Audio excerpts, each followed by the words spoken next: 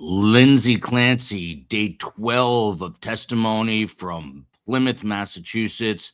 The question today is, does the defense continue to hammer these psychiatric based witnesses, and will the Commonwealth rest their case in chief today? Welcome to the global phenomenon, Surviving the Survivor. Here's your host, Emmy Award-winning journalist, Joel Waldman. What's up, STS Nation? Welcome to Surviving the Survivor. This is the show that brings you the very best guests in all of true crime, and every once in a while, and more than that, this coming year, we'll be bringing you the best trials, and you see that on the upper right-hand corner of your screen. Surviving the Survivor for all things true crime. And if you've been following this case, it is a fascinating one. I guess it was Tim Jansen who said typically there is a bad guy in a criminal cases, and that is typically the defendant. And there are, make no mistake about it, a fair number of people, maybe more than a fair number of people, who look at Lindsay Clancy as that bad woman. And they have absolutely zero empathy. But then on the flip side, there are a lot of people that empathize with this woman. Did she have postpartum depression? It sure seems like it. Did she have a postpartum psychosis? That's much more difficult to answer. But if she did, and in those minutes leading up to the murders of her 3 children back on September 24th, 2023, and those kids have names, Cora, Dawson, and Callan, if in fact she was having a psychotic break, then the jury can find that she was not criminally responsible for these murders, in which case she would likely remain where she is now, which is the Duxbury Psychiatric Hospital in the great Commonwealth of Massachusetts. But instead of being under the guidance of the Department of Corrections, she would be under the guidance of a judge who would determine when she is fit to go back into society, if ever. Another interesting question has arisen in this case. What if there's a hung jury? And that has been predicted by more than a couple of experts. And if there is a hung jury, it is sort of a fascinating unfolding of events. Essentially, then Tim Cruz, the district attorney, would have to decide, okay, do we try this case again? That would likely come after the polling of this jury that's impaneled right now. And we've got 18 people, 12 women and 6 men, 12 who will ultimately deliberate here. But if they do come to a conclusion that there's a hung jury, and then the district attorney says, okay, I'm not going to retry this case, she essentially is acquitted, a free woman, and would not even have to be necessarily in a psych hospital. Now, that might be her own decision. She might want to be there, but that is a sort of a crazy scenario, but in a lot of ways, a very realistic one. Again, if there's a hung jury and the DA decides, and this is an election year, so a new trial would come well after the election year, and if he decides not to try her because of public pressure, she literally could walk away a free woman after the admitted killing of her 3 children, which is just pretty wild. So we're going to see how this all plays out. As per usual, we've got the global showing here. We've got the UK is in the house, Wales in the house, which is part of the UK there. They just speak a little funnier. Toronto is back here. Yesterday, you saw Rebecca Gelada, the nurse practitioner. She is also, like Jennifer Tufts, named in these civil suits. I thought she held up a little bit better under both direct exam and cross-examination. Again, no idea what these jewels really are, but thank you, Jason Casper. 1,000 jewels, GOAT trophy. I'll take the GOAT trophy any day of the week. Australia is in the house as well here. It is winter. Winter is winding down under. Buongiorno to Italy and you got Germany in the house, and then all the way up to Hudson Valley, New York. Shout out to Ms. Bree. How are you, Ms. Bree? Today, we are expected to see maybe another witness, maybe another two witnesses for the Commonwealth, discussing the psychiatric situation leading up to these killings. Again, Montana is in the house, and I would love to get out there. I've never been to Montana. I would love to go. Sweden in the house as well as the we got one Commonwealth in Massachusetts and another one in Pennsylvania. And then who could forget Emmy Nikolov, who is in the Bay Area. Jerry Michael, is it cold there? You're in a hoodie. It's early in the morning. The blaring sun has not hit Miami yet. It is warm out, but it is cold inside. Henceforth, the hoodie that I am wearing.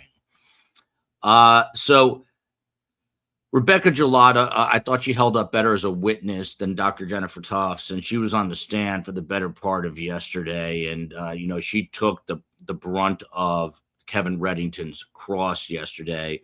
She was a psychiatric and is a psychiatric, I believe, nurse practitioner with South Shore Hospital with their perinatal behavioral health unit. And she was talking about the months leading up to this.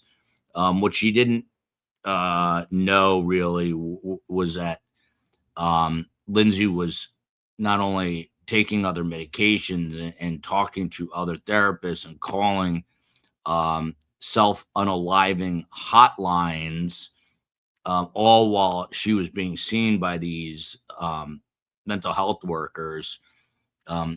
It's a case where Kevin Reddington is trying to really muddy the waters and also trying to say, look, my client was screaming for help here. She was literally at the mountaintop saying, I need help. I can't do this. At one point, there's even an admission that she was trying to self-medicate on top of the 13 different medications that she was on, that she was trying to self-medicate with alcohol.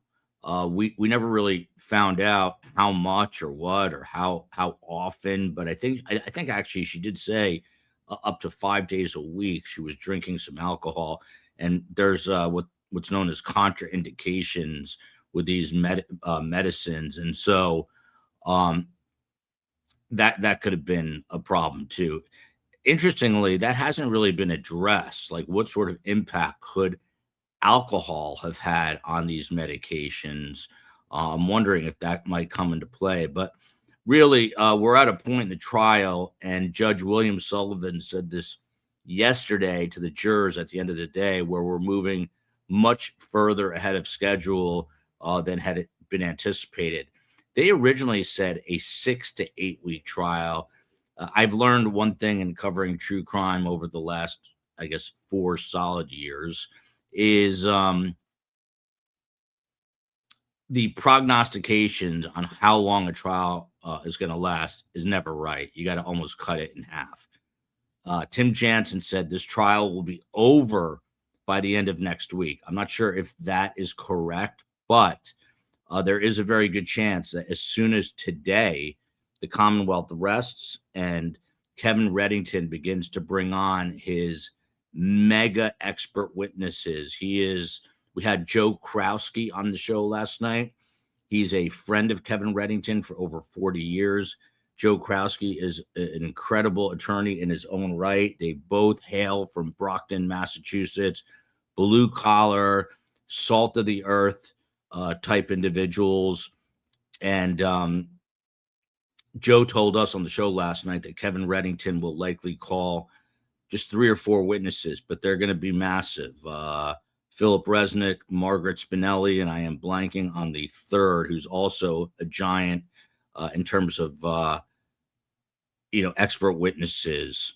So we're going to see, and through these witnesses, he is probably going to have them say she did have a psychotic break, and it came in that window of opportunity when she sent her ex Patrick Clancy out.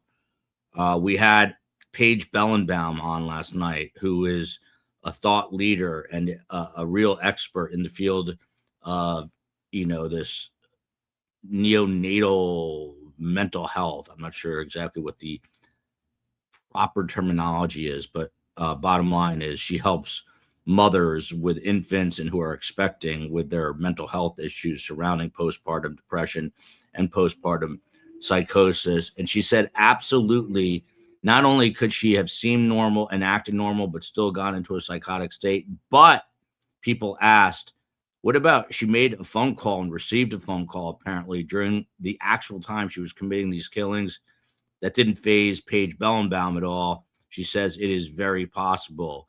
You are in for a very interesting show tomorrow night. We had someone from STS Nation reach out and we vetted her, and she actually went through a postpartum psychotic episode. She experienced this firsthand, and I'm going to interview her tomorrow, just one-on-one, just me and her, and obviously all of you.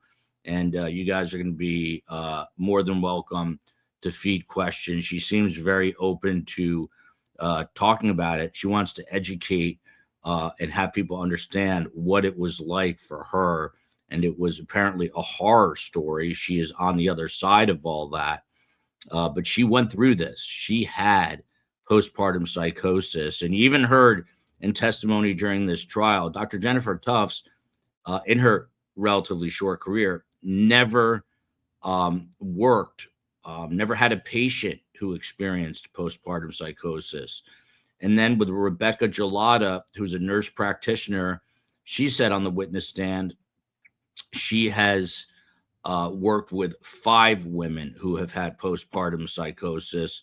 And she said literally hundreds with depression. But the psychosis is very rare. I think like in 1 or 2% of women who give birth. And our guest tomorrow is one of that 1 or 2%. That's a 1%er that you don't want to be. But she was. And like I said, she is well on the other side of all that. It's well behind her. And she's going to come on and explain what that was all about. There's some shenanigans going on with our friend Donna Adelson. We're keeping tabs on it. And when things simmer down here, we'll get to it and we'll do another show. But our friend Donna Adelson, as Phil Markel said, may she live to 120. She's down in Homestead, about an hour south of where I am. But the only difference is her windows have bars. Mine have a nice view of the palm trees here in South Florida. She has a view of concrete, and she is not enjoying her prison experience. She apparently has some sort of infection going on, had a medical emergency. She's also had a lot of visitors, including her good old husband, Harvey Adelson, by her side. He's got nothing to do, so he's cruising on down to check her out. But we're going to bring you a Donna Adelson show soon for sure. Look at this. You live underneath the United States of America, and there it is winter in New Zealand. A high from rainy, cool New Zealand. Don't worry, Aussie. It will all turn around, and soon we will all be freezing, except for those who live in Miami, the only place where it is warm here in the winter. Oftentimes I wonder, how did my parents subject me to growing up in New Jersey, even though I loved my childhood? But every third day there, it is either cloudy, rainy, sleeting, or snowy, always with a somewhat pungent odor in the air. My kids are growing up in Miami, which is also ridiculous, where you pull into a gas station and there are palm trees. So I don't know which is better or worse.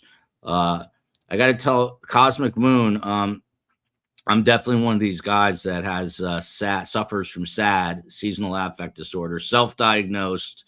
Carm is the same way. When it's rainy or cold, we don't do well. So I remember so many days when I worked at Fox 5. I lived close enough to the TV station that I could walk, and I was walking through the drizzle or walking through the snow flurries. And man, did I not enjoy that. So It is cool in New Zealand, but it will warm up. By the way, my grandmother lived in Switzerland, and I think this is Switzerland in the house. We are to Switzerland, but 6 or 7 this evening in Scottish Highlands. Switzerland, I think, is one of the more beautiful, like picturesque countries. But everyone I have talked to has said you have got to go to New Zealand. You literally will not believe what you are looking at. I've had a couple of friends from New Zealand, and yes, I have got to get to New Zealand. I mean, it is the most picturesque looking place. And I'm also a big fan of sheep and lamb, and I would love to scratch a lamb or a sheep under their chinny chin chin. But I would love to go to New Zealand, and I plan on doing that. Dubai, have not been to Dubai. Being the host of the show has made me realize I thought I was pretty well traveled, but I've been nowhere. It's a big world. I couldn't care less about driving a Rolls Royce. I would actually drive a Rolls Royce, right? Not with me in it, but I would drive it into a brick wall. I just don't care.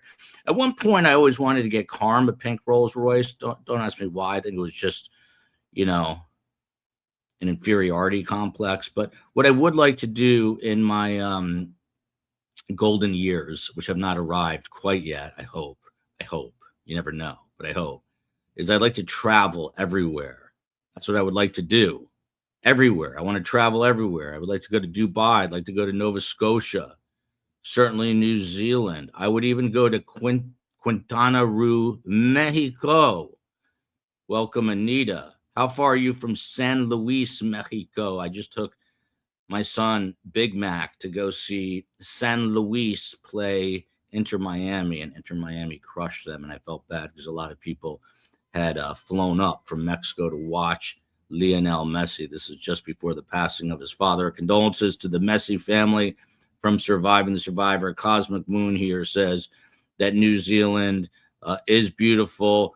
Somehow we've already waded far away from the topic of the day. It is 9:08 a.m. on the eastern seaboard of the United States of America, and you are looking at the courtroom in Plymouth, Massachusetts, with Judge William Sullivan presiding. A court should start. They are not like the Swiss. They are not punctual. Carmela said the Swiss would drive her crazy because you could set your clock to their bus and train schedule. They are so punctual. Carm's like me. She's a little lazy, a little slow, and it would drive her crazy that the Swiss were so unbelievably punctual. But they make watches there, so that makes sense. Swiss watches. But here in Plymouth, Massachusetts, you cannot set your clock to this courtroom. In other words, once testimony is underway, you cannot say, okay, it is now 9 a.m. because they have not started on time a single day. They've started somewhere between right about now and 20 minutes from now. And if it's 20 minutes from now, I might be out of breath from talking. We've got Clint Adams with a super chat. Have not looked at it till right now. Can you get Juan Martinez, Jodi Arias' prosecutor, on your show? You might have a different view of Lindsay Clancy. Steve Cohen, if you're listening, great idea. Let's do it. Juan Martinez, the Jodi Arias. What do you think Jodi Arias is up to? A lot of scary women.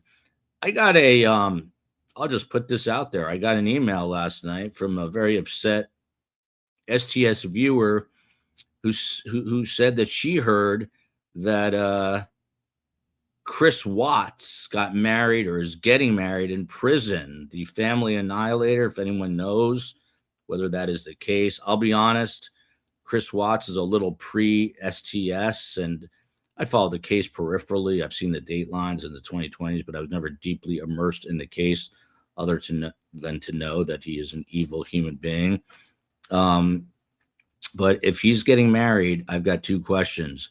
Who would marry that guy? And how do these people, it's a miracle that I got married. I mean, a miracle that anyone would marry me.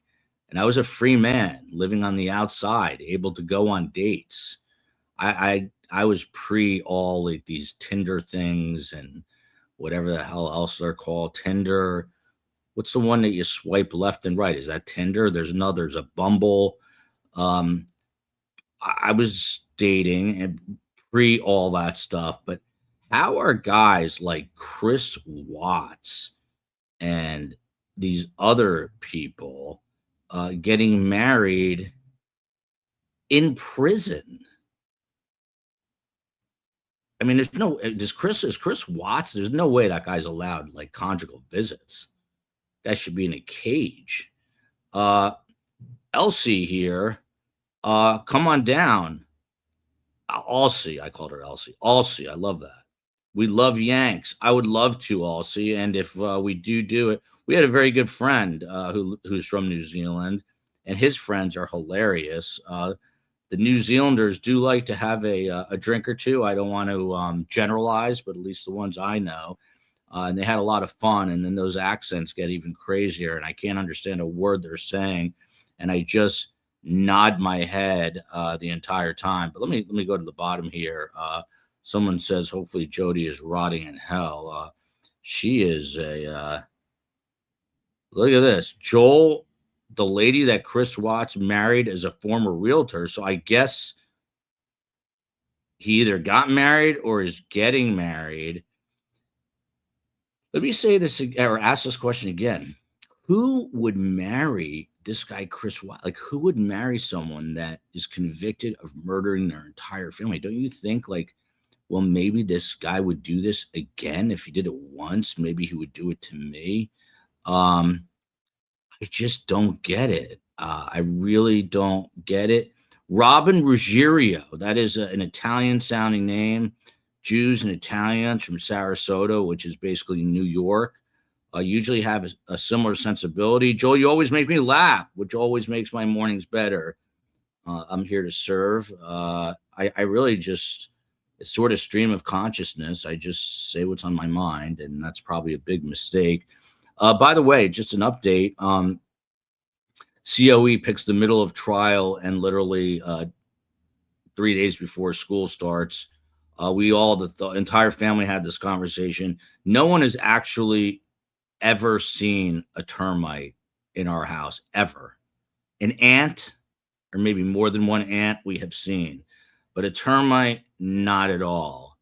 Now, I'm going to preface this very gently by saying I love my mother-in-law like my own mother, but the only other person I know that would see a potential termite would be my mother-in-law. I asked the kids on the drive over yesterday from our house. We're staying at Carm's place. Carm doesn't know that, by the way, so let's keep that between us. But our house is being tented for termites as we speak. They're putting a giant, looks like a circus tent over our home. It's like a scarlet letter for your house. The entire neighborhood knows that you're being tented.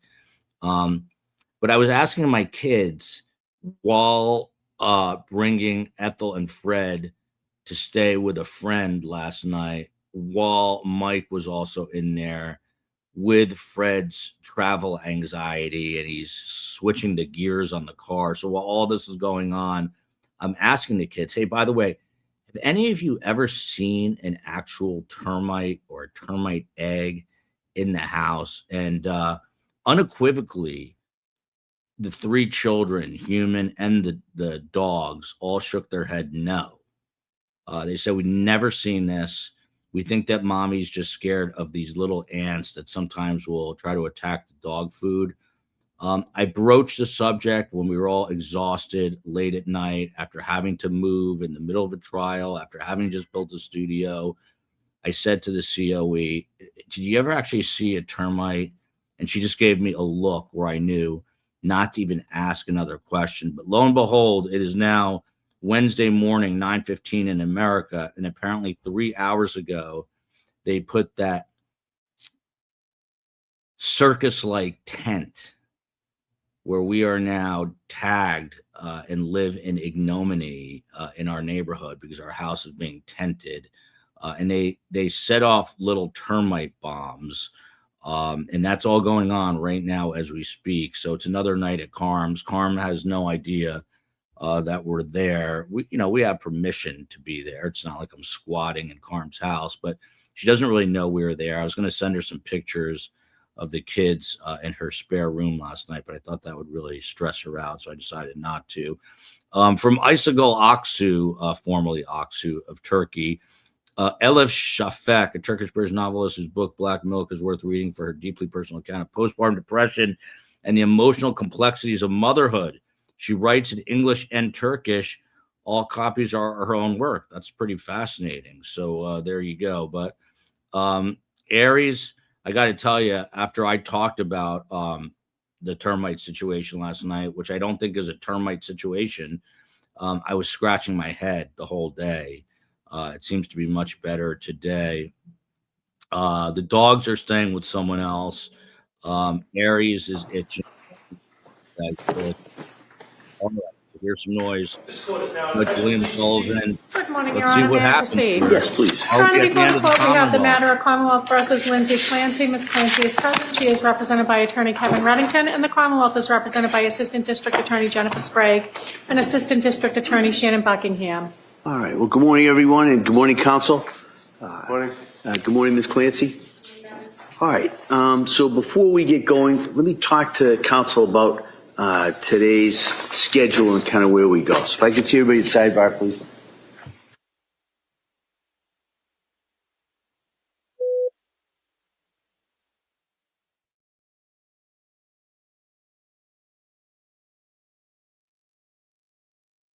The only thing in life that are certain are death, taxes, and the fact that Judge William Sullivan will immediately call a sidebar the minute testimony or the court convenes, which is just what happened, and it keeps happening every single day. So I should have known that that was what's going to happen. But I'm curious to see if I'm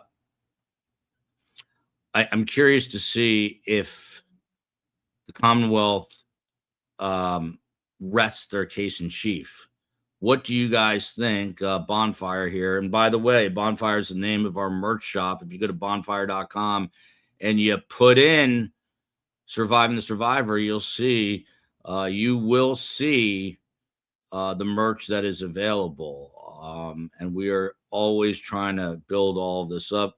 Shout out to Mim Benjamin, friend of mine, friend of the show. And she grew up in Switzerland, like Carm. So there you go. Speaking of court reporters, I heard a California now. I'm curious what you think of this. For civil court, they just passed a law where they're just going to record proceedings, presumably with some sort of AI agent, and they're not going to use a court reporter anymore.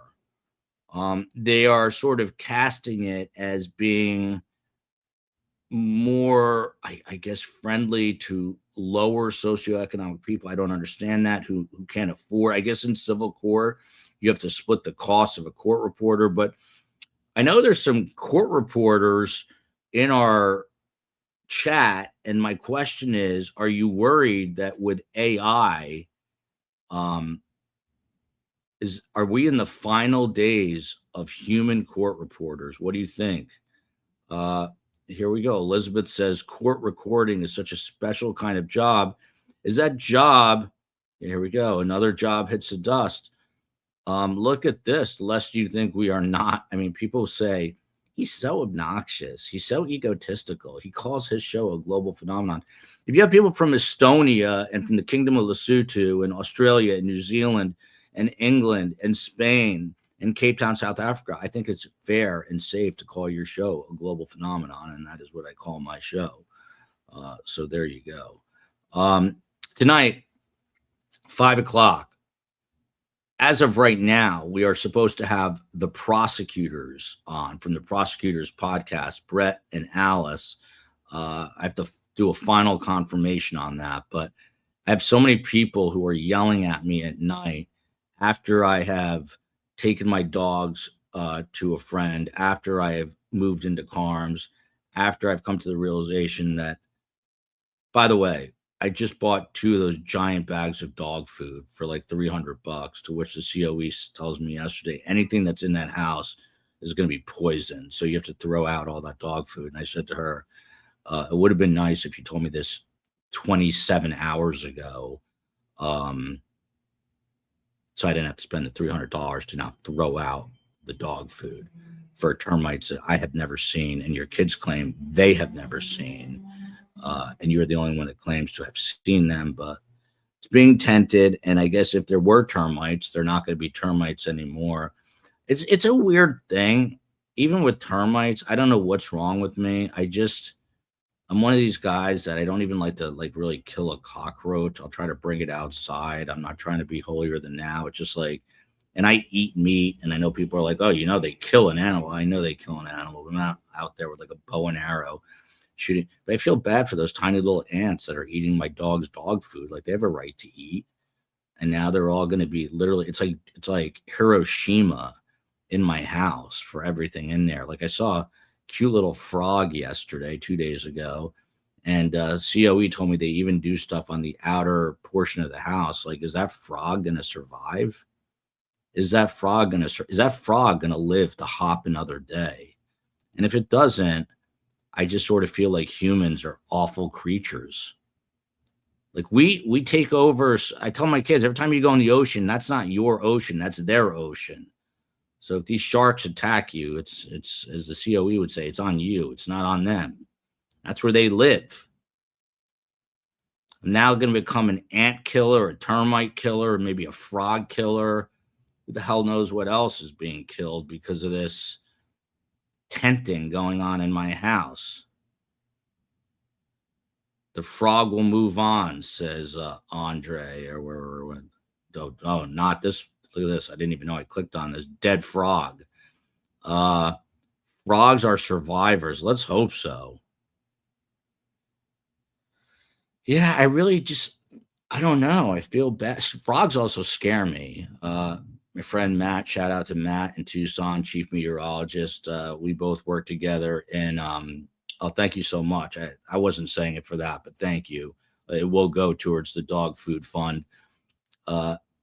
Matt, my friend, and I, we both worked in West Palm Beach, and we would walk into his condo when we were cub reporters, and 3 frogs would hop in front of us, and we would scream so loud that the neighbors would come out and ask if we were okay. But yeah, I don't want to kill a frog unnecessarily. And doesn't a termite deserve why doesn't a termite deserve to chew on some wood? That's what they do. Chew on some wood. Hold on. COE's looks like she's weighing in. I thought she was asleep and I was getting away with this. Termites were confirmed by multiple inspectors. I've never seen any reports. I also have bags of termite wings from our daughter's bed since they came out of the vent light fixture. If you're home longer than an hour, you will see them. I would like to see that. I don't know that I fully believe that. This is sweet from Nettie Daniel, burial services for the frog. I will tell J Mac, Big Mac, my son, perhaps the most emotional in the family. He put on his suit for the frog burial. We could do that. One exciting, with all the negative Waldman family news, there is some exciting Waldman family news. And that is, as you all know, the COE is from Los Angeles. And I said to her, we have got to go to the Olympics. It's a lottery system. She applied for the lottery and we got in. And today at 1:00, the window opens up to get tickets. If you had an opportunity, and I don't even know what that means. I know we're not going to get tickets because they make it seem so simple, but it's not. But I am really I really want to go to the Olympics. But what would you go see? Gymnastics, track and field, swimming? For me, it's track and field, swimming. Step to the jury at this point. Jury's coming in, everyone. This is day 12. Easy to remember because it's August 12th. Do you still have the driver in that DVD? Yeah. It might be in it. I don't think I made that mistake. Court, all rise. Jurors entering.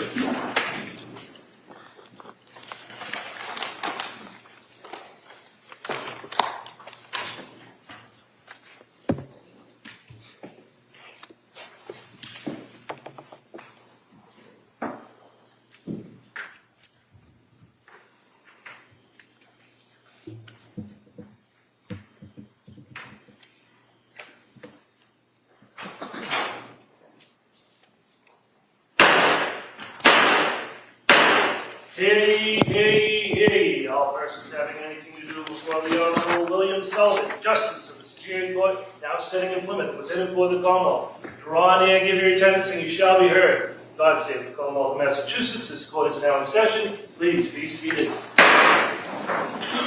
Good morning, Your Honor. May I proceed? Yes, please. Your Honor, before the court today, we have the continuation of the jury trial in the matter of Commonwealth versus Lindsay Clancy. Ms. Clancy is present. She is represented by Attorney Kevin Reddington. The Commonwealth is represented by Assistant District Attorney Jennifer Sprague and Assistant District Attorney Shannon Buckingham. All right. Well, thank you, Madam Clerk. Good morning, everyone. What I'm going to do, as you know, I'm going to ask you those questions to make sure everybody was able to follow my instructions. And then at that point, we'll talk a little bit about today's schedule. All right. So we'll get to the questions. First question is: any member of the jury read, seen, heard, or overheard anything from any source about any aspect of this case that would affect your ability to be fair and impartial? Last question: is there any other serious matter or concern bearing on your service as a juror in this case that anybody needs to bring to my attention? All right, great. Thank you for following those instructions. Today, we're going to continue with the Commonwealth's presentation of evidence. The anticipation is that we will go probably similar to that we had the last couple of days into the afternoon. All right, and then after that, before I send you home, I'll talk again with counsel in regards to the schedule for the rest of the week and kind of where we are. All right, so when you leave here today, you probably have a little bit better idea as the schedule for the rest of the week and into next week. All right, so so with that, I think we'll return to the Commonwealth's case. Attorney Buckingham. Your Honor, Commonwealth would call Daniel Lawler to the stand, please.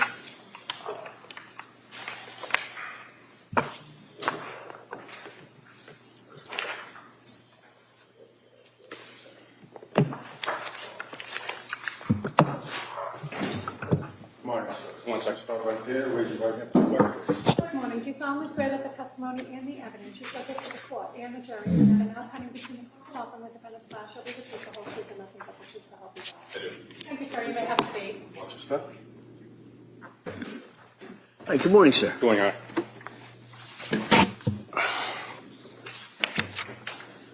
All right, counsel. Thank you.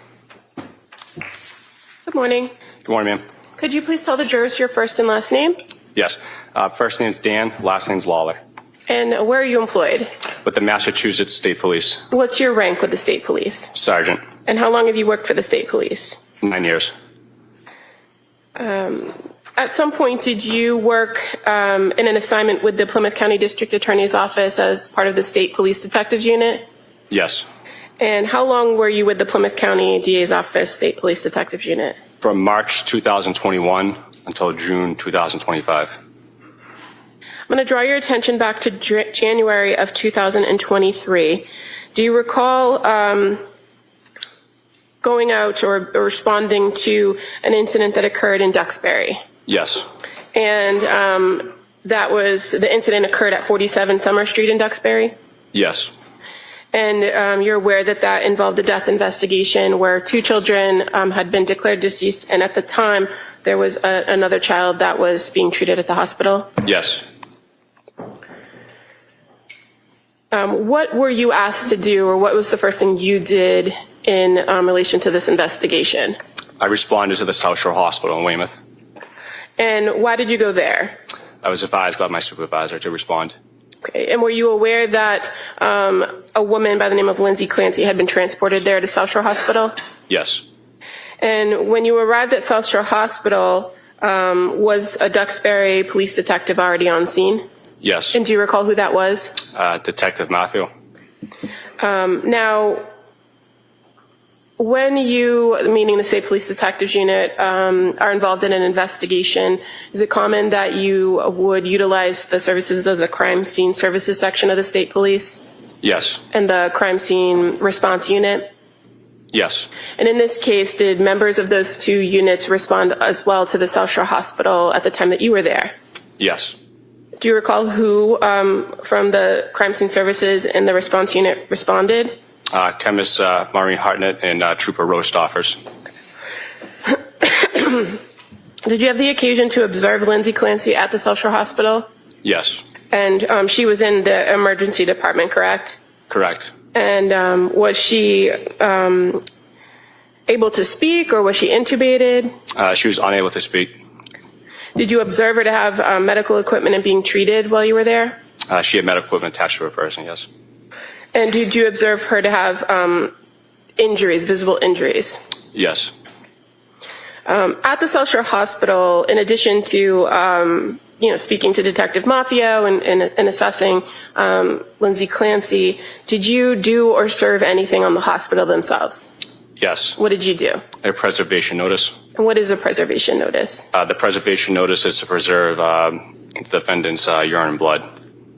And you provide that to staff at the hospital to ensure that the blood is saved unless and until a warrant is obtained for that material?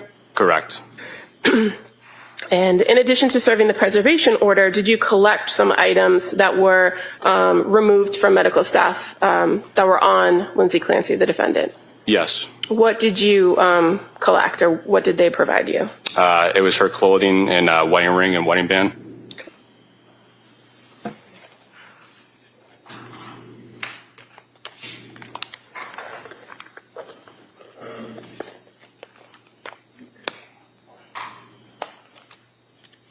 If I may approach the witness.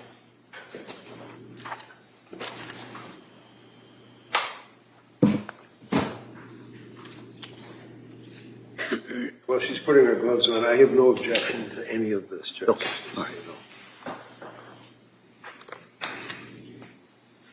As far as, Sergeant Lola, as far as the items collected, when they're received from the hospital staff, what do you guys do with them?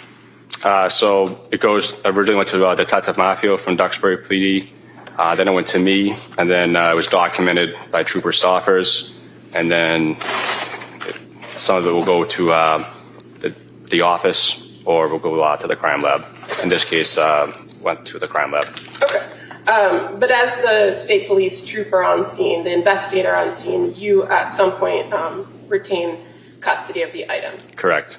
And I'm just showing you a paper bag. Is that familiar to you? Yes. And is this the bags that generally the detectives unit or crime scene uses to put particular pieces of evidence inside of it? Yes. Since I just struggled to put the gloves on, I'm just going to show you the item if that's okay.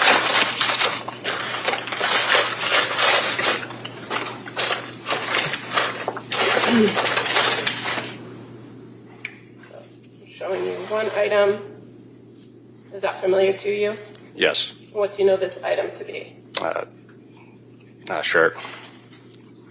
Is it a piece of clothing that you obtained from the hospital? Yes. Does it appear to be a woman's tank top? Yes. Okay. And are you able to observe some staining on the front?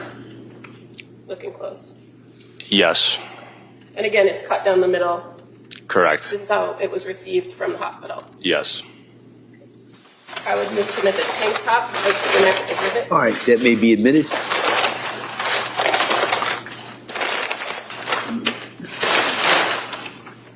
Exhibit 223.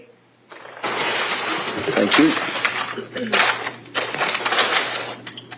Showing you another item. Is that familiar to you? Yes. And what are these? Jeans. And these were also cut and off the defendant and received by the medical staff at South Shore Hospital. Yes. And on these jeans, you see a little bit of staining on the front. Yes. I would move to admit these as the next exhibit. That may be admitted. Exhibit 224. Thank you.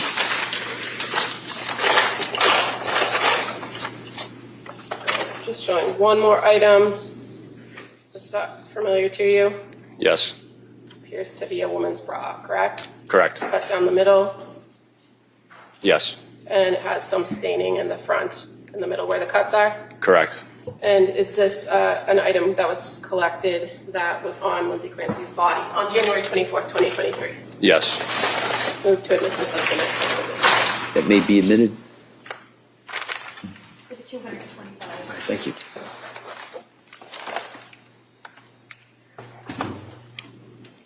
You indicated there was also some rings that were collected, correct? Correct. And eventually these items were then taken by forensic scientist Hartnett, and eventually they get returned to the State Police Detectives Unit in your experience. Is that fair to say? Fair to say. Now, in addition to going to the South Shore Hospital on January 24th, 2023, did you go to any other hospitals? Yes. Which hospital did you go to? Boston Children's Hospital. And why did you go there? I was advised to go there by my supervisor. Okay, and did you learn that one of the children, Callan Clancy, had been transported to the Boston Children's Hospital? Yes. And were you there to just obtain what his current status was at that time? Yes. And the time that you were there at the Boston Children's on January 24th, fair to say he was still alive but noted to be in critical condition? Yes. Now, in the early morning hours of January 25th of 2023, were you aware that a search warrant was obtained for the home of 47 Summer Street in Duxbury? Yes. And in your time with the State Police Detectives Unit and during that time in January of 2023, how did you guys approach the execution of a search warrant? So the house would have been frozen pending the search warrant being signed. Once it's signed, we begin the execution, and crime scene would document the residents inside and outside before we would go in. Okay, so when crime scene goes in and they document, you're familiar, they use photographs and video, right? Correct. And once they've gone through and documented the scene as it was secured, do you, as part of the detectives unit team, then go in the house to begin search? Yes. And fair to say there are a lot of hands on deck during something like this? Correct. And in this instance, the detectives unit was searching the entire home at 47 Summer Street, including 3 floors, basement, first floor, second floor, as well as any vehicles that were on the property? Correct. And in addition to people or troopers with the detectives unit, were there other local law enforcement also assisting? Yes. And what was your role that night or that morning in the execution of the warrant? I was the evidence officer. And what does that mean? I document evidence that is located by investigators during the search warrant. And so at that time period, when you're executing a search warrant and searching a place like a home, is the information that you know at that point what guides the search? Yes. So you don't know what you're looking for unless you know what happened, right? Correct. So in this circumstance, fair to say the state police had limited information about what had actually transpired in that house. Correct. But each and every room was searched, to your knowledge? To my knowledge, yes. And your role was just to document items that were going to be collected and returned to the State Police Detectives Unit? To document items that would be collected and either go back to the State Police Detective Unit or to the crime lab. And fair to say when the crime lab takes items back to the lab, they have an entirely different process on how to monitor, track them, and inventory the items, correct? Correct. So in this particular warrant execution, did you engage in the search? Yes. And you said you documented what other members of the group found and located where they located it, correct? Correct. And so you, as the evidence officer, were aware that Trooper Rabbit located some prescription pill bottles in the kitchen that morning, correct? Correct. And so as the evidence officer, were you responsible for kind of keeping custody of those bottles? Correct. At some later point after those bottles were photographed and collected, did you inventory those bottles? Yes.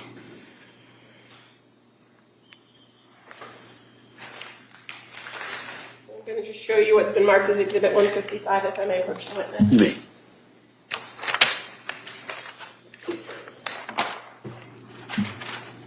So Sergeant, just showing you this bag here. It's already been marked, Exhibit 155. I'm going to show you 4 pill bottles.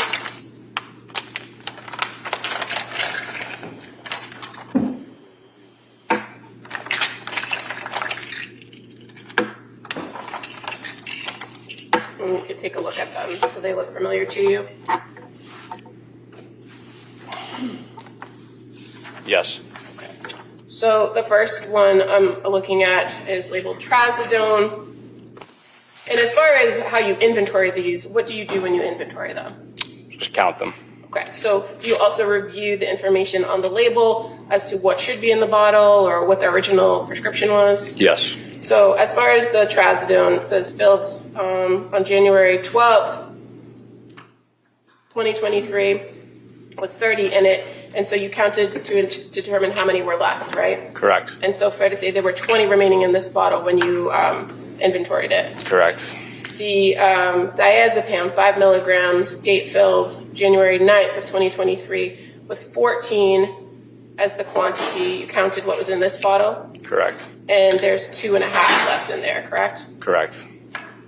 And diazepam, 2 milligrams, date filled January 16th, 2023. It has 3 listed on there, right? In type. Yes. But there appears to be like a pink mark through it. Correct. Did you put that pink mark on there? No. Would that have been there when the bottle was seized? It could have been. Okay.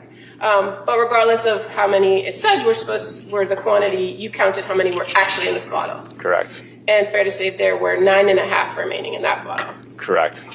And the last one, amitriptyline, 10 milligrams. It says date filled January 16th, 2023, quantity 30. And you counted how many were left in this bottle as well? Correct. And there were 22 in this bottle. Correct. And you documented that as this was put into evidence in the state police. Yes.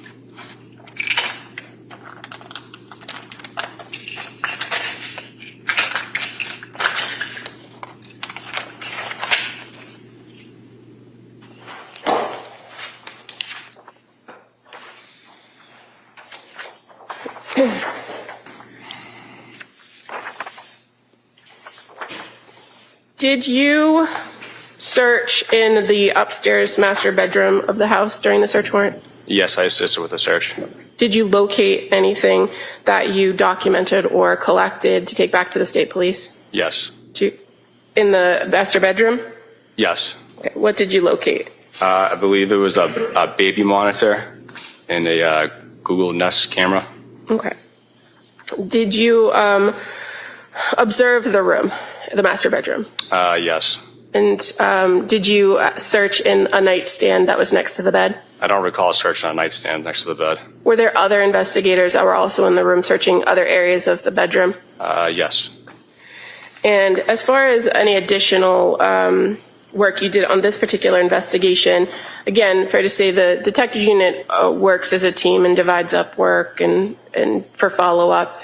Correct. And you participated in some follow-up investigation by speaking to some witnesses, correct? Correct. And at some point, you were also asked to go to the Brigham and Women's Hospital where the defendant was following the sheriff's department, keeping watch of her. Correct. Do you recall what day you went there? I don't recall the exact date. Okay. When you went to the Brigham and Women's Hospital, was she in her own room, or was she in like a open area? She was in her own room. When you were there on watch, did you go into the room, or were you outside the room? Outside the room. And as far as your memory of whether anyone else besides medical staff went in there, at any point when you were there at the Brigham Hospital, did you observe another individual come in to visit with her or meet with her? Yes. And were you advised that that person was coming in? Yes. And were you advised that that person was allowed in with a court order? Yes. When the person went in, did you know if it was an attorney, a doctor, somebody else? It was not an attorney, it wasn't a doctor. It was, I believe, a psychiatrist. And when that person went into the room, did you go in the room as well? No. And where did you stay? Outside the room. And when this man went into the room, did he leave the door open or close the door? I believe it was closed. And when he came out, did he speak with you? I don't recall. Okay. But as far as you knew at that time period, that person was permitted to be in there and could close the door? Correct. And you don't know what was said or what was done in that room? No. Thank you. Mr. Reddington. So your position was as a sergeant for the state police on these dates that you testified to? No, sir. At the time, I was a trooper.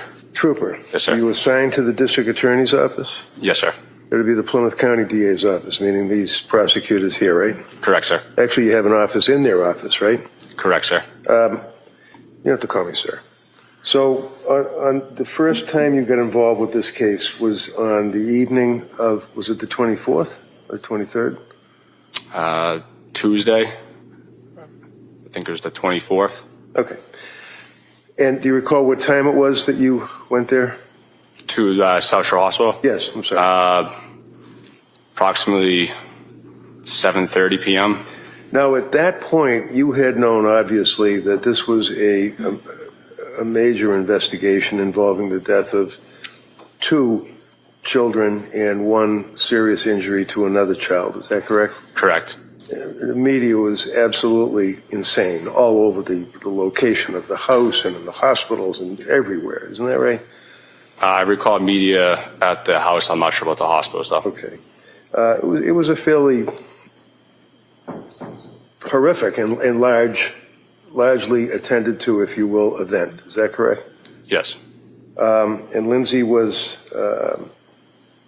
when you went to the South Shore Hospital, that's where you saw her before she was transferred to the Brigham and Women's, right? Yes. When you went in to see her at the South Shore Hospital, she was in the emergency room, right? Yes. Would you agree with me that she was pretty well, she had the intubation tube in her mouth, she had tape on her face, she had her arms all taped up and wires and tubes and everything else, right?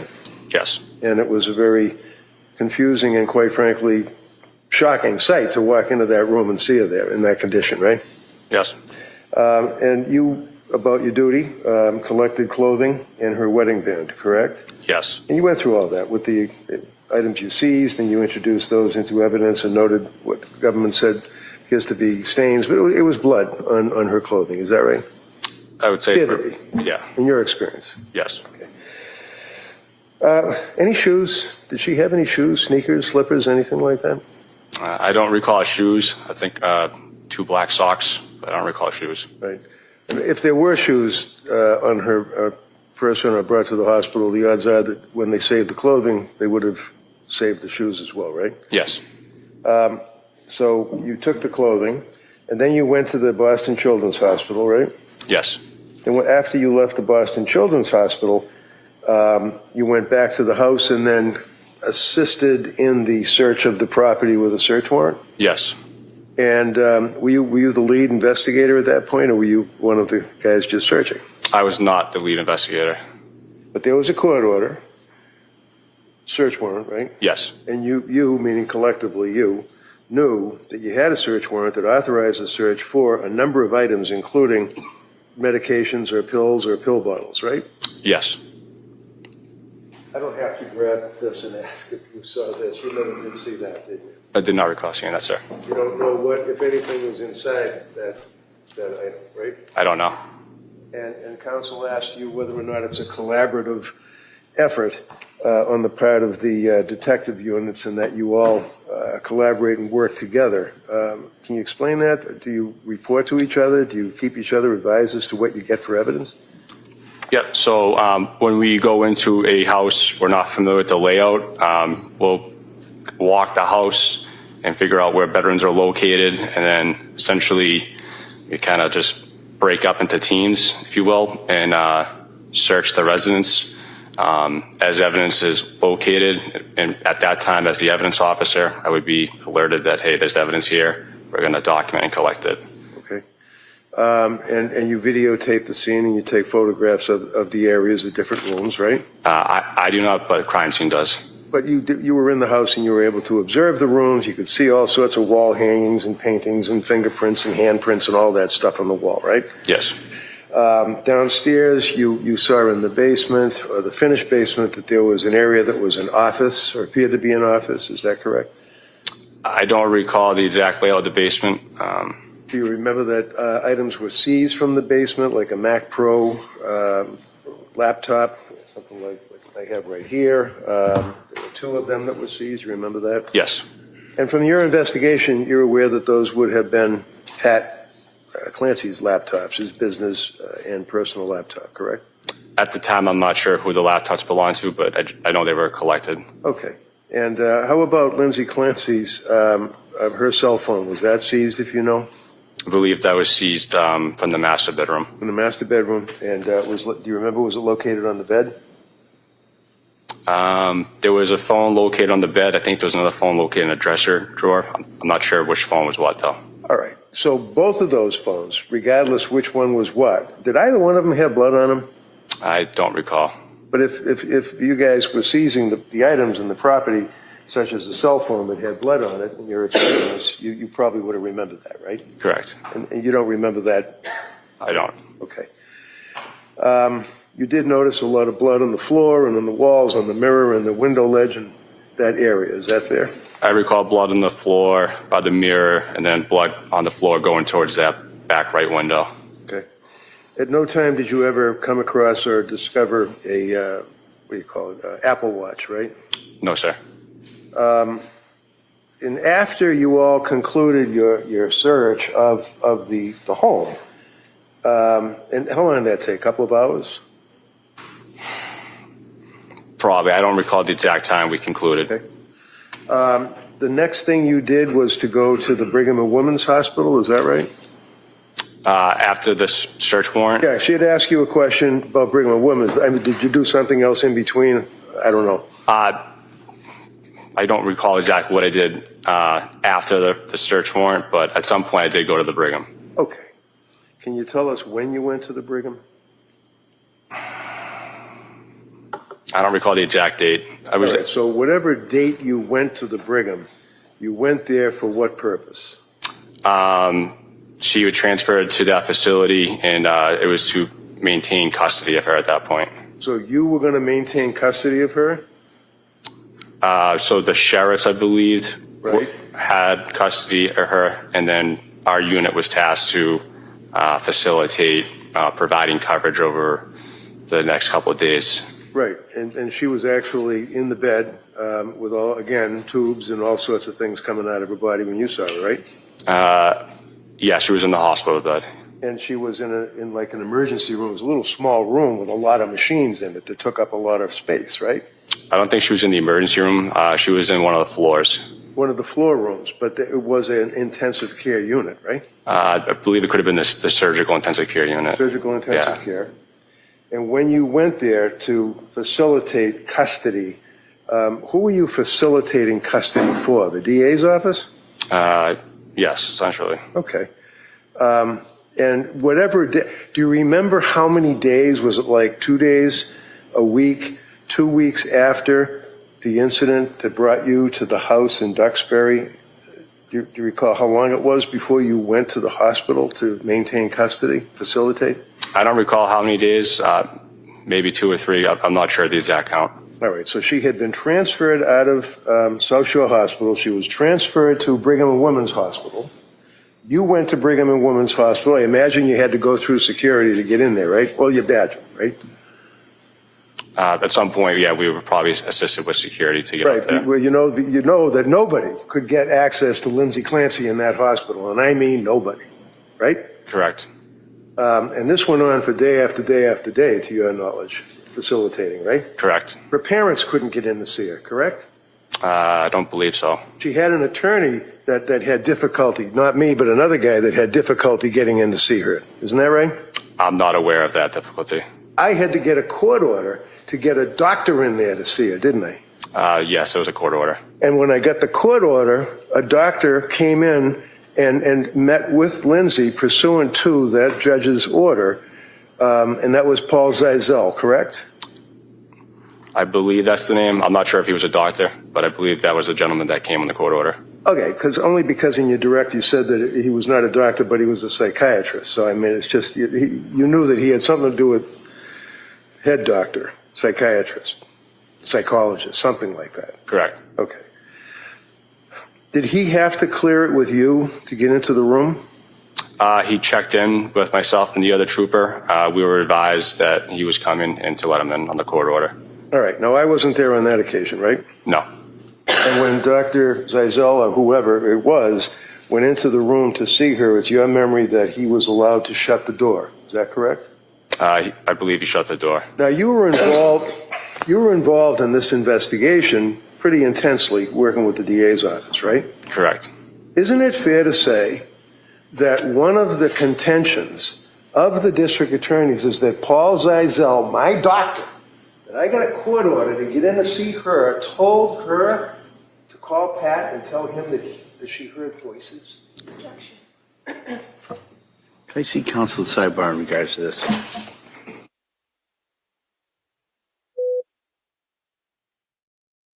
His Honor, Judge William Sullivan now asking for a sidebar. This is Officer Dan Lawler, Massachusetts State Police Sergeant.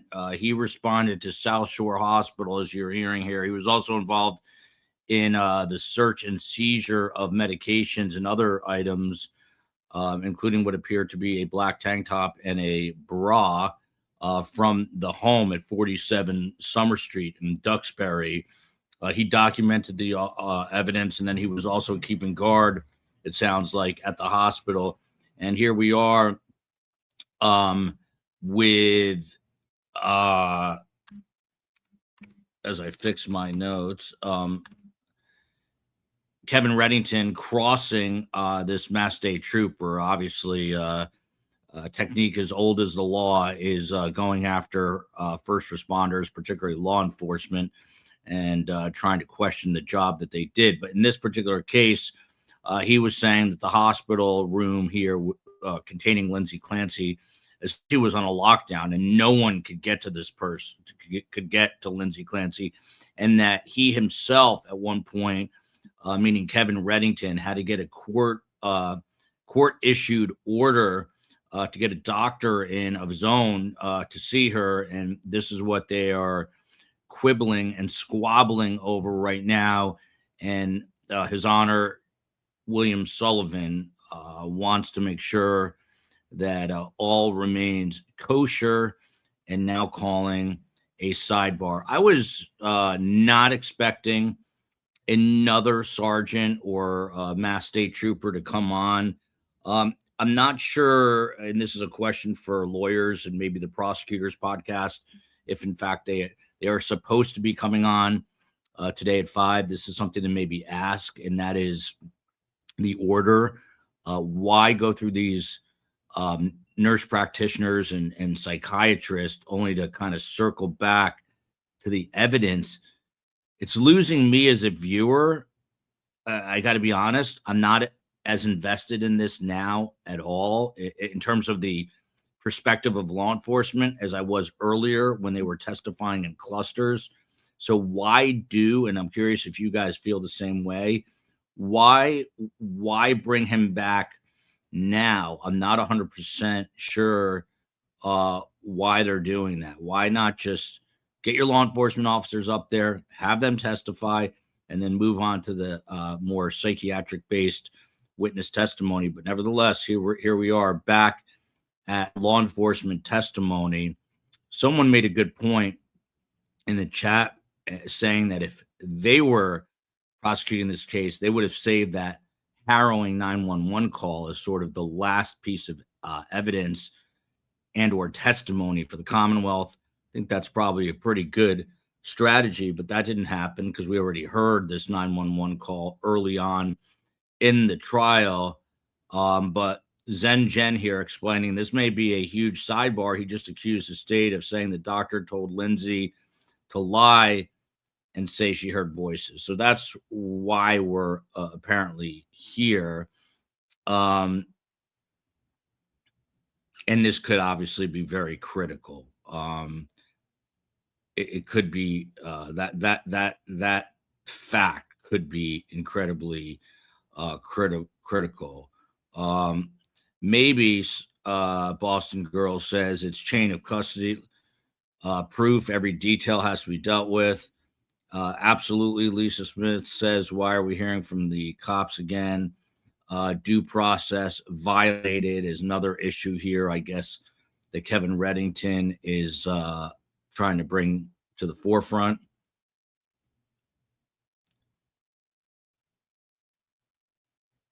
Fern Finland, interesting comment going back many years. John Hinckley tried to unalive President Ronald Reagan, shot 4 people, and was found not guilty by reason of insanity. He is now living in society as a free man. I feel concerned for Jodie Foster. I've seen some interviews with him. He seems reasonably, somewhat, kind of back to normal. I mean, I think once you commit a crime like that, there are always going to be questions surrounding your sanity. I think that's fair too. Sometimes people are not available, Joel. This is true too. Is it possible that Dan Lawler was not available? Mim Benjamin here, our friend, thank you for getting a guest that has gone through postpartum depression and psychosis. That guest is set to appear on STS Thursday, 5 p.m. Eastern Standard Time. I'm looking forward to understanding more, and I'm sure you are the most empathetic host to talk with her. Thank you for that. I don't know about that, but we will try to be empathetic, and we might even discuss the killing of termites and whether it is okay or not. Carm and I will be watching a video on an iPhone, and I will see a whale breach in Hawaii where everyone is stunned. And I will show the video to Carm, and I will say to Carm, does that whale have any less right to be on this earth than you or I? She's heard the question 10,000 times. She rolls her eyes and usually says, Joel, I am not in a mood for this right now. Leave me alone. And now my kids do the same crap to me. When you're really tired, like I was last night, ahead of the house tenting, I was exhausted. We had to pack up, leave for 3 nights. We're not back till Friday. And then my kids, I hear this, dad, dad, dad, dad, dad, dad, dad, dad, dad, dad, dad, dad, dad, dad, dad, dad. And I said to them, please don't say dad anymore. Just, you can ask me a question, but don't say dad. It's kind of like Kevin Reddington. Did you hear that? It made me chuckle at the beginning. This Massachusetts state trooper, I would guess, was former military and was referring to Kevin Reddington, sir, yes, sir, no, sir, yes, sir. Kevin Reddington said, you don't have to call me sir. I love how matter of fact he is. He comes across as rude. I just think that's him, but maybe I came across as rude when I said to my kids, ask me the question without saying dad. I don't have to say dad, dad, dad, dad, dad, dad, dad, dad, dad, dad, dad, dad, dad, dad. Just ask me the question. I likely won't know the answer. I will likely make up the answer just to keep you off my back. Dad, such a beautiful sound. Be grateful, Joel. You're right. Typically, you are right. I'm talking under the conditions of being evicted from my home for a termite tenting with no evidence of termites late at night after having done trial coverage, after having told the COE I'm going to need a few days off before we really get into trial coverage, having 0 days off. But I will take a couple of days before Shanna Gardner. And you're absolutely right. I should be absolutely grateful that I am referred to as dad. And I have to go out on the record and say, I do love my children. And I do love being called dad. Sometimes it will call me pops and it makes me laugh. And I love that as well.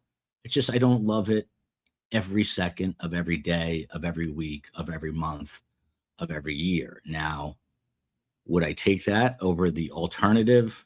1,000%. James Fake. James always has my back. James, what state are you in? I'm curious. Joel, I have one 10-year-old that does the dad thing. Can't imagine 3. Yeah, it's 3 of those. And the son is usually dad, dad, dad. Did you see this video of Messi or Mbappe? The oldest, a lot of times I've told this story before. We're off on another tangent. My dad worked, I don't know, 15-hour days every day for as long as I knew him as a psychiatrist, which that in alone could wear you out. And every day, my dad, much more disciplined than I ever was or will be, was on a. My dad, before exercise was a trend, before dieting was a trend, my dad was up at 5 a.m. on the old elliptical machine. Whatever he had to do, he was always doing something. Look at this, Meow Randa. Joel, how old are you? If you don't mind me asking, I'm very open about it. Just turned 57 on July 25th.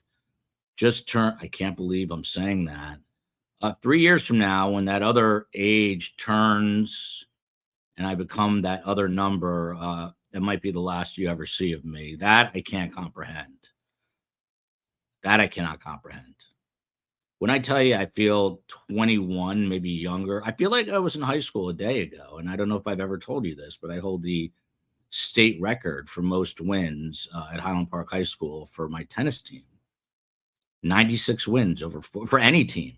96 wins over 4 years with Bill Bloom, my still close friend. And that seems like a moment in time ago. Here we go. James Fagan, Southeast PA. I got your back, bro. Thank you. Southeast PA. No one. Boston, Pennsylvania, the Commonwealth, salt of the earth people. I don't tell you that I still hold Highland Park High School, where I went in New Jersey, is like 100 plus years old.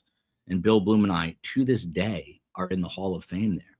We still hold the record for most wins of any sport, 96 wins, because tennis has a lot of matches, so the football team's never going to beat that.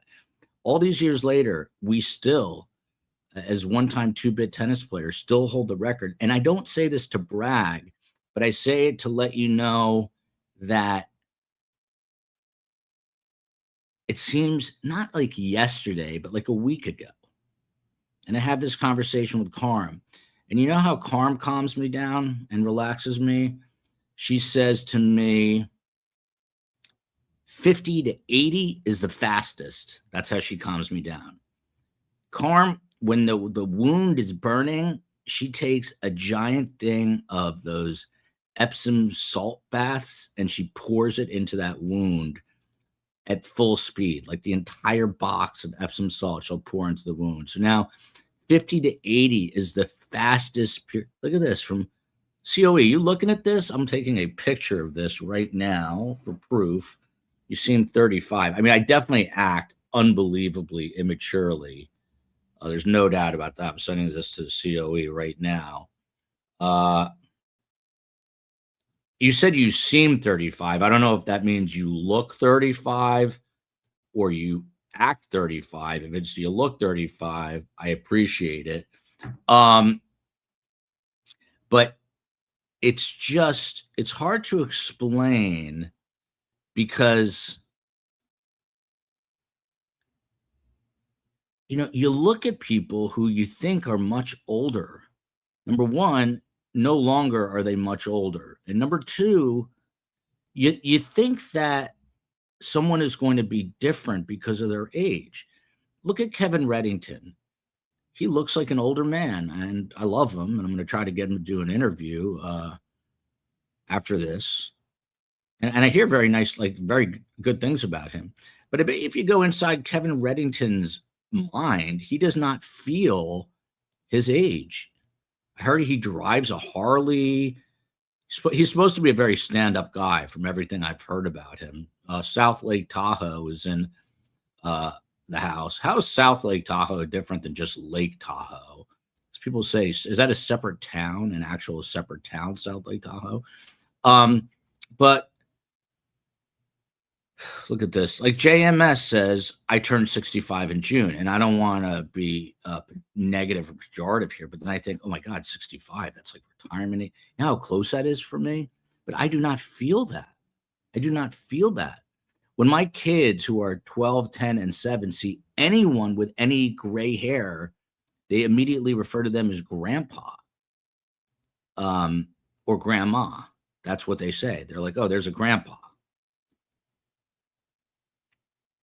I mean, are kids in high school looking at me and saying, there's grandpa? Like, I feel like I don't look like a grandpa and I don't act like a grandpa. My knees act like a grandpa, but I don't act like a grandpa. And by the way, would you rather have me just talking about this incessantly, or I mean, I go off on these stream of consciousness things, so I can't really help it. But I try to bring up big life issues here between termites and aging, and my point is this: you just inside, you never feel the way you look outside. Gravity starts to take its toll. All these things. I have vowed, by the way, after this trial, I'm going to do this, and I might add the added pressure of telling all of you, which I'm telling you now. I am going to try to get in the absolute best shape of my life at 57. I'm going to try to do it. You guys know who Wade Boggs is? Played for the Boston Red Sox, Hall of Famer, incredible. Popped up on everyone's feed this week, fishing. The guy's 60. I think he might be 68. Guy looks like he's carved from stone. He's also known to drink like 20 beers at a sitting, which I don't understand. But he literally looks like a sculpture. I don't need to do that for vanity reasons. I just want to try to get in shape. And I think it might be a version of a midlife crisis. But that's neither here nor there. But it's sort of here and there. Great. Thank you, Louise. You're like Carm. You turn 75 and then it's all downhill. What is old now? What do you guys think? Look at this. Reddington looks extremely old and acts old. He's curmudgeon-y, but I bet you if you have a conversation with him, I bet he's kind of funny. South Dakota's in the house. What do you guys think is old now? What age is old? I'm curious. Right, so, members of the jury, like I said to you, I think a couple of weeks ago, sometimes I got to talk to the lawyers for a little bit longer than it takes over here at the sidebar. So this is one of those situations. So I'm going to ask you to go back to the jury room just for a couple of minutes, I think, and we'll bring you right back in and we'll resume with the testimony. Okay? Court, all rise. Good. No folks on the chairs. This way, please.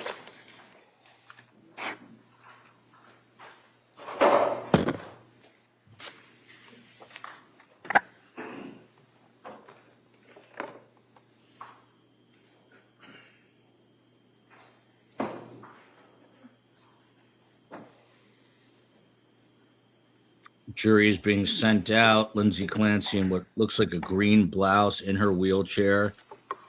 Kevin Reddington going for a breath mint. I'm sure Lindsay Clancy appreciates it. Please be seated. Jury has been All right, sent out. so, Let's hear what's going counsel, on. what we're going to do is we'll have it just so the record's clear. The jury's out of the room at this point.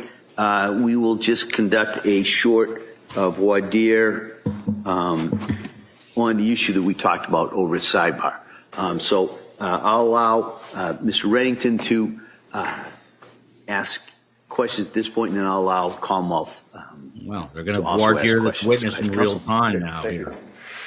So you're in the hospital at Brigham and Women's, correct? Yes. And when you're there, with the purpose of obviously with other law officers to enforce the fact that she's in custody, Dr. Zeisel, or a doctor, came in pursuant to a court order, right? Yes. All right. And obviously had been cleared through security and went into the room where Lindsay was laying on the bed, right? Yes. You don't know, or you don't recall if he closed the door or if he kept the door open or if it was half open. You just don't remember, right? Yes. Okay. Would you agree with me that in the course of preparing this case for trial, that you have worked and collaborated with the prosecutors, the two district attorneys, correct? Yes. And you guys would talk about theories of the case and evidence that they want you to run down, perhaps as an investigator, or try to obtain, or interviews and things of that nature, right? Yes. And one of the theories that they had indicated to you is that Patrick Clancy had indicated to the investigators and to the grand jury, I believe, that Lindsay called him from the hospital, right? I recall that. And that Lindsay used that doctor's cell phone to call him from the hospital, right? Yes. And they basically had a theory that they wanted to run with, that Zeisel told her, Lindsay, to say that she heard voices, right? I don't know if it's a theory or not. I just recall that conversation at some point. Okay, so when was the conversation? I don't recall exactly when. You remember where the conversation was? No. You don't, okay. I'm assuming at the office. I just don't recall specifically when. And who was it you were talking to? Probably could have been one of the troopers in the office working the case. One of the troopers, is it McGilligan? Probably. He's the case officer, so I'd imagine it probably would have been with him, sir. Probably could have been him. Yeah. How about any of the prosecutors? You talked to the DAs about that? I don't recall specifically speaking to a prosecutor about this. Well, how about not necessarily specifically, but do you have any memory of talking to the prosecutor about, quote, this, end quote? No. So what is it that your memory is that the trooper, whoever it may have been, or the investigator for the state police may have been, what did that person tell you? That at some point when Lindsay was in the hospital with the doctor and the court order, that she made a phone call to Patrick and they discussed circumstances of the case, and then he was interviewed later on and communicated this phone call to, I believe, Trooper McElligan. And what did McElligan tell you about the conversation? What the theory or the understanding was that during the conversation, Lindsay communicated to Patrick that she had heard voices in her head. And there was also the conversation regarding the psychologist is basically the one that planted that idea in her head, right? The conversation between Trooper McElligan and I? Yeah. I don't recall that specifically. I just recall the facts that are communicated to me that there was a phone call between Lindsay and Patrick. Okay, you already said that. I know, and I apologize. I don't mean to cut you off, but let's cut to the chase. Yeah. What I'm asking you are voices. You know what that means when someone hears voices, right? Yes. You may not hear voices. I may not hear voices, but some people might hear voices, right? Yeah. That was discussed with McElligan, wasn't it? Yes. And what is it that he discussed with you about Lindsay hearing voices? That's what she had told Patrick on the phone call, that she heard voices. And when she told Patrick that she heard that on the phone call, the prosecution determined that it was Zeisel, or whoever that doctor was, you don't recall, that told her to say that for some type of a defense, right? I don't know what the prosecution determined. All I can say is that's what I recall, the conversation between Lindsay and Patrick. Okay. About when the voices. The voices. Yeah. And the conversation also included the fact that it was the psychologist that planted that idea in her mind. That's the theory, isn't it? That would be the theory, but I don't recall having... Wait. Your answer is that would be the theory, right? Correct. Okay. Agreeing with you that's okay. What was discussed. All right. And this would be you and is it McElligan? McElligan. McElligan. Yes, sir. And you're unable to assist us, though, with any of the detail. You do recall that there was a conversation about that. Correct. And in the conversation, it was about the conversation that Lindsay had with her husband indicating about voices, right? Correct. Using the psychologist's cell phone, right? Correct. And there was an indication that the psychologist told her to basically say that. You just told us, yes? Yes. Okay. Yeah. That's all I have. Attorney Buckingham. This is mind-blowing testimony right here. Well, at the time that you were at the Brigham Hospital and at the time the doctor came in, you didn't know anything about a theory of the case, correct? No. And you didn't know or overhear anything in outside that room about conversations between the doctor and the defendant, did you? Correct. And you indicated that you never had a conversation with the prosecution about their theory of the case, did you? Did not. So anything that you recall was simply conversation with another trooper in the unit. Correct. And as you sit here in your testimony today and testify about your memory of that particular night, is anything about that conversation with Sergeant McGilligan guiding your testimony? No. You changed, or has your memory changed as to that incident after you had this conversation with Trooper McGilligan, or No. Sergeant McGilligan? And in fact, you don't know anything about whether there's any evidence about Dr. Zeisel giving or prompting the defendant to have that conversation with her husband, do you? No. All you know factually is what came out of the investigation from what Patrick said the call was and who he said the call was from and how the call occurred, correct? Correct. Thank you. So, if I may, Judge? Yeah, please. So basically, my contention is that you're obviously up here testifying as honestly as you can. It's pretty apparent, right? Yes. And you're very consistent with your oath, and you understand that it's important. And you're trying to, it may be difficult, but you're trying to explain what your memory is about conversation with the lead investigator, McGilligan, right? I mean, you're trying to tell us what your memory is, right? Yes. So your testimony pertains to your conversation with the lead investigator, McGilligan. It's got nothing to do with the fact that you don't recall this or you don't recall that. What you've testified to is for the judge to consider, right? Yes. Okay, that's all I have. All right. All right. Why don't we do this? I'm going to take about a 10-minute break at this point. Okay. And we'll come back out and we will resume cross-examination. Okay? Court, all rise. All right, please. All right. This is why trials are high drama. This seemingly came out of nowhere. I don't know if you were expecting this. I was not expecting this. This is Trooper Dan Lawler from the Massachusetts State Police. And essentially, it came up that after all this happens on January 24th of 2023, Lindsay Clancy is then sent to South Shore Hospital, and while there, she's under heavy security and heavy a guard presence, including this guy, Sergeant Dan Lawler. And apparently, the Commonwealth, from the way I understand this, was going to. Hopefully, I'm back there. I'm not sure why I'm buffering, but the Commonwealth was maybe on its way to presenting some sort of testimony or evidence that once Lindsay Clancy could get a doctor in there, and Kevin Reddington said it was impossible. Her parents couldn't go visit. He couldn't go visit. Other lawyers couldn't go visit. But under court order, he finally got a psychologist in there, Dr. Zeisel. And I guess the Commonwealth's theory is that once Lindsay Clancy's psychologist was in there, it was he and let me take a half step back, that Lindsay Clancy used Lindsay Clancy used Dr. Zeisel's phone to call her ex-husband, I believe is what they said.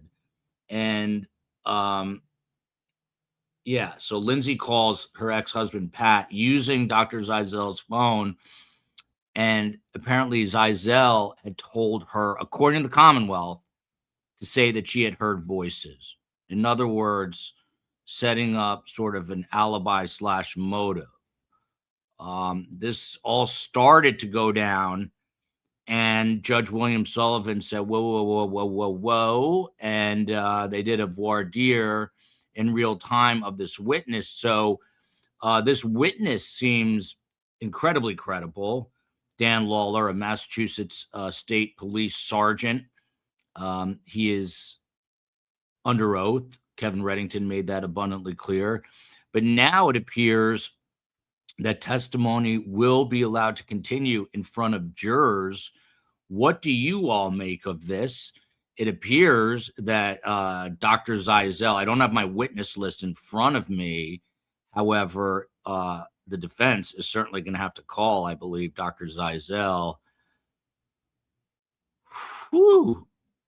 I agree with this. I mean, if any of this is true, this is a huge blow to the defense. If any of this is true, right now, at this moment, we're at 666-0, which is weird. 666. Gilbert, the blue Gil here. Patrick should not have been on that call. It sounds like she called him. I mean, what if she just called him? Doesn't look good for him. It appears that he and the doc put it in her head. Whoa. This is, I don't know, the most overused cliche in news, a bombshell, but that is fascinating.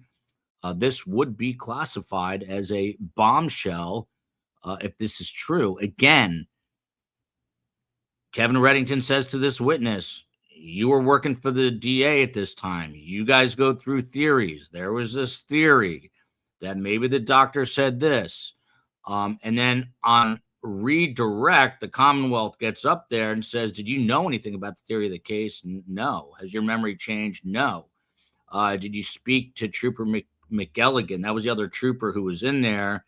And basically said, we don't know about any testimony that Dr. Zeisel, that he doesn't know about any testimony that Dr. Zeisel told Lindsay to say she had heard voices. So I don't know where this stands right now. If this comes out somehow that this is true, that is, yep, wowza, from Christine King here. That would be a real turn of events, and obviously would have major repercussions for what would go on in that jury deliberation room. Nikki Cuds is like, I went to get popcorn and now I'm back. Someone fill me in. You left at the worst possible time, Cuds. What's the matter with you? I'll be honest. I don't fully Space Coast on the West Coast handles everything. If you're watching us, Space Coast had something to do with it. And Spacey and the COE also working to get us on some other major, don't listen YouTube, on some other major platforms. I wonder if does the algorithm, Space, does the algorithm hear me, Space? Did it hear me say that? YouTube, you're the best. Would never go to a different platform. Nancy Green said this 2 years ago. I don't know. Do you mean Grace? I don't know who Nancy Green is. Is Nancy Green related to Nancy Grace? I know who Nancy Green is, but I don't know who Nancy Green is. I'm so confused. I'll go with Katie. I'm a little confused here. I'm not exactly sure whether Nancy Green is Nancy Grace. It doesn't matter. Rox here says, I can't wait to hear Nancy Grace talk about this. Nancy's going to be yelling. I can tell you that. That's the only thing I know for sure. Look at this, Aaron Lawyer. My parents are in the courtroom today. Interesting. Say hello to your parents. What are they wearing? I'll look for them in the gallery. But shout out to Aaron Lawyer's parents from Surviving the Survivor. All I can say is this. Before I say what I was just going to say, Zengen Art, remember, the state has to prove she was criminally responsible without reasonable doubt. If a doctor for Lindsay Clancy convinced her to say that she heard voices, this is over. It's game over. She's getting convicted. Kevin Reddington is going to do everything in his power to not let that happen. What exactly is going on right now, I don't know. The judge did say he is taking, he's going to take a break. 10-minute break. That's roughly 5 minutes ago. So we're going to find out much more after this break. But if you're just joining us, there's a witness on the stand right now, current Massachusetts State Trooper Sergeant Dan Lawler, who is basically working security, law enforcement, once Lindsay Clancy was brought to South Shore Hospital. And there's allegations by the Commonwealth that her psychologist, who was let in to see her after a lot of work and judge's orders, and was finally let in to see her. Then, essentially, according to the Commonwealth, tells her, listen, you were hearing voices, say that you were hearing voices. And she, according to the Commonwealth, uses that psychologist's phone, Dr. Zeisel, to call her now ex-husband, who had already testified, to say that. We heard voices. None of this is all allegations by the Commonwealth. None of this has been confirmed. None of this is proven yet in a court of law. But if it is the case, it is going to be an absolutely huge problem for the defense. But also, what kind of psychologist worth their salt is going to sit there and tell a patient what to say, especially to try to get them out of some sort of criminal liability? That person would obviously lose their license, would be in legal jeopardy themselves. There's a lot more to learn here, but the initial testimony is certainly eye-catching and ear-grabbing. So we're going to wait to find out. We are going to wait to find out. It's going to be just a couple more minutes, but knowing this judge, it might be more than a couple more minutes. So that is where we stand right now. That is where we stand right now. That is where we stand right now. Big Red, I won't put up Ashley. I'll put it up. Why do I care? Ashley Marie says this. You can read it yourselves. I don't know that that's the case, because I don't think this is something that Big Red is not ready for. We mean Kevin Reddington. He must have known this was coming. He doesn't look, does he strike you as being flustered and freaked out? Not me, but this is also a guy who wears a skull and bones ring and drives a Harley, from what I understand. So he's a relatively, I don't know. I have no idea, but he's a good attorney. GNTJ's mom, excellent point. We all know that 10 minutes for this judge is more like 30 to 40, so we're going to see what happens here. But I got to tell you, this is very interesting and an interesting turn of events. From Tar Girl 2121, picture Tarzan there with his girlfriend in the jungle swinging from vine to vine. Kevin has said that Lindsay said she heard voices before she ever met with Kevin or the psychiatrist. It's going to be a very important distinction from Don right here. Donna right here. There's a big difference between Don and Donna. Exactly, Joel. Who would do that? A doctor would have to be out of their minds to say that to a patient. That's putting themselves in legal jeopardy, putting their career on the line. I don't know who Dr. Zeisel is.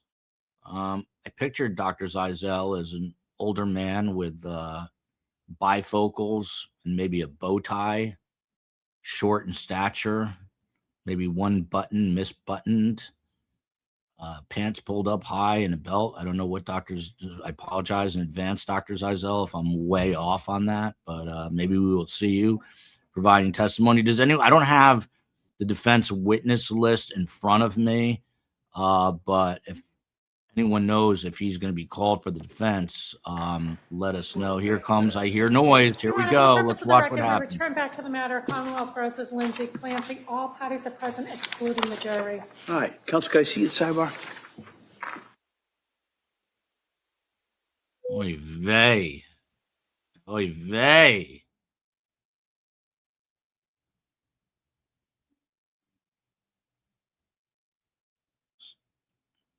Joel, you said it backwards. I guess this is true too. It's huge if this is not true for the prosecutors. I think it's sort of huge either way, if it is or if it's not.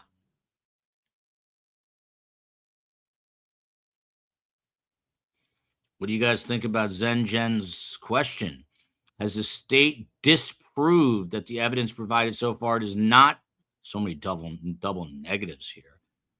Has the state disproved that the evidence provided so far does not show she was not criminally responsible at the time? That I'm too tired from the 10th thing to even understand that. Sandra Baker says a bombshell. Too many double negatives for me, and I can't figure it out.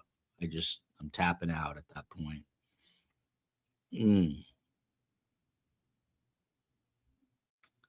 Dr. Zeisel could very well have suspenders on that misbuttoned shirt with the bifocals, pants pulled up too high.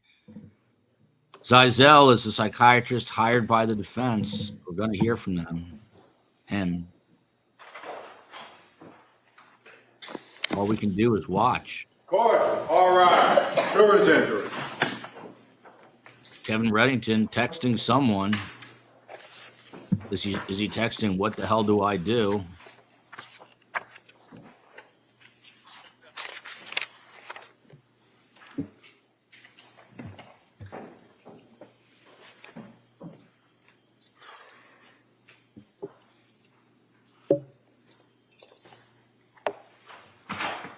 This court's now in session. Please be seated. Your Honor, for the purpose of the record, we return back to the trial of Commonwealth versus Lindsay Clancy. All parties are present, including the defendant and including the 18 jurors. All right.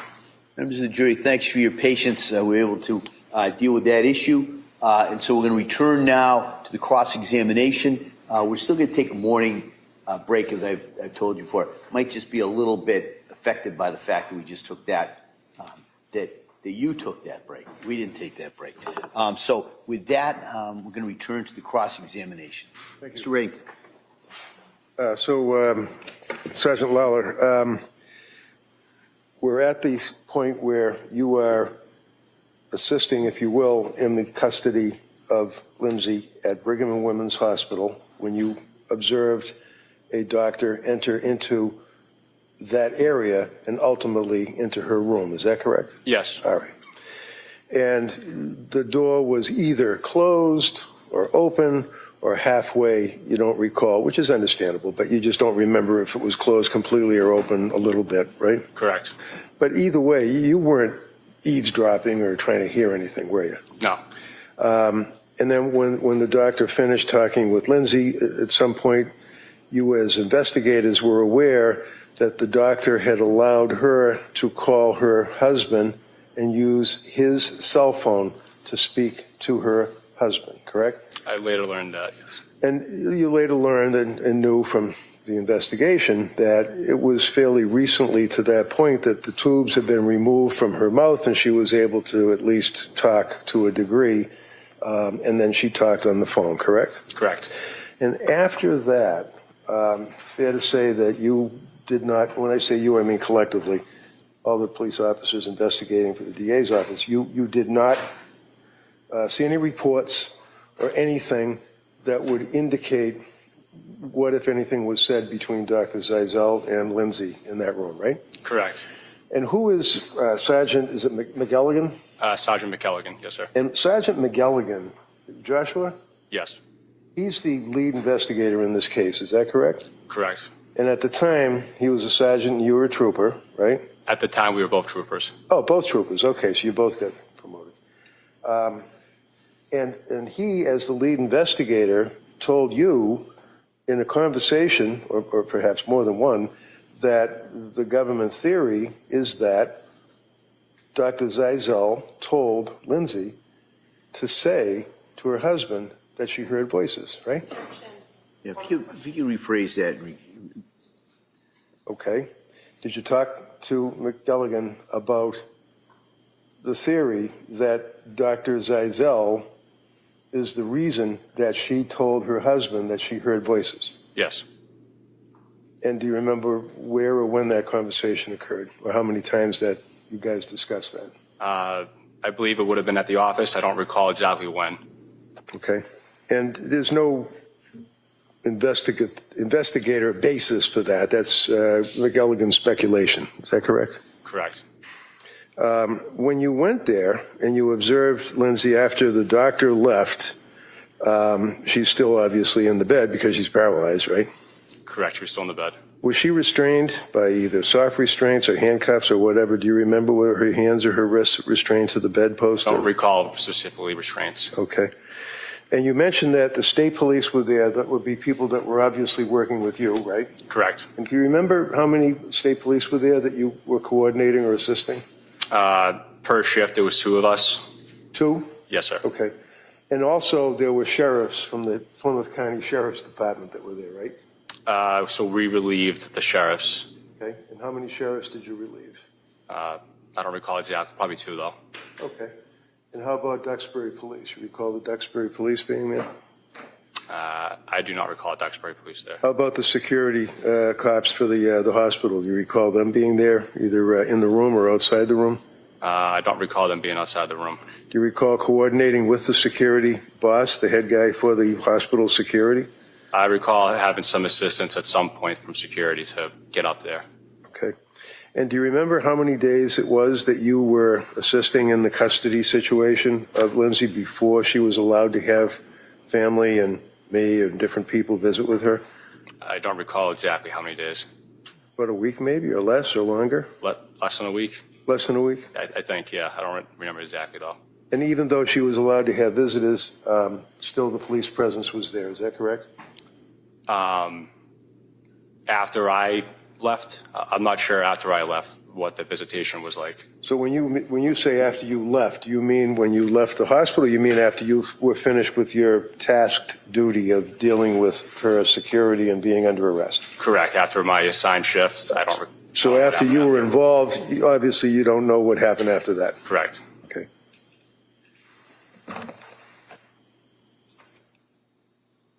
That's all I have. Thank you, sir. Thanks, sir. Redirect, Ms. Buckingham? Sergeant Lawler, in your experience working in the detectives unit as a trooper, is it fair to say you oftentimes will have conversations as investigations are unfolding with other investigators that you're working on a case with about the case, potential evidence, theories of the case? Yes. And is it also fair to say that theories change over time based on your investigation and what evidence you find? Correct. Was there anything about a conversation that you had with Trooper McGilligan about this theory that affects your testimony as you stand here today? No. And you didn't hear anything that occurred in that room that day that you were there when Dr. Zeisel was there, did you? I did not hear anything. Nothing further. Briefly, well, your testimony, basically, unobjected to, is talking about clothes that were seized at the house and the other investigation going to the hospital. That's it, right? Objection. Sustained. All right. All right, anything further? All right, thank you, sir. Thank you, Your Honor. Thank you.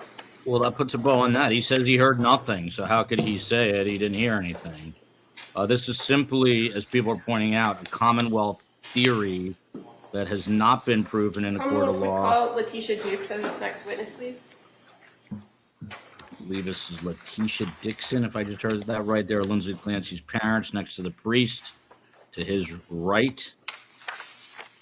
That was really interesting, but at the end of the day, at the very end there, Trooper Lawler, Sergeant Lawler, saying, yeah, I heard nothing. So he certainly can't testify to any of this. And right now, that's a moot point.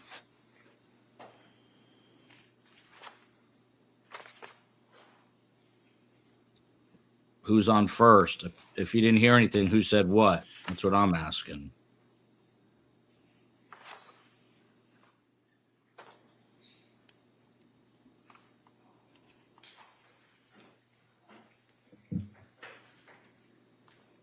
Aaron Lawyer, far right is my mom. Thank you, Aaron. Good morning. Good morning. Nothing theory is like the truth.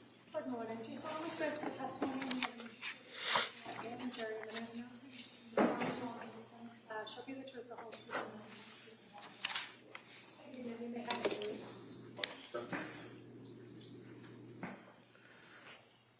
Good morning. Good morning. All right. I'm going to ask you to keep your voice up and speak into that microphone, okay? Sure. All right, thank you. Yes, counsel. Thank you. Could you please tell the jury your first and last name? My name is Letitia Dukes. And how do you spell your first name? Latiesha. And how do you spell Dukes? Dukes. What do you do for work? So I'm a licensed mental health counselor.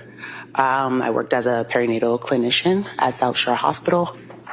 And what kind of education did you receive in order to do that? So I have a bachelor's in psychology, a master's in mental health counseling, and a master's of education in mental health counseling. And you mentioned the South Shore Perinatal Clinic. Do you still work there? No, I do not currently still work there. How long did you work there? I worked there for about 5 years. What did you do there? At the perinatal clinic, I worked as a perinatal clinician, which involves like short-term therapy from prior to birth to postpartum, and supported with connection to care, whether that be therapy or higher levels of care, so intensive outpatient therapy, partial hospitalization, or inpatient care. And do you often collaborate with patients and other clinicians at the clinic or nurses about treatment plans for patients? Yes. And do you help to manage the treatment plans with the patient? Yes. How do patients, or strike that, for your role at the clinic, doing the therapy and being the clinician, are you often referred patients by the nurse practitioners or somebody else who had seen the patient or did an intake with the patient? Yes. And do you work with that prescriber or practitioner over the course of the treatment with that patient? Yes. And as far as your role and what you do with patients, is it fair to say that a large amount of your ability to work with the patient is based on your relationship and rapport that you develop with the patient? Yes. And do you rely heavily on things that they report to you when you're assessing them diagnostically and trying to help them come up with a treatment plan and offering therapy? Yes. And one of the things that might be important in that is to assess a patient's presentation each and every time you meet with them, right? Yes. So do you do that in each appointment or each interaction with a patient, assess them for various things? Yes. And what kinds of assessments do you perform? So I typically perform a psychosocial assessment, which is getting their behavioral health history, as well as their current presentation and reason for coming in for therapy. So whether that be a specific diagnosis or current concern, or recent like crisis or trauma, and also a risk assessment that assesses how they're doing in that moment. Okay. And as far as the therapy component of your interactions, is that largely based on the patient? Yes. And what kinds of therapy can you offer in that short-term therapy?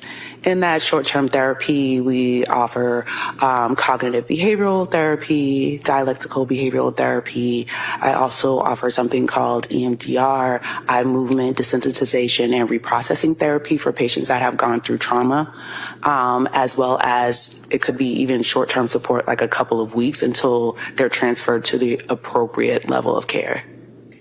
And in your sessions with patients, is there a minimum or a maximum time limit?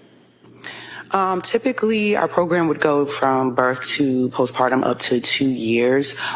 If it did go a little bit over 2 years because of lack of connection to care, then it would go a little beyond that, but typically it's 2 years. Okay, and that's the duration of your treatment or your interaction with patients. But what about in each appointment that you have? Is there a minimum or maximum time set by the clinic of when you see a patient in a particular visit? Yes. So do you mean as far as like weekly or like hour, half an hour? Well, I guess the question is, if a patient's coming into you because they were referred and you're meeting with them on a regular basis, how long are the appointments in duration? An hour, half an hour? So appointments could be anywhere from a half an hour to an hour based on the patient need at that time. And when you're interacting with a patient and you're making all those assessments, are there tools available to you if you feel or you experience that a patient needs a higher level of care or is heading or is in some sort of crisis? What tools are available to you for that? So tools that are available to me is connection to my direct supervisor, as well as crisis coordination, as well as like the crisis support numbers that are in that area. So I could either call with the patient or sit with the family, create a safety plan, and the patient can call later on if they feel like they're safe to go home and they have supports at home. Okay. And at some points, could it be that you would need to involve authorities like the police? Yes. And you also are familiar with the Section 12? Yes. And then that it's an involuntary procedure where the court gets involved? Yes. Now, as far as when you do meet with patients on that regular basis, either for a follow-up or an intake, is it a telehealth situation, an in-person situation? It depends on what the patient is comfortable with and what the patient is able to do as far as like access. So we offer both in-person and virtual appointments. Okay. As far as when you first meet with a patient, when they've been referred to you, that first intake procedure, is there a recommendation for whether that be in-person or telehealth? All the perinatal behavioral health appointments for mental health counseling are in person, that initial visit. And then the subsequent appointments are oftentimes directed by the patient? Correct. Would there be instances where you would insist or prefer that the patient actually come in person if they've elected for telehealth? Typically, you prefer someone to come in person because they have either like fallen out of care or there are concerns for their safety for some reason. Okay. And if you don't have those immediate concerns and it's the preference of the patient, do you often engage via telehealth? Yes. I'm going to draw your attention to a particular patient by the name of Lindsay Clancy. Do you remember when your first contact was with her? I remember it was around late November, early December. Okay. And you're aware that she came to the perinatal clinic and was being initially treated by Julie Paul? Yes. And by the time you engaged with her, she had her care had been transferred to Rebecca Gelada, correct? Yes. So fair to say you had the most contact with Rebecca Gelada about this particular patient? Yes. And if I mention December 2nd, does that sound familiar as the first intake with Lindsay Clancy? Yes, as I said, around late November, early December, so that sounds about right. Okay. And the intake appointment, was it in person with Lindsay Clancy? Yes, it was in person. And what were the services that were being offered for her? Why was she referred to you? So she was referred to me for postpartum anxiety and depression symptoms. That's what she was referred for. Okay. And in this first intake, did you go through that psychosocial history with Lindsay Clancy? Yes. And did you have some previous information from an intake with with Julie Paul, or did you do it fresh on your own? Fresh on my own. Okay.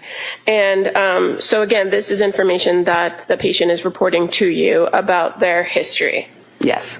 And so in this instance, you noted that the defendant told you, or Lindsay Clancy told you, that she had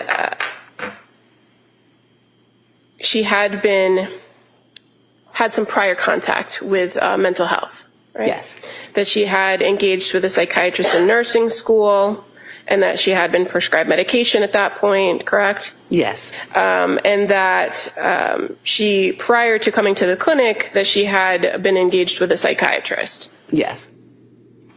Did she identify what her concerns were, or what her presenting concerns were to you?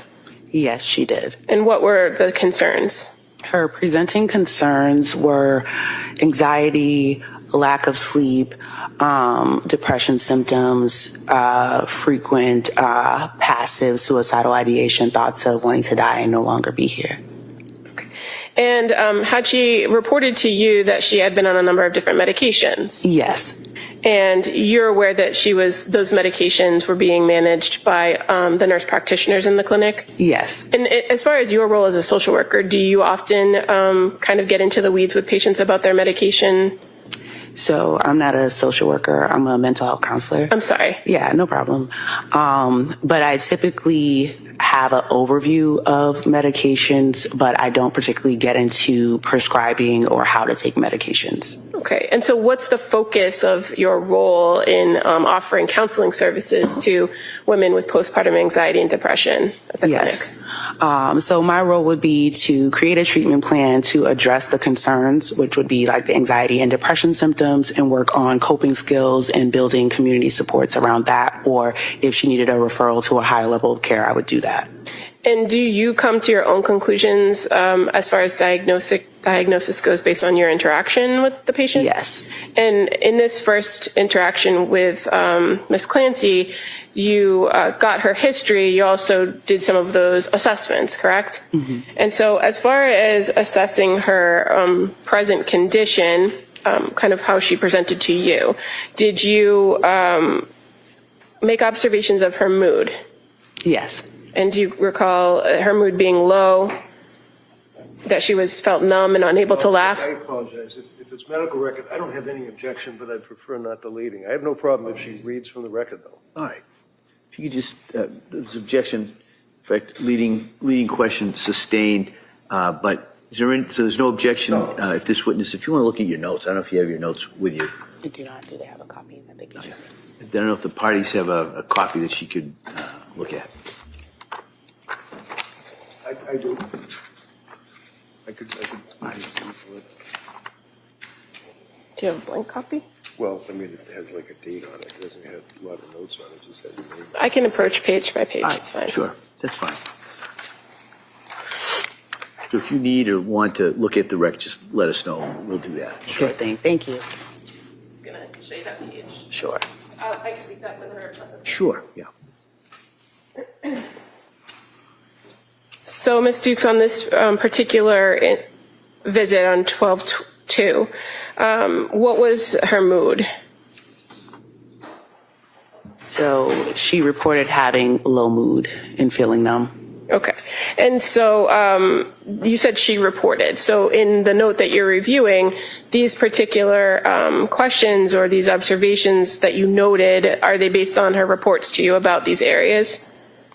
Yes, and as well as my observation of her. Okay, so did it appear that her mood was consistent with what she was reporting to you based on your observations? She appeared to have, if you can say, like normal mood. There was no like tears or sadness, or like there was no blunted interaction. She was able to make eye contact. Okay. And kind of moving to what's identified in your record as mental status exam. Yes. What is a mental status exam? So a mental status exam is an exam that's assessing how the patient is appearing, what she is reporting, as well as any concerns about safety, which would be any suicidal ideation, homicidal ideation, as well as any intrusive thoughts or worry, any hallucinations or delusions. Okay. And so in this exam, is it a mixture of what the patient tells you and what you're observing? Correct. Okay. And if I can approach you with another page, page 53.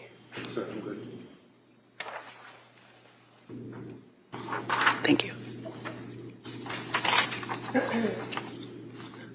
In regards to, on this particular first encounter on December 2nd, when it comes to the mental status exam, were you able to observe her facial expressions?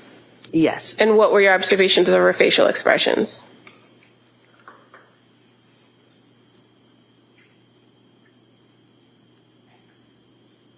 She was cheerful when discussing her anxiety symptoms. Okay. And did you also ask those questions about thought content? You just have to answer out loud. Yes. Okay. And so what did she say about thought content? So thought content, worry about her infant and that she had an addiction to Ativan. And you said you also, in this assessment, assessed suicidal thoughts, correct? Correct. And so did you ask her anything more about those passive thoughts that you indicated she reported? Yes, and what she reported as far as like passive thoughts were thoughts of not wanting to be here or no longer wanting to live, but no plan. And is that significant to you, the fact that she identified there was no plan? Yes. And why is it significant? Because if she identified that she in fact had a plan, then that would escalate me to see it as a crisis and request higher level of support at that time. As far as your observations of her thought process, were those within normal limits? Yes. And her intellectual functioning, were those within normal limits? Yes. Did she report to you any past attempts to harm herself or others? No.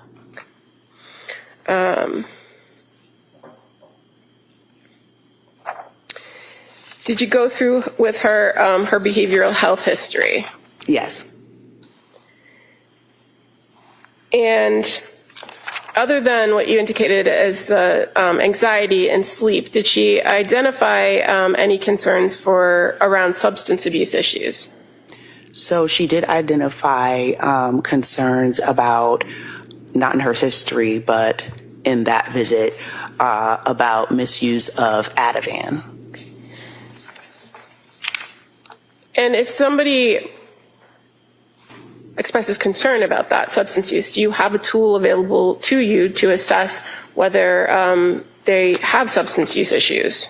Yes, so there is an assessment within the initial intake appointment that has a specific section to further assess substance use disorder.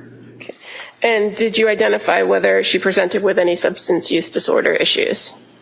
I did assess that she did not present with any substance use disorder issues. And as far as her expressed concern to you, fair to say it was focused on the one particular medication, the medication Ativan, correct? Yes. And why did you not find that to be an issue based on your assessment? Based on my assessment and how she stated she was supposed to be using it, it was used correctly to remedy the anxiety symptoms. Okay. And after this initial intake, I guess the first question is approximately how long is this initial intake appointment? The initial intake appointment is typically an hour. And after having spent the hour, gone through these assessments, spoken to her about her history, were you able to come up with or give an opinion about diagnosis? Yes. And based on her presentation to you, what was your opinion about diagnosis? At the time, my opinion about her diagnosis was postpartum anxiety because she had a lot of anxiety about most things. Okay. And so what were your recommendations as far as a treatment plan for her? My recommendations at that visit was outpatient therapy, continued medication, and weekly visits with me. Okay. And why did you recommend outpatient therapy on top of therapy with you? So outpatient therapy was kind of like a blanket therapy, but more so like intensive outpatient therapy, partial hospitalization therapy. And was your role in offering her weekly sessions an attempt to kind of bridge services and make sure she was getting everything she needed, or something different? To bridge services. And so after that meeting with the recommendation for weekly visits, did you begin to schedule additional visits with her? Yes. And after that particular visit on December 12th, did you send her any particular information? Yes. And how do you do that? How do you send patients information if you're not able to give it to them? I can send it through my chart messaging. And on this particular day, after your meeting with her, you sent her some resources about cognitive behavioral therapy, did you not? Yes. Your next contact with her was December 5th. Why December 5th, if you had just met with her on the 2nd? That may have been the soonest available appointment that week for her. Okay. And it was shy of the 1 week, right? Mm-hmm. Was there anything in your meeting with her on the 2nd that made it necessary to have a shorter appointment? No. This next contact on the 5th, was that in person or telehealth? telehealth. And on this day, on the 5th, when you met with her, did she report some additional information or report how things had gone over the weekend to you? May I see my notes? Sure.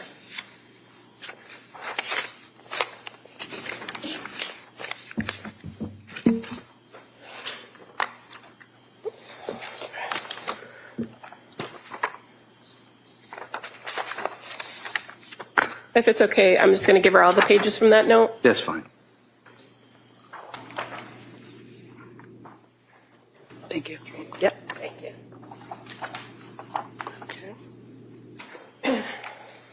I'm just reviewing the note. Sure. Take your time.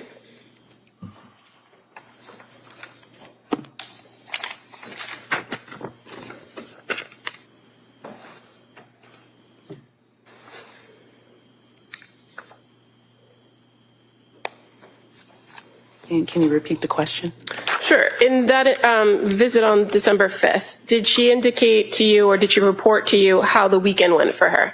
Yes, she did. And what did she say about the weekend? She reported that over the weekend she had a difficult weekend, having intrusive thoughts about wanting to die, and that she had contacted Aspire Crisis Support.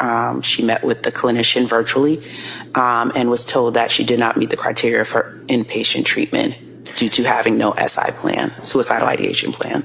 And so when she reported the intrusive thoughts and having a tough weekend, did you follow up with her and begin to kind of talk with her about that? Yes. And what did she tell you about what she was feeling in those intrusive thoughts?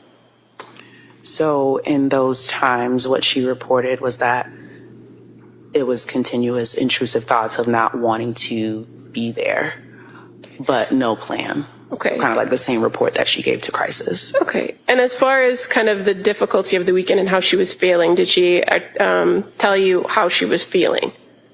No.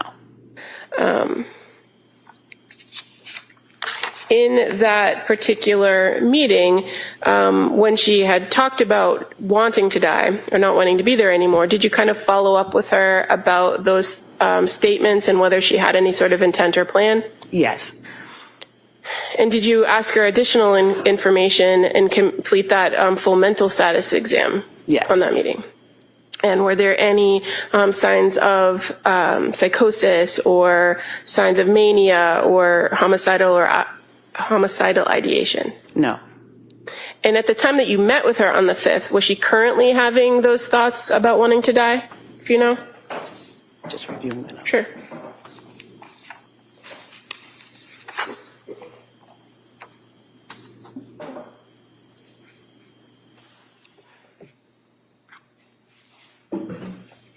In that visit, she had no suicidal ideation. Okay. And on this particular visit on the 5th via telehealth, did somebody else participate in the visit as well?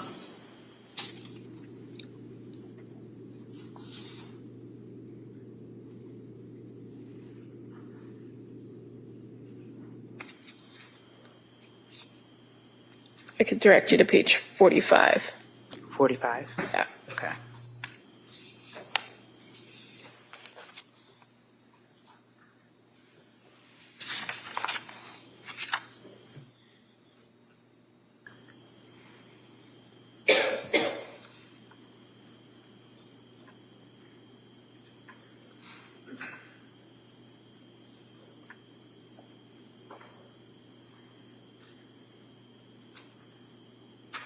Yes, her husband joined the visit.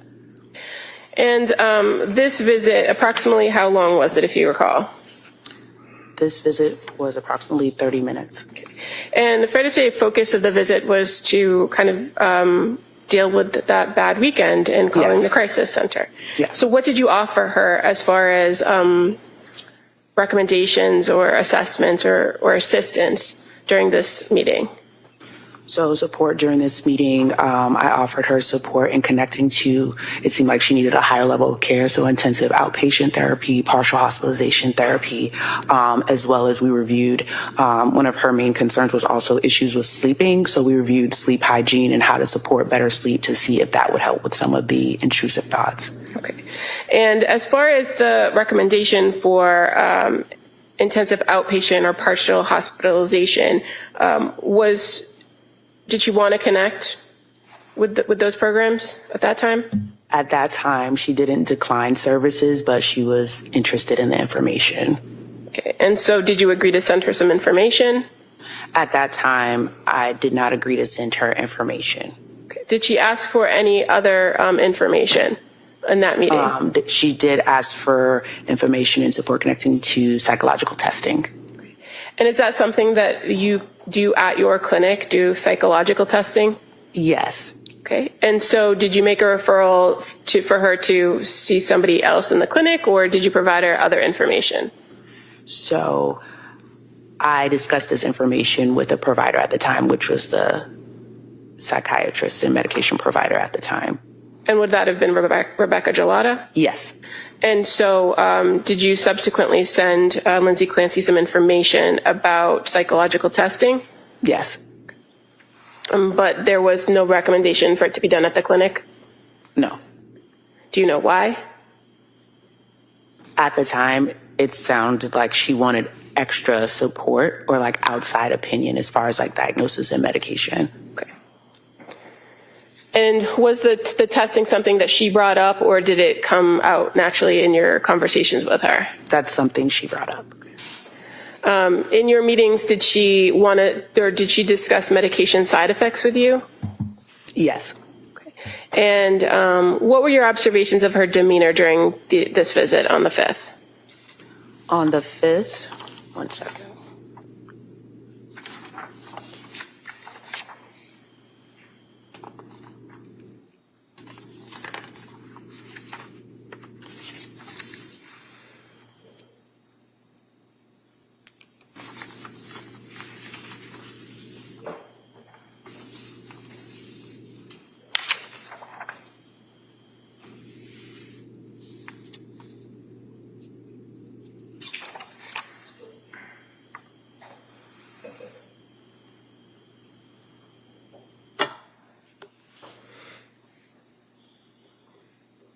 Her presentation overall was within normal limits.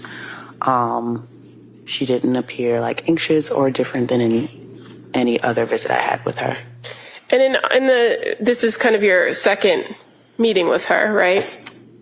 And how many meetings did you have overall with her during the time she's at the clinic, if you know? 4. So, but you had spent an hour with her on that intake where there's a lot of information exchange, right? Yes. So was there anything different about how she presented, how she spoke to you or answered questions during this follow-up on the 5th? No.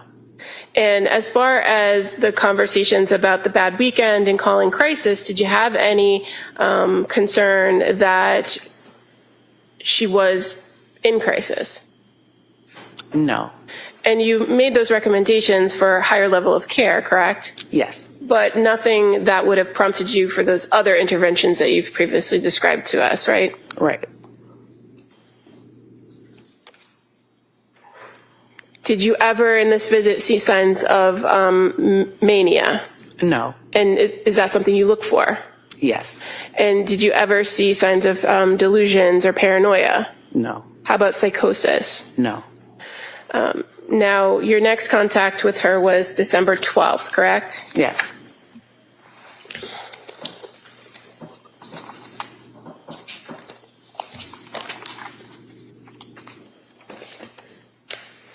And was that in person or telehealth, if you recall? Telehealth. And on the 12th,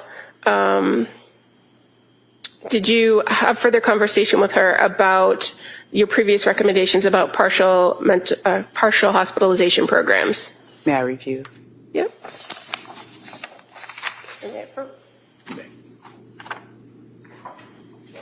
Thank you.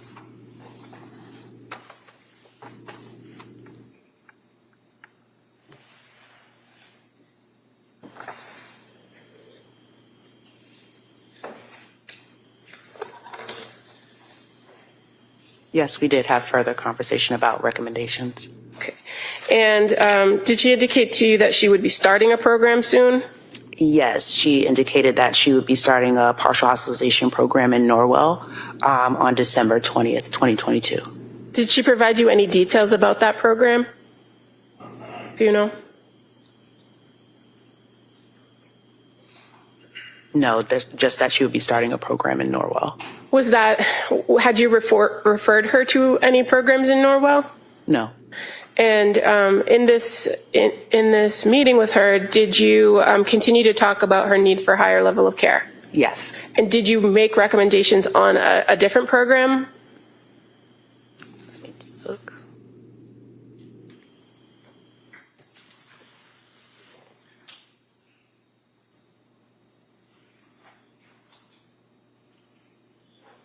Yes, I did make a recommendation on women and infants. And why did you recommend women and infants, or why were you recommending this higher level of care?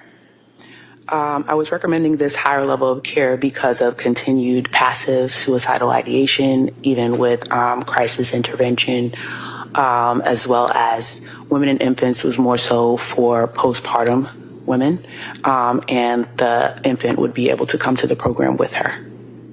And so the program at Women and Infants is something that you're familiar with working through your clinic, correct? Yes. And you often make referrals over there? Yes. Do you require the patient's consent to make a referral? Yes.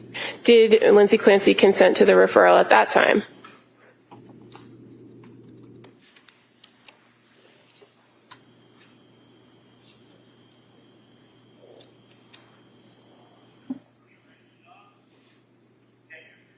Yes. And so did you work to make that referral after that visit? Yes. Now, you mentioned that she had continued passive suicidal ideation. In this meeting that you had with her, did you assess that? Her suicidal ideation? In this visit particularly, did she have passive suicidal ideation? Well, do you ask if they still have that? Yes. Or if they currently have thoughts of suicide? Yes. And in this instance, did she have thoughts of suicide or wanting to die? Just reviewing, hold on.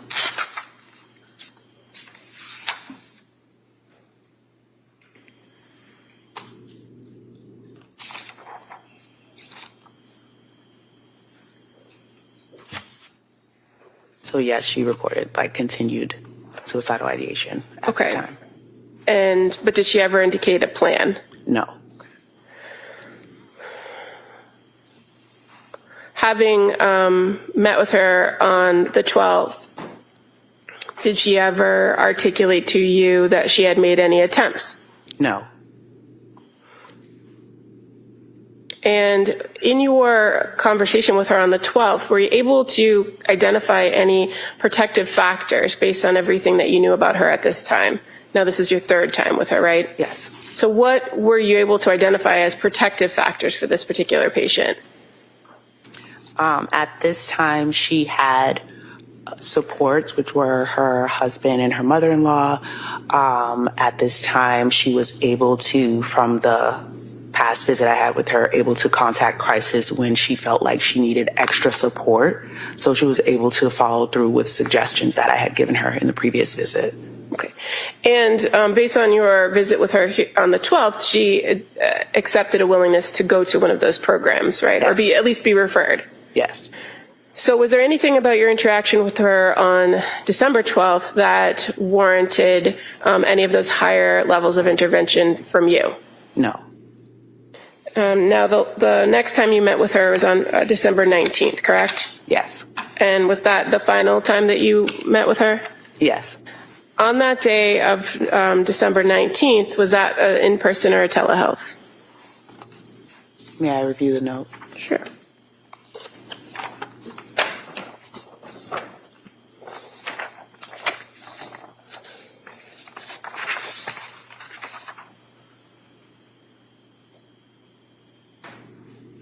Thank you.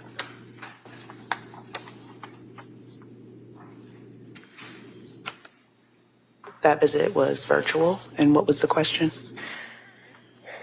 That was the question. Okay. Thank you. So on this particular visit on the December 19th, did she report any further issues or anything that had happened between the 12th and the 19th that were of concern? So she was continuing to have low mood and numbness. She did not have any SI and had no need for crisis intervention over that weekend. Okay. And did she indicate to you that she had been doing things at home to try to help with her mood? Yes. And what was she doing? Let's see. She was spending time with family, and her children, and exercising. Now, at this point, as the December 19th rolled around, had you already put in that referral to women and infants? Yes. And did you know if she engaged with women and infants by that point?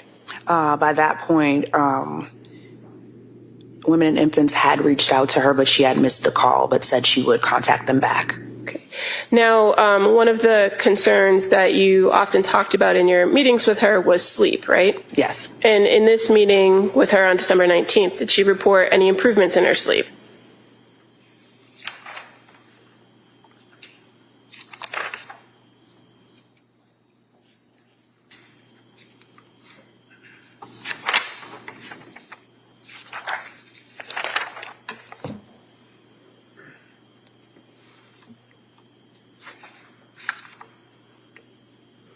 No. Well, if I direct your attention to page 13 at the top of the page where it says risk assessment, there's a category for neurovegetative disturbances. Do you see that? Yes. Can you show me what you mean by page 13? Oh. What is this page 13? I'm looking at prior ones. I don't know, those don't have page numbers, but the one I gave her has 13. It's December 19th. Okay. The last page of her notes. It's this one here, then, right? Yeah? Okay. There Okay. should be 3 pages. What did you note under neurovegetative disturbances? I reported that sleep has improved. And that would be information that's reported to you, correct? Yes. You can't make observations of whether somebody's sleep has improved, can you? No. Okay. So in this instance, she told you she was going to follow up with the referral, that she was waiting for a call back, that she had improved sleep, but that her mood kind of had remained the same, low mood, numbness, right? Yes. Okay. Anything about your interaction with her that day that was different from the prior interactions? That day, she seemed to be more engaged. She was able to smile. She was able to laugh. And she was enjoying time with family. And so did you look at that as something positive? Yes. Was there anything about your interaction with her on this day, on December 19th, that made you think that you needed to invoke a higher level of care? No.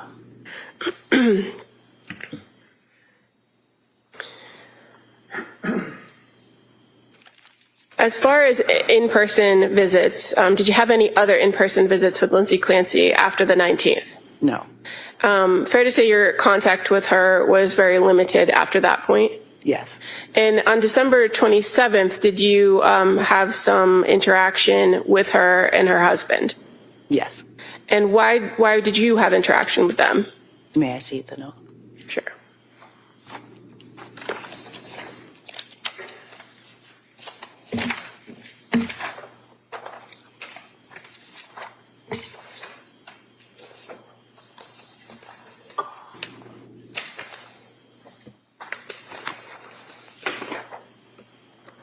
It's 4. Oh, no. Just get it from you when you're done with it. Thank you. Thank you.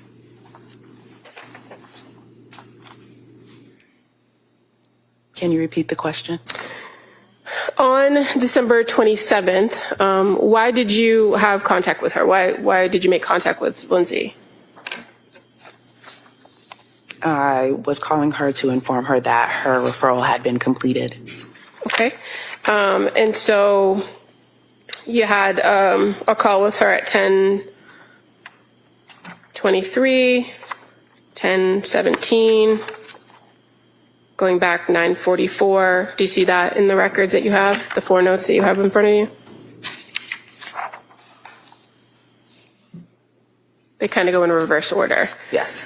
But prior to the contact about the referral being completed and just reaching out to her and letting her know, did you have a conversation with her husband? Yes, And was that at Lindsay's request? Did she give consent for that? she did give consent for that. Okay. And fair to say he was reporting concerns of prescriptions, right? Yes, And that's not your area in the clinic, is it? no. So did you refer him to the prescriber? At this time, yes, I redirected him to speak to the prescriber. Okay. And again, in each and every encounter that you've had, did you further recommend that she engage with a higher level of care, either a partial hospitalization program or an outpatient program? Yes, Now, at any point that you were interacting with her between December 2nd and the last contact with December 27th, albeit limited, did you ever have any concerns about her physical well-being? no, Did you ever have any concerns about the physical well-being of others in her presence? no, Did you ever see or observe any signs of mania, delusion, or paranoia? no, Any signs of psychosis observed by you? no, Did you ever have any difficulty understanding what she was saying or notice any differences in her speech patterns? no, Did you ever have any concerns that she wasn't accurately reporting things to you? no, And did you ever feel the need to collaborate with your provider for a higher level of care or an additional intervention? when I did, yes, And so would that be for the calling the police, Section 12 or safety? Hold on, go ahead. We'll ask that and then we'll. My question was, in any of the times that you engaged with her, did you ever engage with your provider to come up with a plan for safety planning, Section 12, or any other of those interventions you discussed before? no safety or Section 12, no, So as far as recommendations, would you agree that those were the recommendations for higher level of care? yes, for IOP or PHP services. Okay. And on that last visit that you had with her, she reported doing things outside of the home, right? Yes, And that stood out to you yes, as what? as an improvement in mood and ability to connect with others. Thank you. If I may have a moment to put these back together. Why don't we take the delayed morning break at this point? So hopefully be a little bit shorter than normal, but we can stretch their legs. We'll have you back here in a couple of minutes. Okay? Court, all rise, please. Jurors, close your notebooks. All right. 11:28 here. Typically the break is around 11. They took a break earlier, but now they're taking a second break. And this witness is Latisha Dukes, Yeah. mental health I just had to put them counselor. back together because they're a little out of order. She's a mental health counselor at South Shore Hospital when Lindsay Clancy was there. She's no longer at South Shore. She described at one point Lindsay Clancy as having no tears, no sadness, was able to make eye contact, which is sometimes not an So we'll be in a short recess at this time. Thank you. Patients in a state of psychosis. Judge Sullivan taking a short break here, which will be longer than shorter, but it is 11:29. Should be coming back here in a few minutes. I'm going to take a break myself in just a second. She talked about how Latisha Dukes did, who's a licensed healthcare worker in the mental health field, that she never had articulated any self-unaliving attempts. And then on, as I fix my note here, December 12th, which is inching closer to that January 24th date. This is December 12th. She said nothing really warranted any more care or a higher level of care. And then December 19th, I believe it was the last time she saw Lindsay before the triple killings.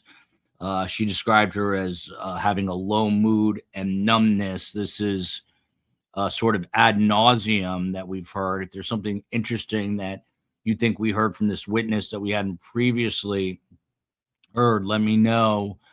The Commonwealth dragging this out. There was word that they were supposed to wrap their case in chief as late or as recently as last week. Then possibly we're hearing today, but this now again back to moving at sort of a snail's pace, and not much new from these medical witnesses. So that's where we're at.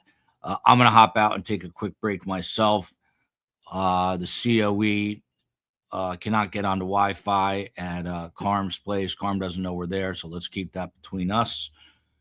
I'll tell her one day. So the COE is headed here with Mike because I have Wi-Fi sometimes. And I will try to get Mike in front of the camera. He's our therapy dog, and he is being separated from his sister Ethel and brother Fred as the tenting is now underway at Casa de Waldman, although no termites were ever actually seen. So tenting is underway from what I understand. We are now pariahs on our street. No one will come within 1,000 yards of our house. All right, we will see you in just a few minutes. I will be right back.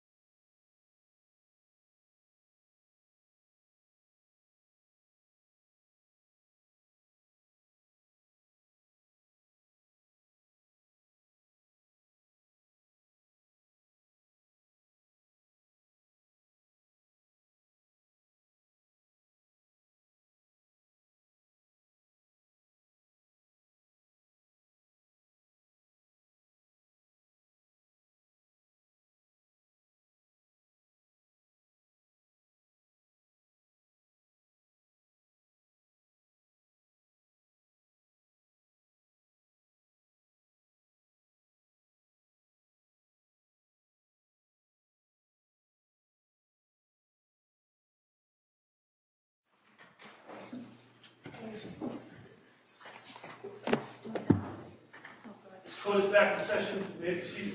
All right. We all set for the jury? Yes.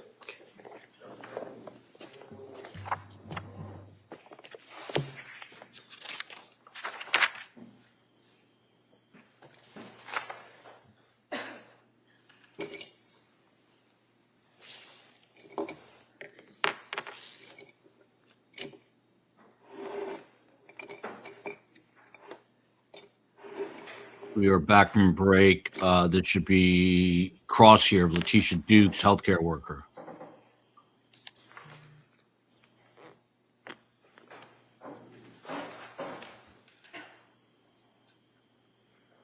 All right, jurors entering.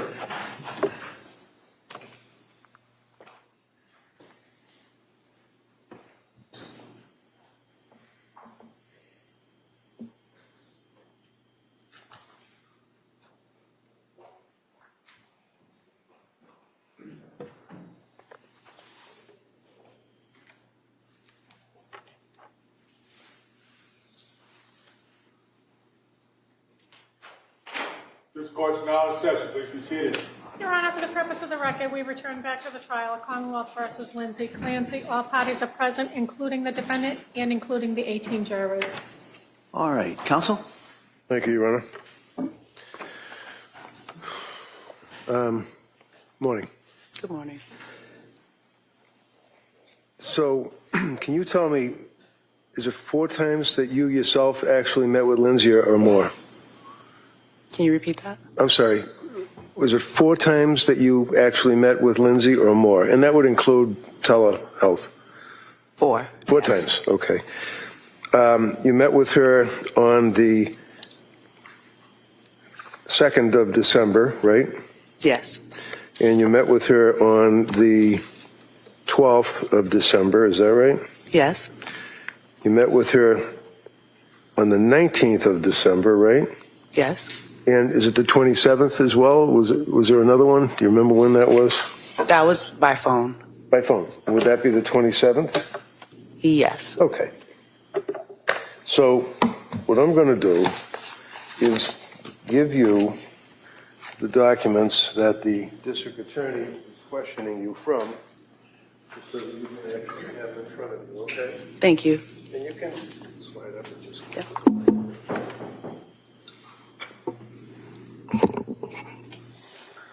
And if I get confused or something, just let me know that you're on a different page than me.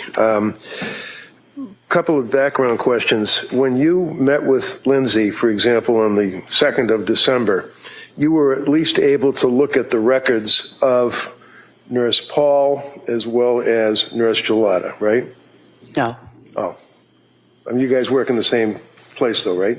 Yes. Okay. So when a woman is in postpartum and comes to social health for help,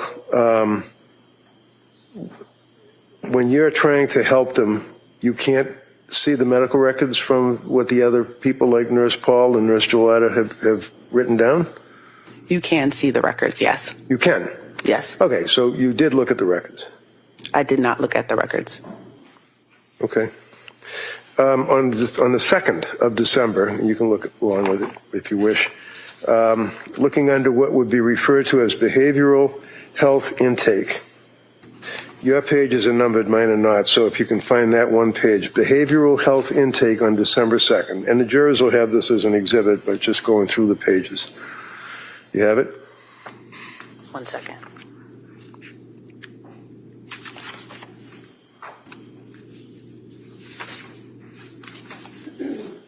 Yes, I have it. Okay. Now, one of the things that you would be interested in when you're interacting with a patient that comes to your facility for help is how honest they are, right? Yes. Especially in psychiatry. You want to make sure that the person is not lying to you or hiding something. You want them to be honest, right? Yes. And, for example, Lindsay disclosed to you and to the others that back in 2012, while she was in nursing school, she actually had Prozac because she was very nervous, actually, about public speaking. But she was on Prozac, right? 1 second. Sure. I think it's right under behavioral health history, first paragraph. Yes.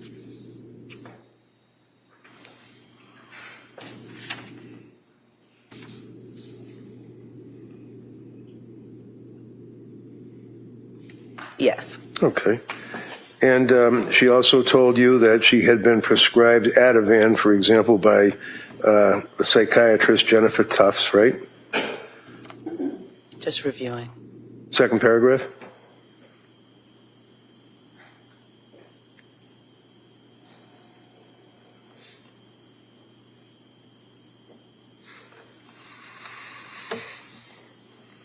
So, no, that's not what I see here.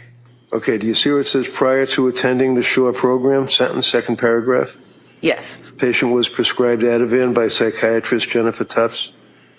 It says here she was prescribed Zoloft. Well, I must be misreading something. I apologize. Let me approach you.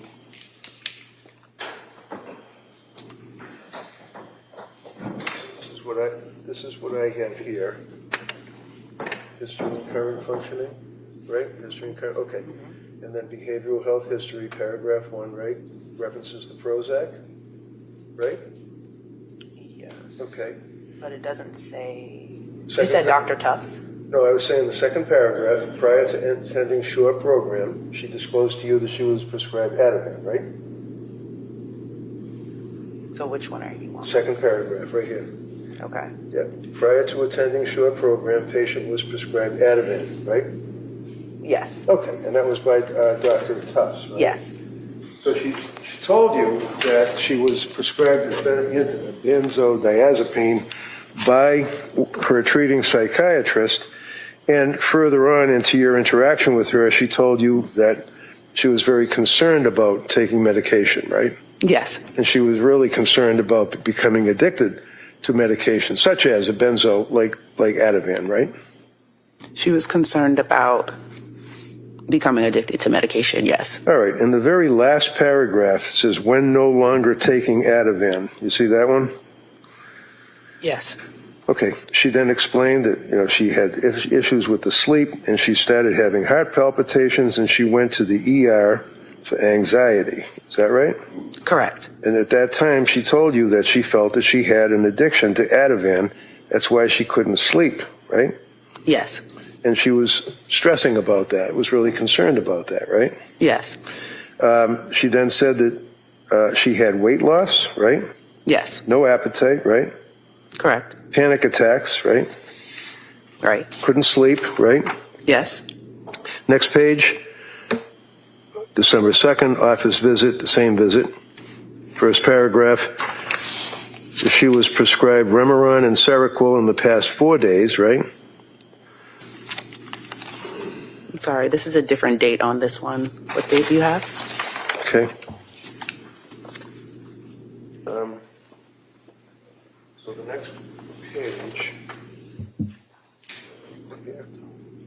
Mine, it goes to 12/5. Okay, all right, let's look at this one then. Would you agree that this is a record from South Shore Health that talks about continuing your appointment December 2nd? Yes. Okay. If you can find I think that. they were just out of order. Here it is. Okay. Okay. That's fine, that's no problem. That's not your fault. So are you with me on that she was prescribed Remeron and Seroquel? Yes. Okay. And that was within the last 4 days. Is that right? Yes. So when you saw her on December 2nd, after telling you about the Ativan and telling you about her weight loss and her anxiety and everything else, she told you that she had been prescribed Remeron and Seroquel. And I understand you don't do the drugs, so you don't really have... No, I don't do medication. Very difficult to get the brand names and the other names, but we have a chat for that. So she started Remeron and Seroquel, and then she told you that since starting the medication, she's had thoughts that she no longer wants to be here, meaning, I guess, what, on the earth? No longer wanting kill to herself? be here could mean anything. But in that instance, when assessing for suicidal ideation, no longer want to be here qualifies as passive suicidal ideation. Okay. And then she indicates further that this week, she was seeing you, feels like she's going to die. That's what the DA read to you, right? Yes. But then it goes on and says, but she doesn't care if she dies, basically. She feels like she's going to die, but she doesn't care. She said that, right? Yes. She then talked about how the Remeron and Seroquel were not helping her sleep. Yesterday she took Ativan, she told you, right? Yes. Due to intrusive SI, suicidal ideation thoughts, right? Yes. Did she indicate what the intrusive suicidal ideation thoughts were yesterday, which would be December 1st? Did she tell you what that meant? Did you ask her what she meant by that? I did ask her what she meant, and that would mean that she had the thoughts that she told me about no longer wanting to be here. Okay. And you then told her that she could go to the ER and that you then sent her local crisis contact information. Is that right? Yes. And then talks about onset. It says 3 months after the baby was born, she had unmanageable anxiety, correct? Correct. And what did she tell you the anxiety was about? 1 second. Yep. It's under onset.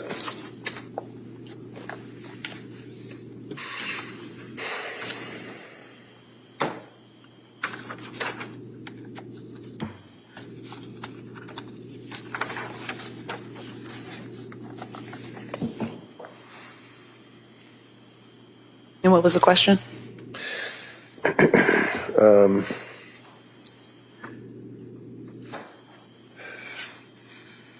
Under onset, she indicated 3 months after the baby was born, she had unmanageable anxiety, is what Yes. the district attorney asked you. And then it continued on with a sentence. What was her anxiety about?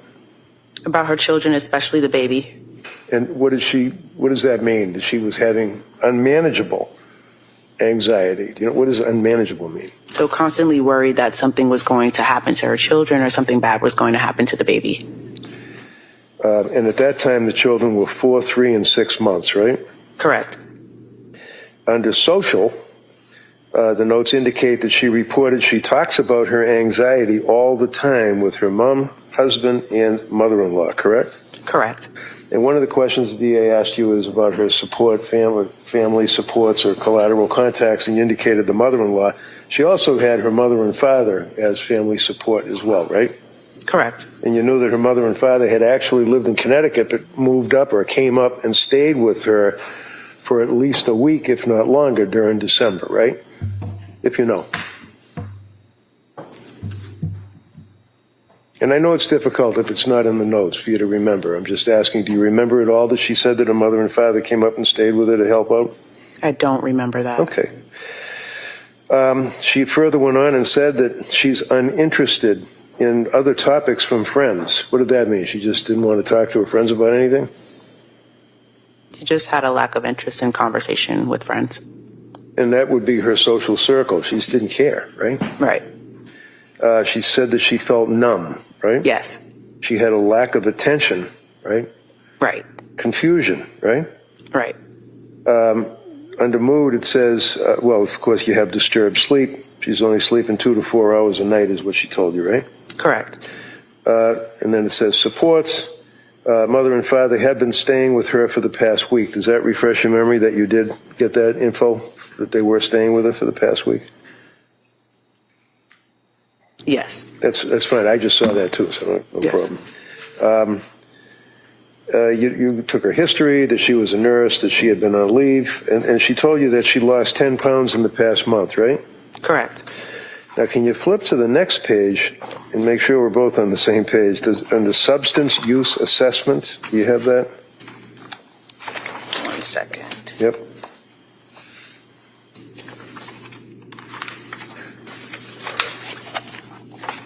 Yes. Okay. So one of the things that you're concerned about is whether or not your patient has a substance abuse problem, like drugs or alcohol or something like that, right? Correct. And you've already told us that your opinion was that Lindsay did not have any substance abuse problems other than her fear about the prescribed Ativan, right? Correct.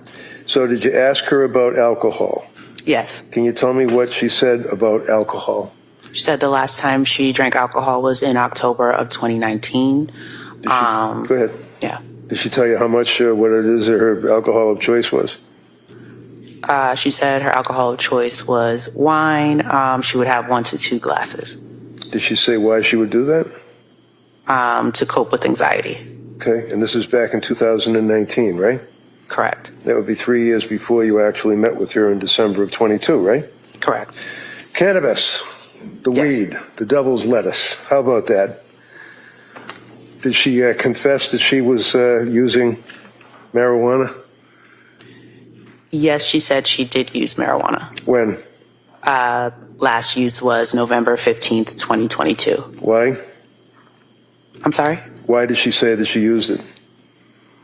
It's under comments? Yes, I'm taking a That's look. okay.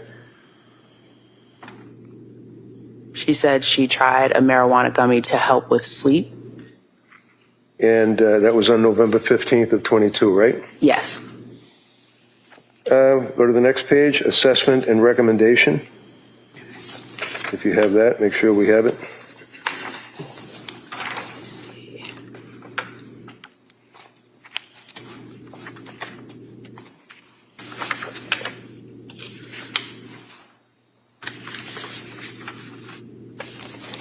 Yes. Okay. And I think the district attorney had asked you about the mental status exam facial expression, and you indicated that her facial expression showed anxiety, right? Correct. Fear, right? Yes. Do you know what the fear was? Just going back to that part of the Sure, assessment. yep. It's under facial expression.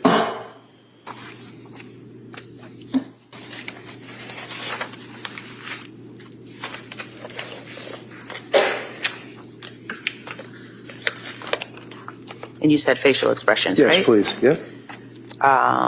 Anxiety, fear, apprehension, sadness. Okay, so if I can, and I apologize, if you just keep your voice, you're very soft-spoken. Yes, I'll walk. Voice up so the jurors can hear you. Yeah. Thank you. And you said that her facial expression exported to you anxiety, right? Correct. Fear of something, right? Yes. Apprehension, right? Yes. Sadness, Yes. depression. Yes. And she expressed that she was having anxiety and numbness, right? Yes. And she was crying when she was telling you this, right? Yes. And again, indicated that her thoughts were worried about her baby, the new baby she had, the infant, as well as if she's being addicted to Ativan, is what she told you, right? Yes. And again, thoughts of wanting to die, but there was no plan. Correct. Next page, risk assessment.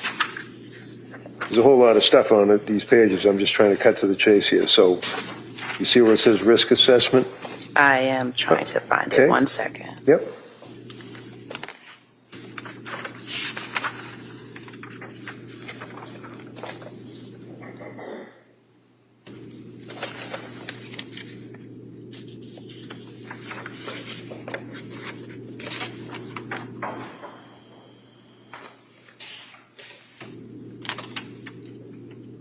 Under it's under risk assessment. I'm taking a look. Okay. I see protective factors, but I don't see risk assessment. Okay, let me ask you, under risk assessment on December 2nd, when you asked her about that, at that point that she, just so you can see here, she again admitted to suicidal ideation, right? Yes. It was passive. Yes. It says plan to go to ER if she feels unsafe or has a plan, right? Yes. And then farther down, you have current medications, and she was on quetiapine or Seroquel, right? Yes. Fluoxetine or Prozac, right? Correct. Lorazepam or Ativan, right? Yes. Mirtazapine or Remeron, right? Yes. And they were all, that was all active prescriptions that she had on December 2nd, right? Yes. Told you that she is seeking counseling for postpartum anxiety, right? Yes. Do you have on December 2nd, continuing on with your evaluation, where it says clinical notes? Do you have the clinical notes? 1 second.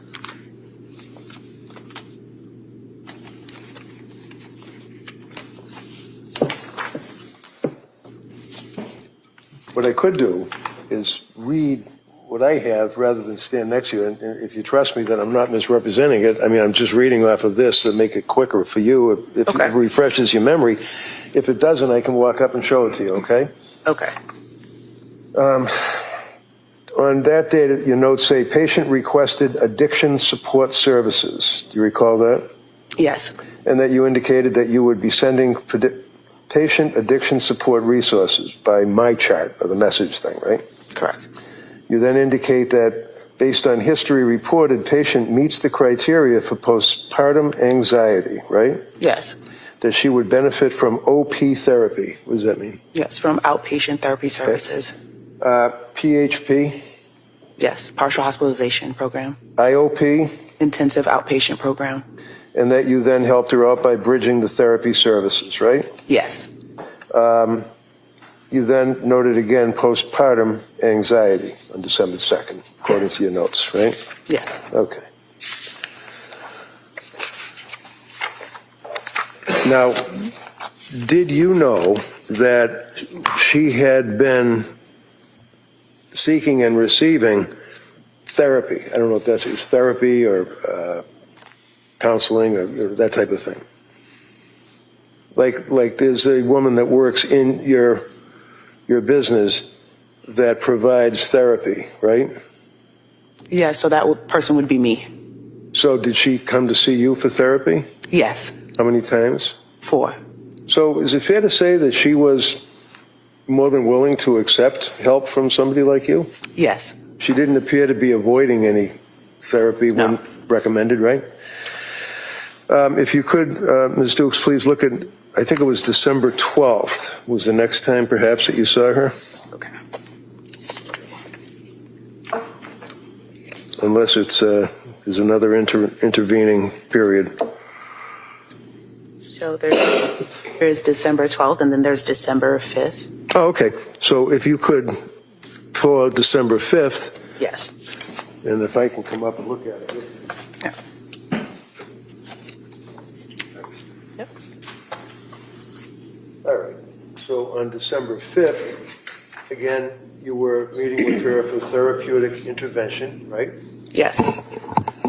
And that on this occasion, she reported she had a difficult weekend, right? Yes. Intrusive thoughts of wanting to die, right? Yes. That she contacted Aspire Crisis Support, right? Yes. She met with an Aspire clinician, right? Yes. And what happened when she met with the Aspire clinician? She met with the clinician virtually and was told that she did not meet the criteria for inpatient treatment due to not having any suicidal ideation plan. So if she said, in addition to the fact that she's been in counseling and therapy and seeing psychiatrists and on medications for the past 3 months or whatever the period ultimately would be, and that she wanted to kill herself, didn't want to be here, couldn't care if she died, they told her because she didn't have a plan that they couldn't help her? Correct. Did they, to your knowledge, make any recommendations? Did they recommended that she attend a day program? Yes. All right. And that person from Aspire then said he would send her patient resources, right? Correct. But nothing ever happened. He never sent her any. You did, but he never sent her any patient resources, right? If you know. Not to my knowledge. Okay. All right. So she had you at least to talk to and counsel and advise her. You continued on to make your observations. Fair to say that pretty much things stayed the same as far as her appearance, appearing anxious, appearing sad, unable to relate to people, that type of thing? Correct. Okay.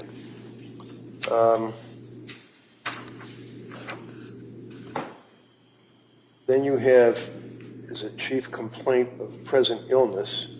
And again, that was, oh, wait a minute. That's not my note. That's not you. Okay. All right, so you can hold on to that. Yep. Again. Thank you.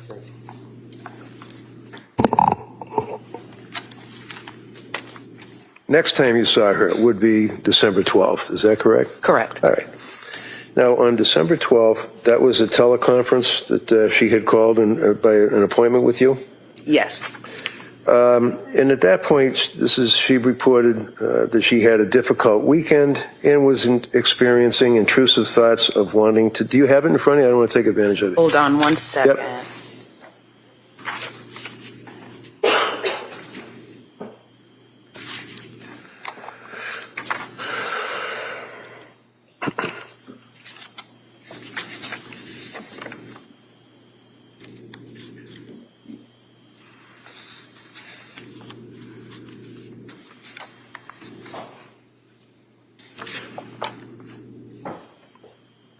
I don't see the 12th in here.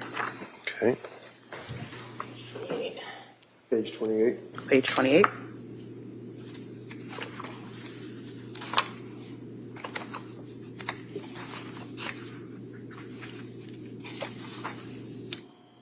And just for the record, I think, Your Honor, that she's looking at the actual exhibit. Am I right?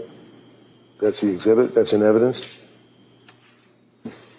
No, it's not. Okay. Can it be in evidence? Can I offer that? Yeah. Okay. Can I offer that? Any objection? Approach on the issue. Sure, yeah. Yeah, if I could just add that. Yes.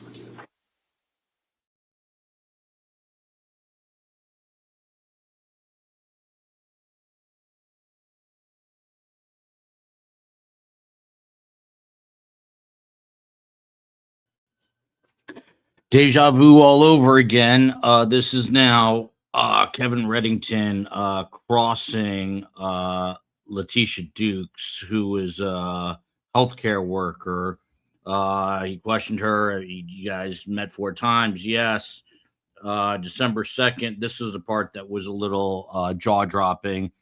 You looked at the records of Nurse Paul and Gelada, correct? Because they all worked together at South Shore at the time. No. He then says, you can't see the medical records, from different doctors or nurses. And she says, no, I can see them, but I did not look at the records. You're like, huh? Kevin Reddington just left it at that. But jurors are going to realize, what is going on here. They don't even, within the same institution, they're not even looking at the other person's records on Lindsay Clancy after they talk to each other. The phrase of the day, without question, the devil's lettuce. And that came upon questioning from Kevin Reddington. First, he asked about the alcohol. We finally got an answer. Apparently, she said she last drank alcohol October of 2019, I believe, is what I heard. And it was wine. And then he asked, what about cannabis? What about weed? What about the devil's lettuce? Did she confess to use? Yes. The last time she used that was November 2022, more than a year before this happened. And it was in the form of gummy lettuce, saying it helped with sleep. He also asked about what she looked like to her. She said that her face showed fear, anxiety, apprehension, depression, numbness. And Kevin Reddington says, and she was crying when she was expressing these sort of symptoms. And she said, yes. So she was crying. Letitia Dukes said she could benefit from OP, otherwise known as outpatient therapy, and partial hospitalization as well. Kevin Reddington asking, was she more than willing to accept help? She said yes. Do you have December 12th? Again, I could do what I did before. She probably had it before. Right, yeah. Okay. It references providers' interventions, and that would that be you, provider? Correct. Okay. And you're talking about symptom management, and yet again, she's reporting she had a difficult weekend, experienced intrusive thoughts, wanted to die, didn't have a plan for suicidal plan, but she contacted Crisis over the weekend, and that would be, again, Aspire, apparently, right? Because there were 2 times she contacted Aspire, not once. Correct. Twice. Both times they told her that there's nothing they could do for her, right? Correct. And she told you that she was going to start a PHP in Norwell on December 20th, right? Correct. But in fact, you were able to, knowing people that you may have and pull strings, you were able to try to get her into the Rhode Island Women and Infants program, right? Correct. Which is a really pretty good program. Correct. And did you know that she did, in fact, go to Women and Infants on December 20th? She didn't go to the Norwell program. She went to Women and Infants program, and that she was there for the day and that they basically turned her away. I did know that she went to the Women and Infants program. I was not sure of the date. Okay. So if I suggest to you it was the same date that she had told you that she was going to go to the program in Norwell on December 20th, and then that you and Nicole Harden Francis reviewed various options, one of which was that, which made sense, to attend the Women and Infants program, IOP or PHP program, right? Correct. And that she, patient, provided you with verbal consent. Correct. To sign whatever had to be signed and get her into that program, right? Correct. So you know that she did on December 20th, after not getting anywhere with Aspire ×2 and after dealing with Gelada for all those times that she dealt with her, the other one, Tufts, you were trying to get her into this program, which would be pretty good for a woman that had postpartum problems, right? Correct. And you made your referral, you opened the door for her, and she got in there to at least be interviewed, right? Correct. And they didn't take her, right? Correct. You know why? I am not aware as to why. Would you be surprised if I told you that they indicated that they could not help her out because their diagnosis or secondary diagnosis was that she was over-medicated? Repeat the question.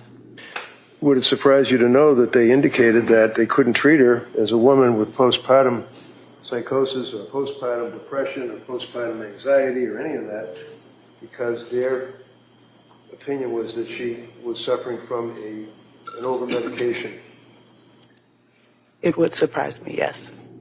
But you don't know? I do not know. Okay. Did you know that the records from Women and Infants indicate that, in fact, on that very same day, they reached out to Nurse Gelada and asked her to call them so that they could discuss the medication, and Gelada never got back to her? I was not aware of that. I'm sorry? I was not aware of that. Okay. I think the district attorney had asked you a question about the last time that you saw her or had any activity with her was on December 19th. Is that right? Correct. Okay. And I may have misunderstood. Did she ask you, did you call Lindsay 4 times and she never got back to you that day, or is that just a list of different things that you did for her? That's a list of different things that I did for her that day. Okay, so you were calling other contacts, you were talking to Patrick, you would contact her. I mean, she certainly was not avoiding you. That's yes, we were in communication. All right. You're familiar with, maybe you are, the what's called the Edinburgh scale? I'm aware of it, yes. And did she have the Edinburgh scale administered to her, to your knowledge? To my knowledge, no. Okay. What is polypharmacy? What does that mean? Polypharmacy? Yeah. You ever heard of that, polypharmacy? I've heard of it, but not sure of the exact definition. Okay. Is it something to do with having too much medications thrown at you all at once? If you know. No, I'm not sure. Not sure. Okay.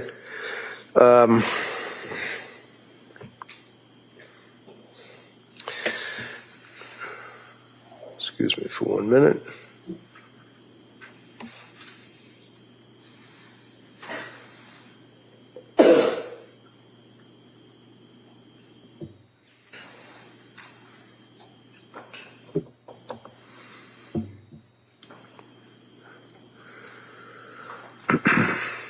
Apologize.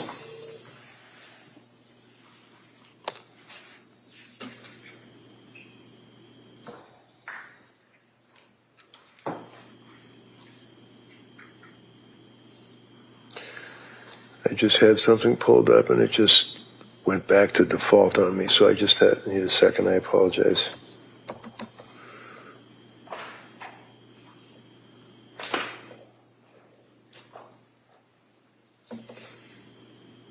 Okay, I get it. And how long have you been working in your particular field? Since 2011. Okay. And you have obviously a very impressive background as far as your educational background and your experience. Do you continue to, like, with continuing education? Yes. Have you ever been aware, are you aware of the Mass General Hospital Center for Women's Mental Health? I'm aware of it, yes. Do they offer seminars and programs as well as research articles? I believe they do. Okay. Do you know that Mass General Center for Women's Mental Health about a year ago issued a fairly major study and various recommendations for people that are dealing with women that have postpartum periods and how they break up the periods? You familiar with that? No, I'm not familiar with that.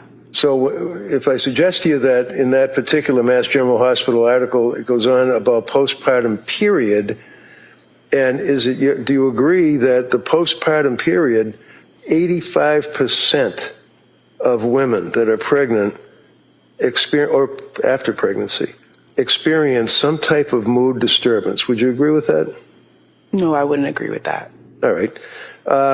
Would you agree that 10 to 15% of women develop more significant symptoms of depression or anxiety? I agree. Okay. And then postpartum psychiatric illness is then divided into three categories. One sounds like something out of the 50s. Postpartum blues. Would you agree with that? Yes. You've heard that expression before, Correct. right? And it can be bothersome, it can be aggravating, it can be intrusive, but it's not threatening the life of the mother or a baby or anybody else, right? Correct. And it's fairly common, right? Correct. Number two would be postpartum depression. Now, that's a different issue, correct? Yes. And number three would be postpartum psychosis. Is that right? Yes. All right. Now, postpartum depression, prior to morphing, if you will, into postpartum psychosis, consists of a number of symptoms, symptomology, right? For you to diagnose a woman, whether she's pregnant, has the baby, or after having the baby, with postpartum depression, there are certain things that are symptoms that you look for, right? Correct. Okay. One of which would be depressed or sad mood, right? Yes. Lindsay had that, right? Yes. Next would be tearfulness, right? Yes. Lindsay had that, right? Correct. Next one would be loss of interest in social activities or usual activities or friends. She had that, right? Correct. Feelings of guilt. She had that, right? She didn't express feelings of guilt. Okay. Feelings of worthlessness. Did she express that she felt worthless? She did not express that. How about fatigue? Did she have that? She did not express fatigue, but lack of sleep. I know the lack of sleep. Were you aware that, in fact, that she had indicated that she was so wiped out that she couldn't even get out of bed, couldn't put her feet on the ground, and if she did, she felt heavy? I did not hear that from her. Okay. How about, you mentioned it, you got it, sleep disturbance is another issue, correct? Correct. She had that, right? Yes. Change in appetite, she had that, lost 10, 15 pounds, right? Yes. Poor concentration, she had that, right? She said she was numb. She could not focus. Suicidal thoughts? Yes. We know she didn't have a plan, but she had suicidal thoughts, right? Correct. So under the Mass General Hospital research project for women that are suffering from postpartum issues, she pretty much hit every one of the postpartum depression symptoms, correct? Correct. And then it talks about if it increases in severity, significant anxiety symptoms may occur. Not generalized anxiety. Significant anxiety symptoms can occur. Is that right? Correct. And one of the ways that you determine that is by the tests that it can be administered to a person who is in a postpartum status. and that would be what we talked about, the Edinburgh test, right? Correct. And you're aware that she was given the Edinburgh test and had a 23 out of 30, I think it was. I was not aware. Okay. And some women develop panic attacks referred to as hypochondriasis. You'd agree with that, right? Agree with that in reference to. Lindsay, she had panic attacks and complained of having panic attacks. Yes. Okay. And then you can get into the various diagnoses of which, on a postpartum person in that time frame, obsessive compulsive disorder, OCD, right? Correct. Or bipolar 1 or bipolar 2, right? Are you using them interchangeably or could develop? Trust me, let's say bipolar 1, Yeah. okay? So that would be one mental disease, correct? Correct. And it's pretty serious stuff, right? Yes. And if a person is diagnosed as bipolar, one of the things that you shouldn't, if you know, is prescribe SSRIs such as Prozac or Zoloft, right? If you know. I'm not sure of that. Okay.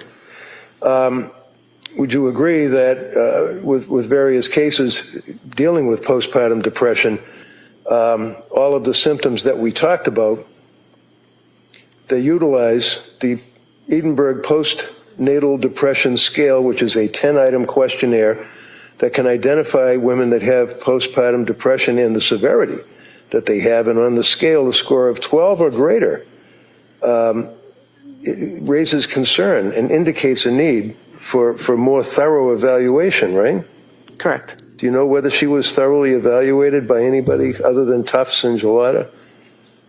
I'm only aware of Tufts and Gelada. Okay. I mean, you were trying to do the best you could with what you had to work with, right? Correct. Okay. Now we get to postpartum psychosis. That's the third category, right? Postpartum psychosis, you'd agree, is the most severe form of postpartum psychiatric illness. Is that right? Correct. Would you agree that it occurs in averages about 2 out of 1,000 women, right? Correct. And its presentation can be very dramatic with onset of symptoms, and that can be within a year, according to the CDC, Center for Disease Control, Yes. right? Okay. And when it hits you, it just hits you, bang, quick, right? Correct. And when you think about 2 out of 1,000 people, seems like a daunting number, but if I tell you that Fenway Park, when they're full, when they're playing the Yankees, they have 37,700 people. If you take the 37,000 people and you multiply it by 2, that would mean as you're sitting there behind first base, 74 women possibly have postpartum psychosis, right? Not sure of that number, but. Well, if you agree that it's 2 out of 1,000 according to the studies and the statistics, and if Fenway Park has 37,000 seats, times 2 would be 74. Okay. That's a pretty large number of people, right? 74 people out of that crowd? Okay. It's not that horribly unusual. I mean, it's something that perhaps you've dealt with in your practice, right? Yes. And when you're dealing with people with postpartum psychosis, do you agree that generally they present with an episode of bipolar illness? If you know. No. No, they don't, or no, you don't know? No, I don't know. Okay.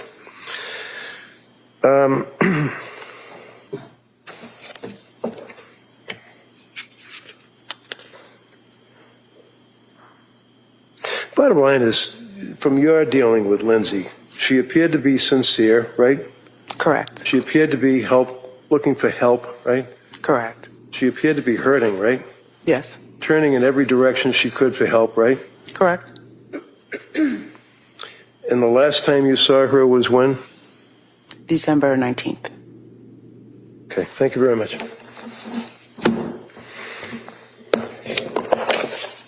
Attorney Buckingham. Briefly, please. Ms. Dukes, you indicated that you didn't review the records of Nurse Paul or Nurse Gelada. Correct. Why? I wanted to have a fresh set of eyes to look at the situation and to assess it when she came in for her visit. That's typical practice. And that's why you do an entirely new process, right? Where you do your own intake, you assess diagnostics for determining whether there's any sort of mental illness, right? Correct. And while you can collaborate or speak with the providers about an overall treatment for the patient, your therapy is your therapy. Correct. And as far as your role, you don't have any role in medication management, do you? No, I don't. Okay. And so when the note read current medications, is that just based on what pre-fills for the patient, based on their historical records for the clinic? Yes. Okay. And so you don't know what she was prescribed and when, and if all of those prescriptions were active. You just know what's in the computer. Correct. And as far as the timeline here for the recommendations for partial hospitalization, I just want to make sure that we're clear. You had been for some time recommending some sort of partial hospitalization program, correct? Correct. And on December 12th, you had already talked to Lindsay Clancy about the Women and Infants program, had you not? Correct. And so when she told you on the 12th that she was starting that program in Norwell, that wasn't from your referral, right? No. And you still recommended Women and Infants? Correct. And you got her consent on that visit, right? Yes. And on the 19th, when you saw her, were you aware that she had been at the Mass General ER on December 15th for evaluation? No. And that she had reported then to them that she opted for an outpatient program at Women and Infants as opposed to going inpatient to McLean? Did you know that? I wasn't aware of that. Okay. And when you met with her on the 19th, after the visit to the ER, she still hadn't engaged with Women and Infants, had she? No. And so you had to re-refer her? Yes. But you weren't aware that she had already gotten a referral from Mass General? No. And so you did later learn she went on December 20th, correct? Correct. And were you able to review those records about this visit to the 20th?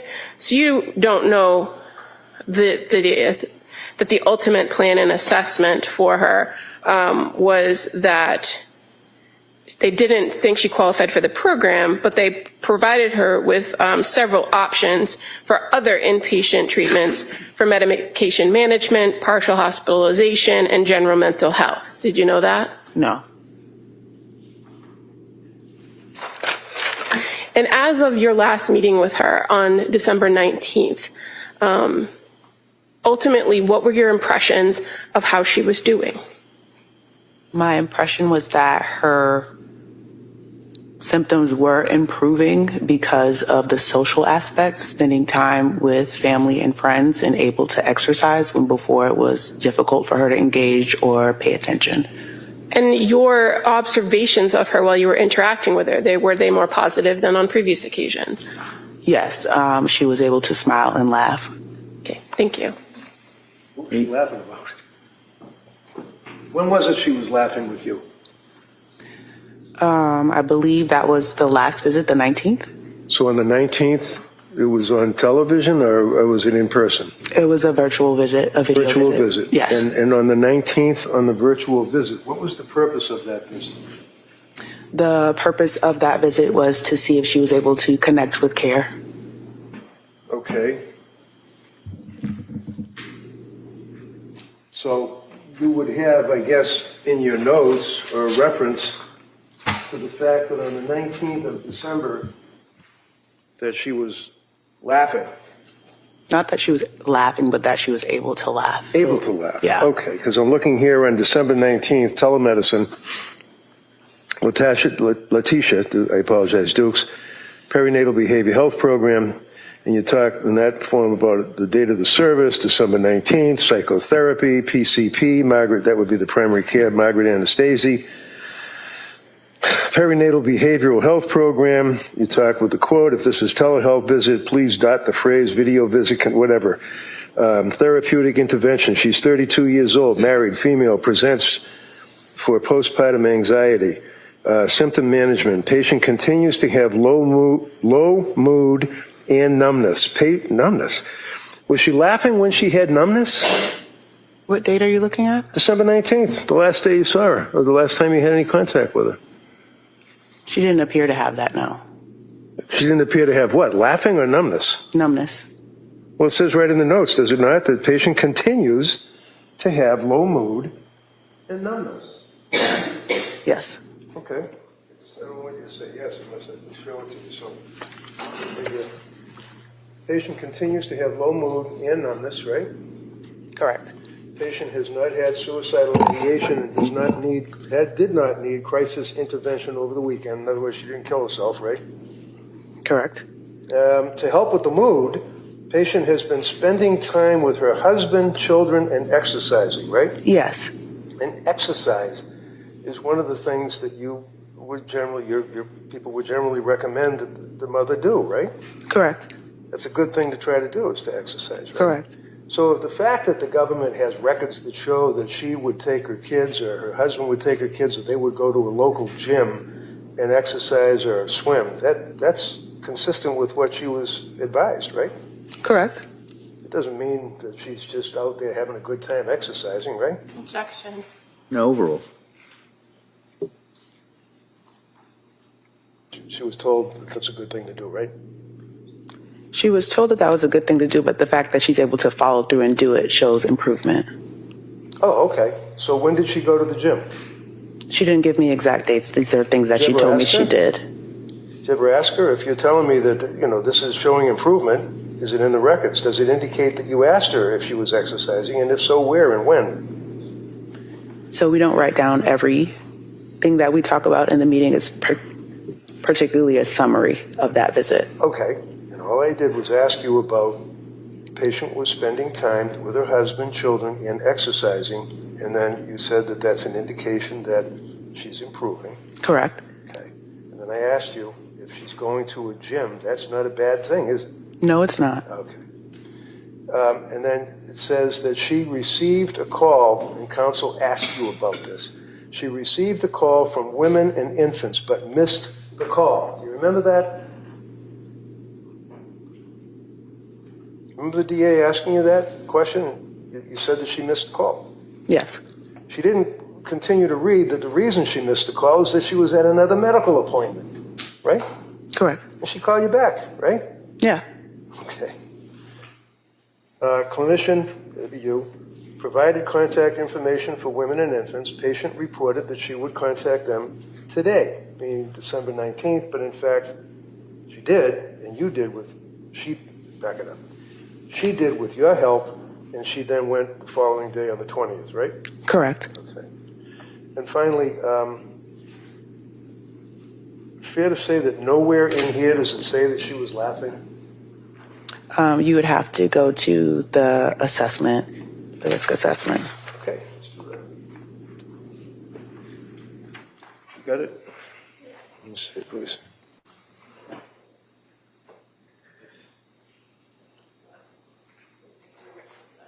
Okay. Now, what's a mental status exam? So a mental status exam is to assess how the person is appearing that day, their mood and their interaction with you in that visit and how you perceive them. Okay. So, with the help from the DA, we have December 19th, the telemedicine form, clinical notes, right? Yes. The laughing wouldn't be in that area, would it? No, it would be more so in this area. Yeah, okay. Yes. Mental status exam, right? Mm-hmm. Appearance, hygiene, WNL. Within normal limits. Okay. Clothing normal, eye contact normal, build normal, posture normal, body movement normal, right? Yes. Behavior is cooperative, right? Yes. And speech is within normal limits, is that correct? Correct. Emotional state, affect. Patient reports feeling numb and having low mood for most of the day, right? Yes.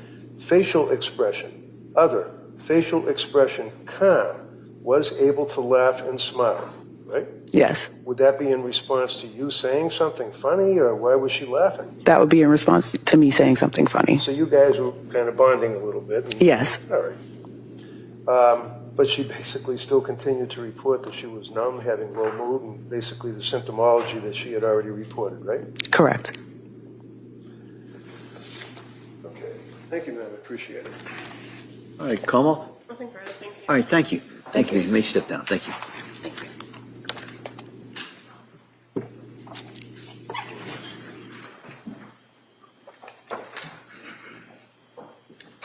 All right, Commonwealth, you want to call your next witness? I'm also call Cameron Daly as its next witness, please.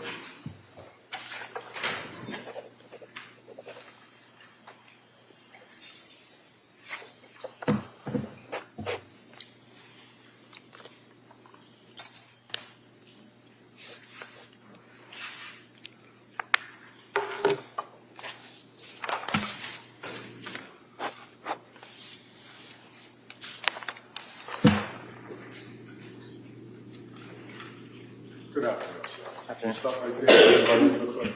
Good afternoon. Do you solemnly swear that the testimony and the evidence you shall give to the court and the jury in the matter now pending between the Commonwealth and the defendant class will be the truth, the whole truth, so help you God? Thank you, sir. You may have a seat. Watch your stuff, please.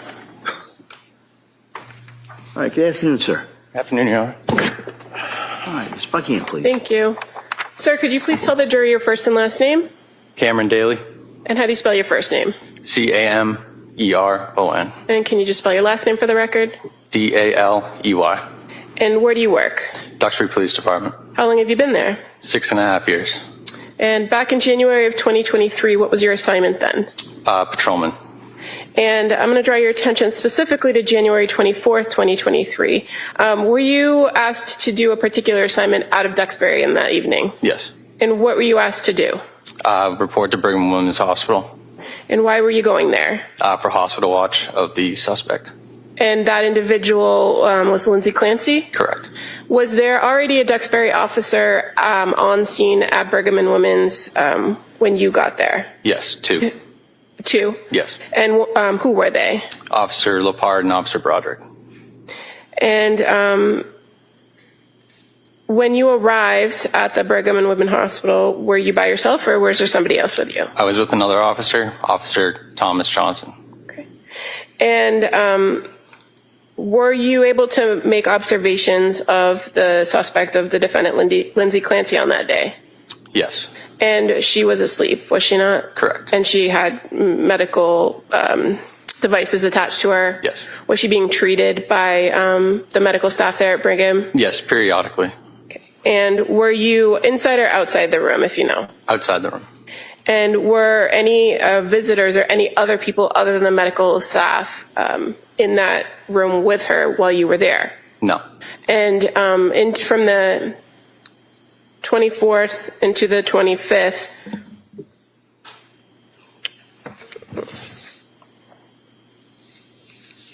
what time did you leave the next day on the 25th? So I reported to the hospital on the 25th. Oh, okay. I was there. I arrived at 10 a.m. So your shift there at the hospital was what? I got there at 10 a.m. I left about 7 p.m. that night, but it was an 8 to 4 scheduled patrol shift. Okay, and you said that was on the 25th? Correct. And you took over for Officer Lepard? Correct, who were there on the overnight previous. Okay, thank you for clarifying. And when you left that next evening on the 25th at 7 p.m., was there another Duxbury officer who came to relieve you, or who came to relieve you? No, at that time, State Police Detective McDonald arrived on scene with his crime scene team, and then Plymouth County Sheriff deputies came to take over the hospital watch. And during that entire shift that you were there, were any attorneys or any other individuals in the room to see Ms. Clancy? No. And did you go back to the hospital for any shifts after that day? No. Thank you. Nothing further. Were you in uniform? Yes. Had your gun on? Correct. Had your badge? Yes, sir. The other guy too? Yes, sir. You were gonna what, guard the woman that was tied to the bed? Correct. That's all we have. Anything? Nothing further. All right, thank you, sir. Let me step down. Thank you. Watch your stuff, please. All right. So members of the jury, rather than start another witness for just a couple of minutes, we're going to break take the afternoon recess at this point. The plan would be to come back approximately 2 o'clock, come right back, resume with the Commonwealth's case. I'll remind you again, I think you probably know what I'm going to say. No talk about this case. Don't do any research about this. Don't read anything about it. While you're on break, don't go anywhere that has anything to do with this case. Take the next hour. Just kind of put this out of your head. We'll see you. Okay, thank you. Court, all right. Good. Find yourself a notebook. There's volunteers.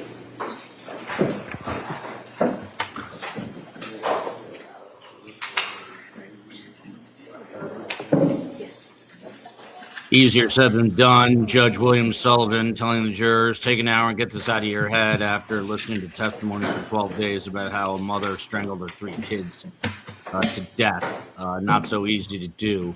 You saw a redirect here by the Commonwealth of Letitia Dukes, who is a healthcare worker. All right, Council Fair, just for 1 second, sidebar, just for a minute. Quick sidebar before lunch, the echocardiogram, EKG machine, whatever it is, the beeping has gone off. They're not fully recessed yet, but Letitia Dukes was on redirect by the Commonwealth to set the record straight about the records, ironically. And the ADA, you didn't review the records, correct. We wanted a fresh set of eyes. That is the typical protocol. She talked about I'm sorry, this was this was the redirect. So she said, yeah, look, in essence, we don't look at the records because we want to go in there with an open mind. Now, I don't really watch other YouTubers ever because I don't want to be influenced the way I do my show. I know I'm a little odd, a little strange at times, and I don't want to be influenced into becoming some sort of mannequin host, not implying that others are or are not, but they could be. So long story short, she said it was standard operating procedure for them to not look at the records. That's a little different than me not watching other YouTubers when you're talking about life and death. I'm a dummy, and what I do doesn't really matter, but what they do could save lives. And here, she did not look at records. I am not sure how the Commonwealth, how the jurors are going to take that from the Commonwealth. That is what she asked. Now, Kevin Reddington got up there and said, she says that she was laughing. Yeah, but you didn't put it in the notes. How come? Implying that there's no real evidence that she was laughing, and said that she was going to the gym and feeling better. Oh, yeah. When did she go to the gym? Where did she go to the gym? Nothing in the notes to reflect that. So he's making the point that this is poor note taking and potentially, possibly, maybe could be a fabrication or a white lie from these mental health care workers. If it's not in the notes, maybe it didn't really happen. So that's what we witnessed there. Then Cameron Daly with the Duxbury Police Department, which is where this horrific triple killing took place, says that he reported to Brigham Women's Hospital for hospital watch on the 25th, I believe, which was the day after this horror. He says he was with Officer Thomas Johnson. Was Lindsay Clancy asleep? Yes. Were medical devices attached and beeping? Yes. Nothing that we did not hear any before. I have no idea, especially after these multiple stipulations, why we're going through the details of all this with every single witness. And then I don't know if Kevin Reddington got up on cross just to get up on cross, but he literally just said, were you in uniform? Yes. Did you have your badge? Yes. Did you have your gun? Yes. Did your partner have a badge? Yes. Did he have his uniform on? Yes. Nothing further. Not really sure the point of all that. And that brings us to lunch on day 12 of testimony. The judge, again, telling them, all right, go take a break. Don't think about this. These jurors are probably going to be thinking about this for the rest of their time. Mike is at the office for the first day as tenting is underway at the Waldmans. Here is Mike. Now, originally I was going to call him Mike Tyson because I am a fan of fighting. Then I got some heat from all of you. Why would you name him after a convicted rapist? I took that into consideration. So he is Mike D now. He doesn't really seem to mind, as you can tell by that yawn. He is now named for the founding father of the Beastie Boys, Mike D. He seems to like that a little more. He's wondering why I'm staring at a computer screen. He's got a harness so I don't pull on his neck. He's got that awesome puppy breath. It smells a little bit like almond milk. I love it. The COE is here. She is hard at work. We got into the COEs from LA, and we got into the lottery to possibly get Olympic tickets. And that is starting in 2 minutes. And she had no Wi-Fi because we're displaced. We're at Carms. Don't tell Carms. She still doesn't know. But none of us knew the Wi-Fi password. So the COE came here.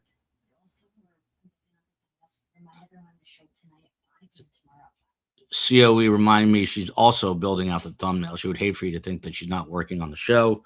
And there will be a show at 5 today. It is supposed to be the Prosecutors podcast. I have not confirmed that yet with Steve Cohen. Tomorrow, we're going to have a woman. Is she from Tallahassee? No, don't say anything. Okay. We're going to have a woman who's from somewhere, and she experienced firsthand postpartum psychosis, and I'm going to talk to her. Now, I also found out, as you know, I don't like to keep anything a secret. Tonight, on top of the tenting for the alleged termites, and having not slept all week and doing this and then doing a show, I was just informed that in 7 hours and 30 minutes, I will also now be in charge of my 3 children. It's called, I guess, fathering, dadding. Typically the COE would be there, but she has an incredibly important meeting, and I did some digging into what it is, and she's actually taking a mahjong lesson. I can't make this up. I cannot make that up. Comped it. I can't bail on that. COE says they quote unquote comped it, and so she can't bail. Mahjong, for those who don't know, I guess it originates in China. It is a card game that old Jewish women play in Miami Beach, and it's making like some sort of a comeback. And so on top of everything else, I now have to entertain my 3 children at 7:30 while the COE is at her mahjong. That was Mike knocking over my Surviving the Survivors sign. Someone's saying a mahjong lesson, ? Yes. Anna Marie, that's a weird response. I don't know if you're talking about me saying that I have to father or something else. The COE is so awesome. I heard that's so fun. I don't understand the mahjong fad. I don't either. Melissa Navone, everyone is now playing mahjong. I love mahjong. I heard. Oh, jeez. The Olympics is Pacific time. That's 4 o'clock. So are you going to be here at 4? Mahjong is good for your memory, apparently. I've seen old women playing Mahjong. Mahjong is good for your brain. Good luck, COE. It's a tile game, Joel. And I'll tell you what the tile is. The tile is I now have to entertain my 3 kids, and I just don't know what to do. Nancy, I'm laughing my ass off in Target. Kind of love you know what? I might take the kids to Target. I love Target. It's like Disneyland. Kids think it's a toy store. They think it's an actual toy store, Target.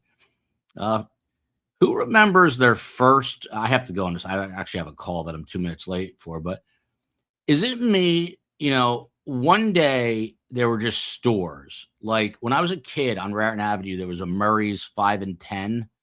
To go in there and get like little Mattel cars. And next to it was a stationery shop on Raritan Avenue in Highland Park. And then one day, all of a sudden, everything was a big box store. It was Target. I don't think I went into a Walmart till I was like 30. I never even heard of Walmart. And then one day, it all became box stores. When did it all become box stores? Why did it all become box stores? Do you wish we went back to Murray's 5 and 10? I hate saying this, but Murray has probably been dead since the 80s, is my guess. Andy Roberts, I love your show. I'm new here. Why is she called the COE? Chief of everything. She runs the show. She runs my life. And that is why she is the COE. You got Steve Cohen, otherwise known as Meave Moen, booking the guests. You got Space Coast on the West Coast, who does everything to keep this show together. And look at this. She has Wi-Fi, so she thinks she can comment right next to me. You can get wee pads from Mike at Target, which we forgot, and take the kids, then take all on a week. I don't know what that means. Anyway, I've got to hop on a call. We'll be back after lunch. If you have any ideas for how I can entertain 3 kids at 7:30, let me know. Is this ever going to end, by the way? Is the Commonwealth going to end, or are they just going to call every single police officer in America and every mental health care worker, and this thing exceeds the O.J. Simpson trial and goes on to like 7 years from now, we're listening to another police officer talk. Okay. Going to walk, Joel, says Meow Randa. And go to a movie. Going to a movie with kids is a lot more work than you think it is. You get there, you get them popcorn, and then they get thirsty. Then you got to go back and get them a water. And then once you get them a water, you got to go back to take them to the bathroom. And then when your son gets bored again, he wants to go to the bathroom again. All right. Love you all. I'll be back here in about 56 minutes to watch this play out. Thank you, everyone.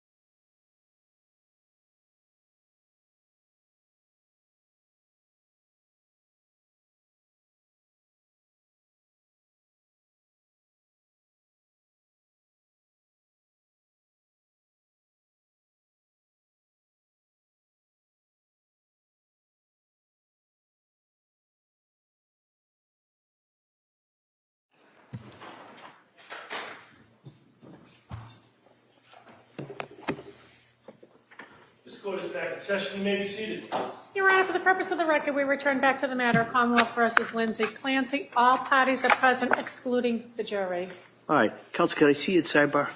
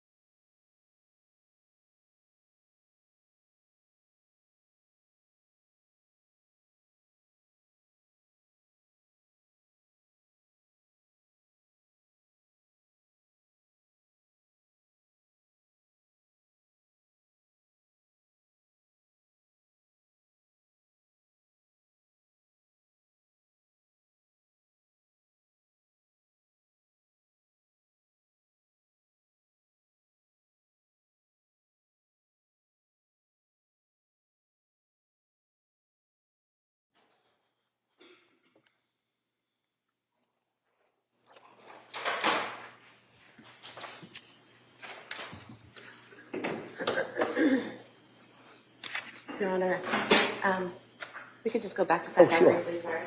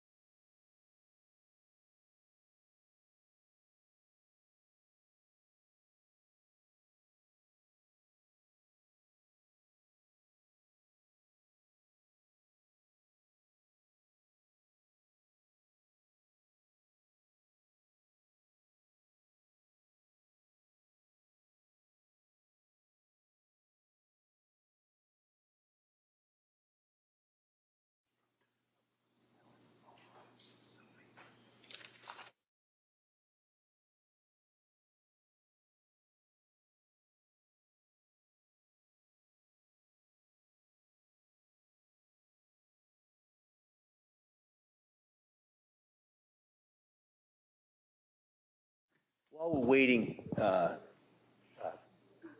the jury, I just kind of remind again that we've got people coming in and out at all times. I want to remind everybody of the pending media order regarding certain pieces of evidence. I also want to remind the warning that I gave, I think it was last week, that there are to be no disruptive statements or anything that's going to disrupt these proceedings.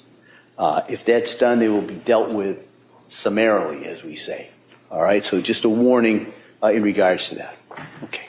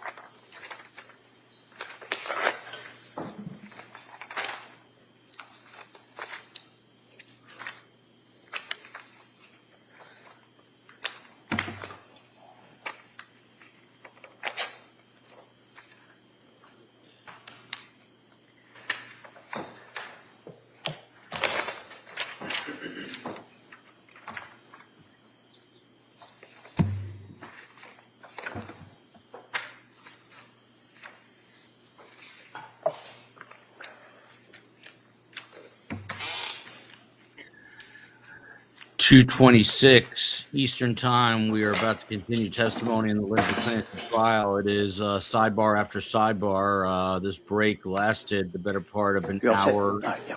Ready for the jury. 28 minutes. They're calling the jury in now. The judge just warning about the sensitivity of some evidence and saying that if they're All right, jury's entering.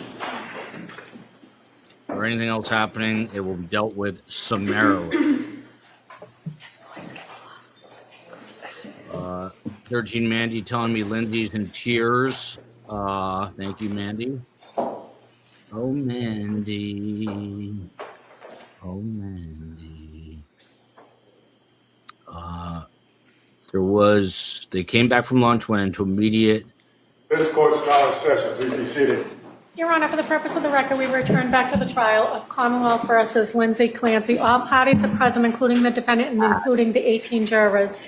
All right. Everybody, thank you for your patience. We'll give you a couple extra minutes to look at the solar eclipse while you're out. So what we're going to do is we're going to return now to the Commonwealth's case. Commonwealth, could I call your next witness, please? Prior to the witness, Your Honor, I would just move to enter in as the next exhibit. He excerpted pages from the South Shore Health System Perinatal Behavioral Health Program regarding the last witness, Letitia Dukes. Okay. Any objection? By agreement, Judge. All right. So it's by agreement. 226. We would call Nicole Bradley as the next witness, please. Thank you. Just for the record, Your Honor, I object. It's not contested. I don't think it's necessary, so I object. All right. Same finding. Yes.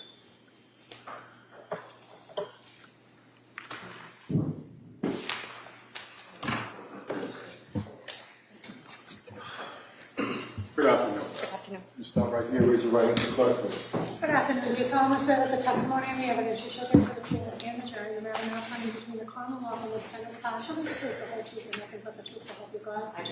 Thank you. You may have a seat. Watch your step, please. Hi, good afternoon. Good afternoon. How are you? Good, thanks.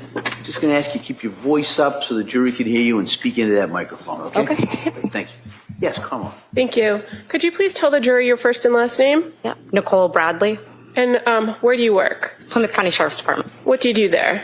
I'm an Assistant Deputy Superintendent of the Field Services Division. And as one of the roles of the Field Services Division, does the Sheriff's Department engage in what's called hospital watch? Yes, we do. Can you tell us very briefly what that is? Yep. So if any safekeep, detainee, or inmate goes over to the hospital, we use our deputies and matrons to cover them on a security watch. And are the employees from the Sheriff's Department who are on those watches required to log the activity of who comes and goes from the individuals who they are there to watch? Yes, they are. And are those records kept in the normal course of business at the Sheriff's Department? Yes, they are. And you're familiar with those records and what they look like? Yes, I am. If I may approach? Objection to the record. Okay. All right. You want to approach and then? Yes, please. Thank you. Then there'll be no objection. Just going to show you a packet. If you could take a quick look at that. Yep.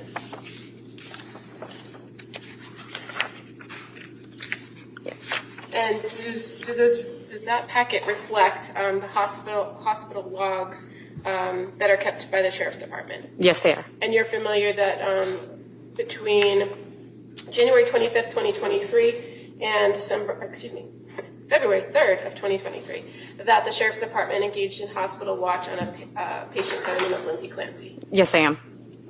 All right. Those may be admitted. 227. No further questions. Thank you. Mr. Reddington? No, thank you. All right. Thank you, ma'am. Thank you very much.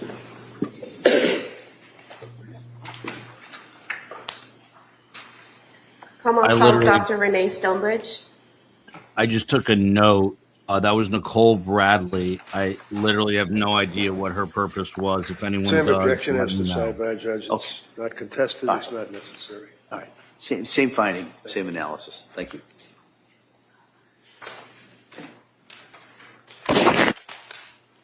What was her point, Nicole Bradley from the sheriff's office, that they did hospital duty?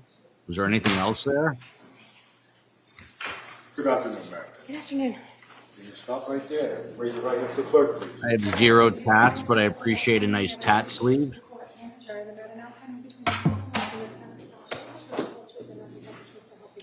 Thank you. You may have a seat. Watch your step, please. Might be right. Autopsy photos. Good afternoon. Good afternoon. All right, Ms. Sprague? Thank you, Your Honor.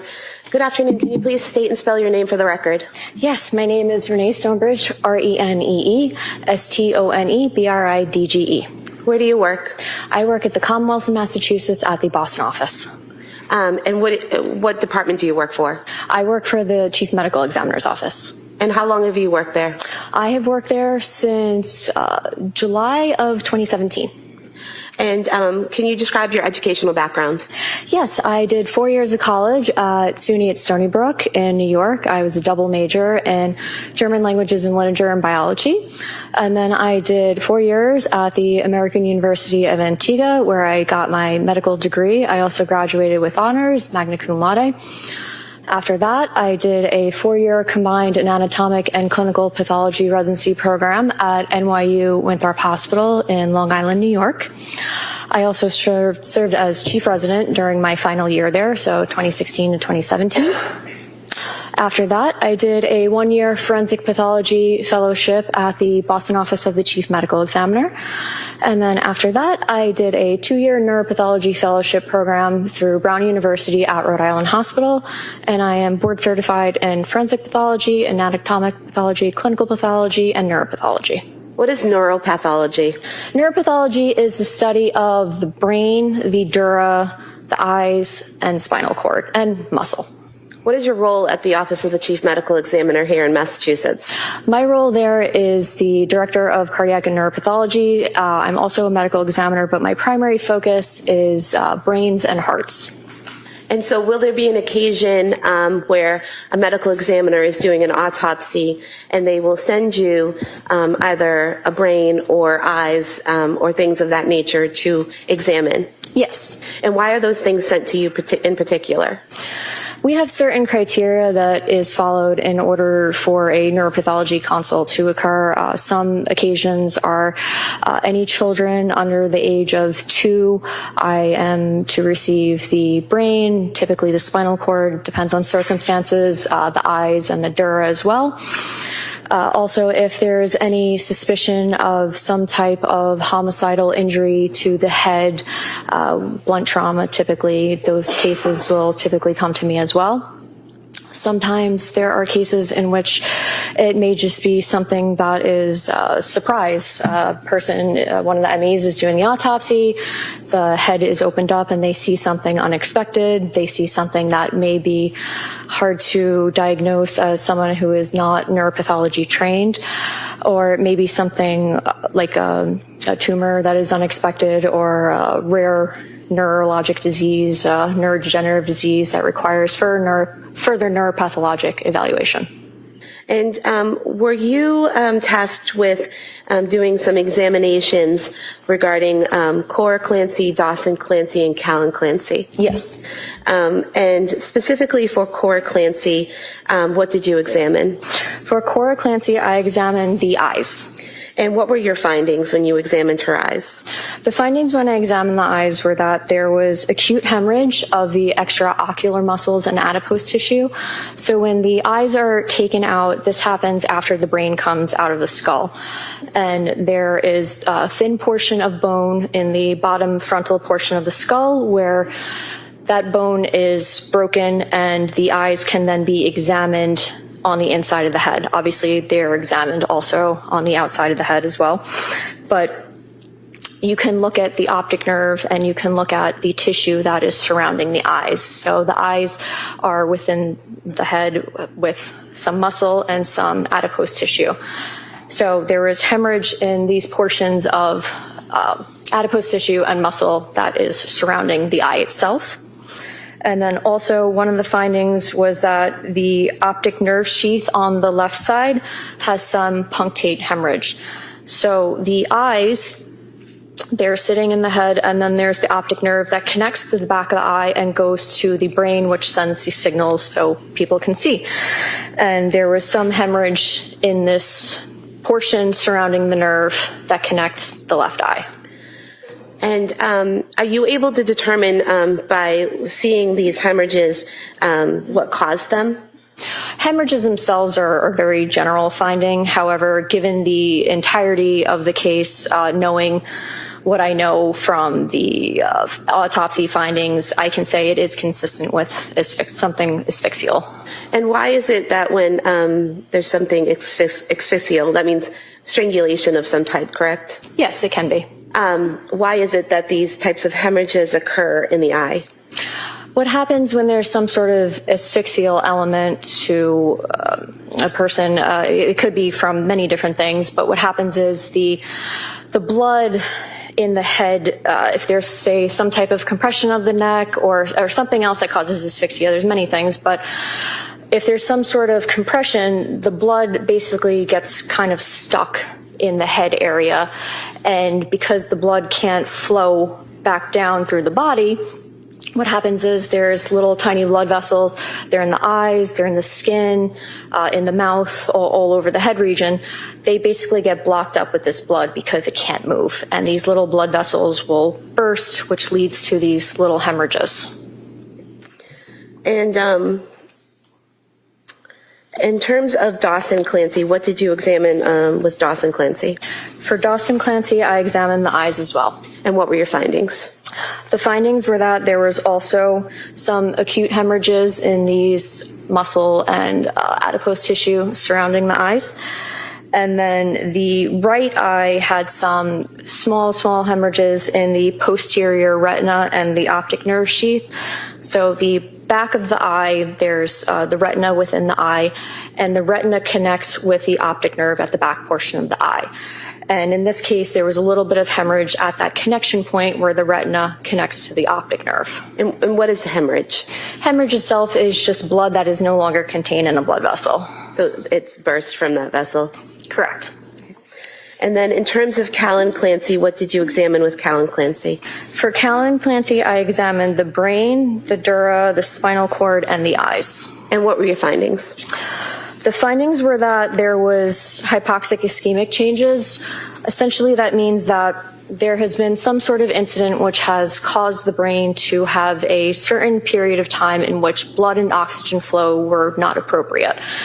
So in this case, there was a time frame in which there was no blood going to the brain, there wasn't enough oxygen going to the brain, and the brain will show certain findings in these sort of circumstances. One of the things I note is that there's edema. Edema is when the brain starts to swell. Edema is also a very general finding. It can happen in many instances, but the edema basically means that the brain starts to swell, so you don't have the nice kind of bumpy pattern on the brain. It starts to swell up and it gets a little more flattened because the brain is encased in the skull, so now it's pressing against the skull because it's swelling up and getting bigger. One of the other things I noted with that was that there was compression of the ventricles. So the ventricles are almost like a tunnel system inside the brain that allow for the cerebral spinal fluid to flow through the brain and go into the spinal cord. And when the brain starts to swell up, it not only swells up outwards, but swells inwards on itself as well. So these ventricles that are located in the inside portion of the brain are starting to get kind of squashed because the brain is swelling. Another thing I noted was that the brain was diffusely friable, meaning that it's very soft. So one of the things I do on all my brain cases is they go into formalin. The formalin allows them to fix, which basically firms up the tissue. And it makes the tissue more easy to manipulate. A fresh brain coming out of a skull is very soft. It's very easy to damage it. It's very easy to put your fingers through it if you're not careful. So one of the things that gets done is these brains will go into formalin. I typically will let them fix for about 2 weeks or so. And sometimes, regardless of the fixation time at the formalin, sometimes the brain still will not firm up the way it should, because if I'm receiving a brain and it's already has hypoxic ischemic changes, the formalin is only going to penetrate the tissue so much because the tissue is essentially already dead. Can I just stop you for a second? What is hypoxic ischemic changes? Hypoxic ischemic changes is when you are getting lack of blood and oxygen flow. So hypoxic is the oxygen portion and ischemic is the blood portion. So what you saw with Callan's brain was consistent with a lack of blood and oxygen? Correct, yes. Which then led to brain death? Correct, yes. How long, based on your training and experience, does it take for a brain to start dying after the loss of blood flow and oxygen? It varies based on different sources. Most sources say it's between about 6 to 8 minutes. If there is no oxygen flow, then the brain will essentially start dying. It depends on, if there's resuscitation that occurs afterwards, but it's generally in the frame of 6 to 8 minutes or so. And once brain tissue dies, it can't be brought back, correct? Correct, yes.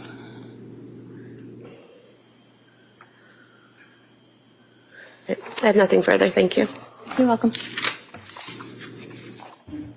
Rayton?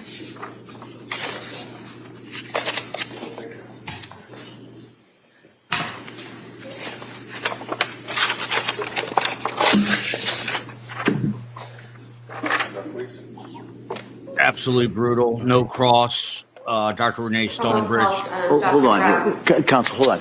We're going to take a short break. All right? So why don't this will be a very short break. Come out. We'll come right back. Okay? Court, all right. Jurors, close the notebooks. Please come to chairs, please. This way.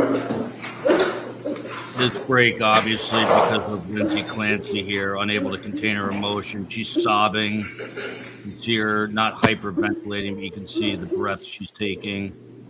And she's making audible sounds, which is prejudicial. So the jurors must be removed. This is protocol for this type of testimony. This was Dr. Renee Stonebridge from the Chief Medical Examiner's Office. This is brutal to watch. We'll be in a short recess in the courtroom. Everybody, clear the court. And there you go. She talked about Cora Dawson Callan. I'm not going into the details. She examined the eyes, the brains, the dura, the spine, and it was brutal. And these 3 kids died at her hands. And you heard Kevin Reddington say ahead of this, essentially there's no objections. This is, we've admitted that our client did this, that she killed these children. Bring in your medical examiner, office people, have them testify. And that's why he didn't cross her. I don't know that I remember something more sad than this in recent memory, all the way around. It's just horrible. And it's necessary testimony because the jurors have to hear this. This just takes me back to prior to lunch. He said to the jurors, go take an hour and take it off your mind, which you're not going to be able to do. These jurors are going to be here for with this case for the rest of their lives. So, they're owed a debt of gratitude for what they're doing. 12 women, 6 men. Eventually it'll be whittled down to just 6 who agree on this, but it's horrible. Any which way you try to slice it or look at it, whether you hate Lindsay Clancy and believe she's the devil, whether you think that she was out of her mind, doesn't really matter what side of this you're on. We have been getting a consistent stream. I wouldn't say hate mail, but people just saying, hey, are you going to at least, I've been trying to find guests to support the Commonwealth here. And I see what you're saying. And I understand there's some moments where I do feel strongly that she belongs in a state prison. And then there are moments where I believe she belongs in a state hospital. Today on the show, you're getting 2 of the best prosecutors, and they have a podcast called The Prosecutors Podcast. Brett and Alice are coming on at 5. There's going to be a redirect, 5 p.m. Eastern. I want you guys to be a big part of that show, to ask them questions.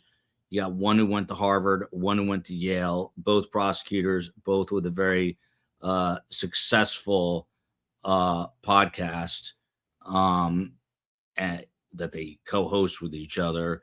I've not forgotten the children. I said their names many times and thinking about them, but we did get Brett and Alice and they're coming on at 5 o'clock. And I'd love for you guys to be heavily involved in this show with a lot of questions. So, whatever's on your mind for them, and we'll get their take about where we're at in this case. Not sure how much more testimony we could possibly have from the Commonwealth. There was talk that they were gonna wrap their case in chief on Friday. Today is today. Is it Wednesday? Yeah, it's Wednesday, August 12th, the 12th day of testimony. And right now, it is pretty obvious that Lindsay is trying to collect herself. Kevin Reddington, who, again, from everything I hear about him as a person, he is supposed to, no matter what you think of him as a lawyer, as a person, he's supposed to be a very good guy. He seems uncomfortable in terms of comforting Lindsay when she has these outbursts. So he's kind of just putting his hand on her shoulder, which I guess is all he can really do. And he pointed at this moment to the bailiff to, hey, let's wheel her out of here. She's not doing well. So she is trying to collect herself right now. And that's why we're on a break, because it's prejudicial to the jury. If she's sitting there sobbing at the sight of her autopsy photos and she did this, it's kind of sending mixed signals. So the judge wants it to be more objective. She's collecting herself, and we will be back with another bit of testimony. And he said it was going to be a short break, but with this judge, with all due respect to Judge William Sullivan, I don't completely trust him.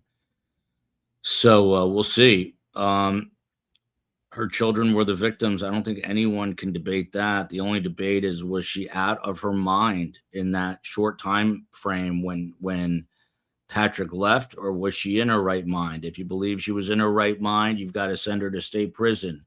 If you feel like she was in a psychotic / depressed state and she was not criminally responsible, she's going to a mental hospital. Those are really the only two choices for Lindsay Clancy at this point. Almost no chance of her just walking away. The only way that could happen is if there's a hung jury. We discussed this before. If there's a hung jury and the DA decides not to refile charges, essentially she would walk free after admittedly killing her 3 children. Carm and I spoke briefly. She had some choice words for these mental health workers, saying what were they doing? What were they thinking? They weren't taking notes. They weren't speaking to each other. It seems like it was chaotic. That's what Carm said.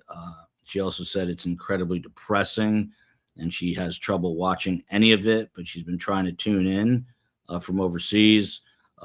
Maury says psychological torture to everyone. Poor Lindsay, sad children in between. A lot of people don't think poor Lindsay. Sunline, right here. I want to see the tears. Some people want to see her with the most severe punishment imaginable. She's not psychotic now. Hate burns the hater is a comment. I'm not exactly sure where that is. Dawson ran from her.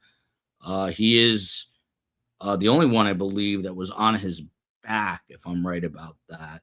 Dawson was found on his back.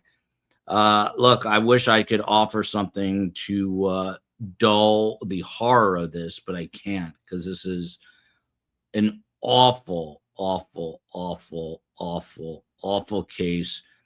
Any which way you slice it, if there's anything that comes out of this, is that, maybe it brings attention to issues of mental health awareness when it comes to maternity issues specifically. In other words, women who are either pregnant or have just given birth, because I don't think people really, if you are having mental health issues in that position, then most people don't know what is going on. Cynthia, first time I've cried. Hopefully not in your life, Cynthia, but I hear you during this case. It's pretty heavy. Joel, do you see a world where they would say guilty unanimously? I think it's the short answer is I have no idea. The long answer is I think some of this is going to just depend on who these jurors are. Also, who the jury foreperson is and how strong and persuasive the jury foreperson is in bringing over whoever the jurors are that are not on the side of the majority, if that's the case. I'm not sure where we go from here. I mean, do you think that the government rests after this? I'm not sure. What else do you do? Are they going to bring a witness on that's going to actually show? I don't think they saw the photos here. Are they going to bring a witness on who shows photos? What else is left here? I'll tell you this about Carm. She's never going to not have an opinion. I didn't even bring it up, to be honest. She brought it up. I had to call her to say, look, we're staying in your place because we had to get our house tented. And so she wasn't too happy about that. And Carm's main focus after that was, is someone going to come clean my place after your three kids walk all over my property? And I said, I'll try to get someone to clean. But Carm says she can barely watch this. I don't want to get even heavier and deeper. For those who do not know, Carm lost a child. I had a brother who died from a genetic illness when I was want to say 2-3 years old. Carm is incredible at compartmentalizing tragedy, and she moved on from that. It's not a big part, but it's a part of the book that I wrote about Carm and how she is a survivor. And I'm not sure how these people are going to, any of them are going to survive after this. And I'm talking not Lindsay, but Patrick appears to be remarried and doing well. But Lindsay's parents, Patrick's parents, I mean, this is just a horror all the way around. And obviously Lindsay has to deal with it too. Justice from Calvin here. Justice for all the children whom are the real victims. She got her husband out of the house to do this. I can't understand the sympathy for a person that deleted her children. I see that side completely.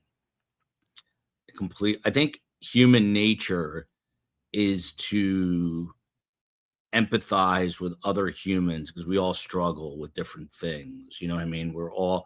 Doesn't matter who you are, you're either struggling with hair loss, your weight, your thoughts, your career, the trillion other things that you could be struggling with. So I think there's a natural empathy from human beings. And then there are those who are much more like I know this is shocking. I think and worry about everything. COE is much different than I. She's much more black and white. My father, much more black and white than my mother. My father would simply have said, I'm not watching this, Joel. I'm not interested in this. I have enough patience. I'm a psychiatrist. He would never have followed this, never have watched it unless I asked him to. But there are people who want Lindsay Clancy's head on a platter and others who are more sympathetic. And none of that matters. None of it matters because it's only these jurors. And these jurors, unlike some other trials, are owed, I think, a special debt. We try to control the chat with our mods. You have a nasty chat. This is an unusual case where it's very divided, and that's going to happen. So, did we get the Wi-Fi password? No, we did not get the Wi-Fi password. And the COE was here for a while, and she took the Wi-Fi password in the office instead. David Gargamel, I haven't seen him in a while. Welcome, David, with his NJ New Jersey greatest state in the union sweatshirt. Telehealth can go to hell. I mean, that's the other thing. There are definitely some big problems with the healthcare system in general. You don't need to look past what happened with Luigi Mangione and that whole disaster of a trial that's becoming more of a disaster. Lumen Drops here says she is a cold-blooded killer.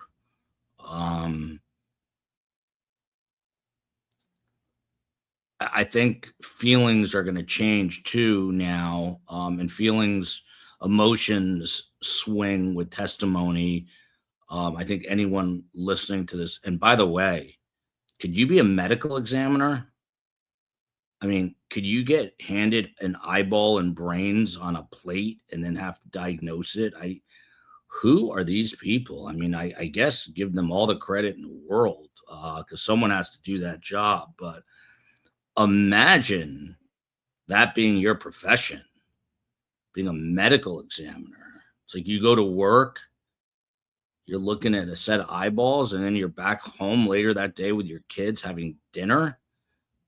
What a profession that is. That takes a certain type of personality, and it ain't my personality, I'll tell you that.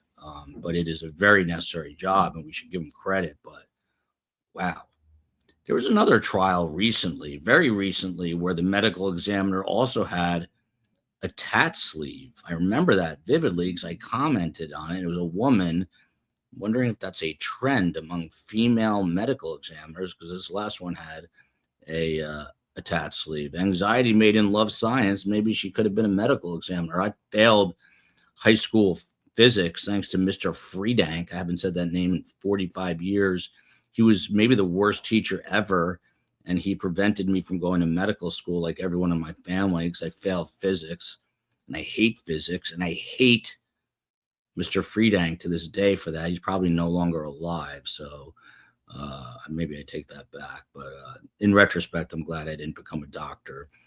We're on a break right now if you're joining, because descriptions of the 3 children's body parts were described by the medical examiner, and Lindsay is crying, as Swifty says here. And therefore, we're on a break right now because you cannot have a sobbing defendant in front of a panel of jurors who are going to decide her fate. So I don't know. This is another thing I'm hearing a lot of too. Lindsay Clancy was just a liar, period. Violet Blue looks like she doesn't mess around, and that is her feeling. Again, tattoos have no bearing whatsoever. I know you don't have to have a tattoo to be a medical examiner. I was simply saying, is it a thing for medical examiners to get tattoos? Catherine says, Joel, I'm back, but I won't watch this testimony. This is over the top. Already said she killed these poor babies. And, you know, Kevin Reddington goes into different shades of red on his face, and he looked perturbed with the testimony. But again, that testimony, as horrible as it is, I think is necessary in a case like this. But what else is the Commonwealth bringing? What else is the Commonwealth bringing? I think we have to be at the very tail end. I'll tell you what the prosecutors podcast, Brett and Alice, are bringing is intelligence and a prosecutorial perspective here. And I'll push them on, you know, the prosecution side of things and why the prosecution might have a chance here if that's what they think. I've been following Brett's tweets pretty closely, and I'll pull some from today. So we'll keep an eye on it. Can I tell you, when you hear testimony about eyeballs and brains, it's hard to come back from that and host a YouTube channel because it is depressing as hell. It's awful. There's about another hour left of testimony. What are the chances that Judge William Sullivan comes back now and says we're going to recess for the day because Lindsay Clancy simply can't get it together? I will personally be annoyed because we're taking breaks here. Who knows the exact timeline? How long was Patrick Clancy gone from that house at 47 Summer in Duxbury? How exactly how long was he gone until he returned? Does anyone have the bottom line answer on that? I'm seeing all kinds of different numbers. And here we go. Exactly what I don't want to hear. I bet the judge dismisses for the day.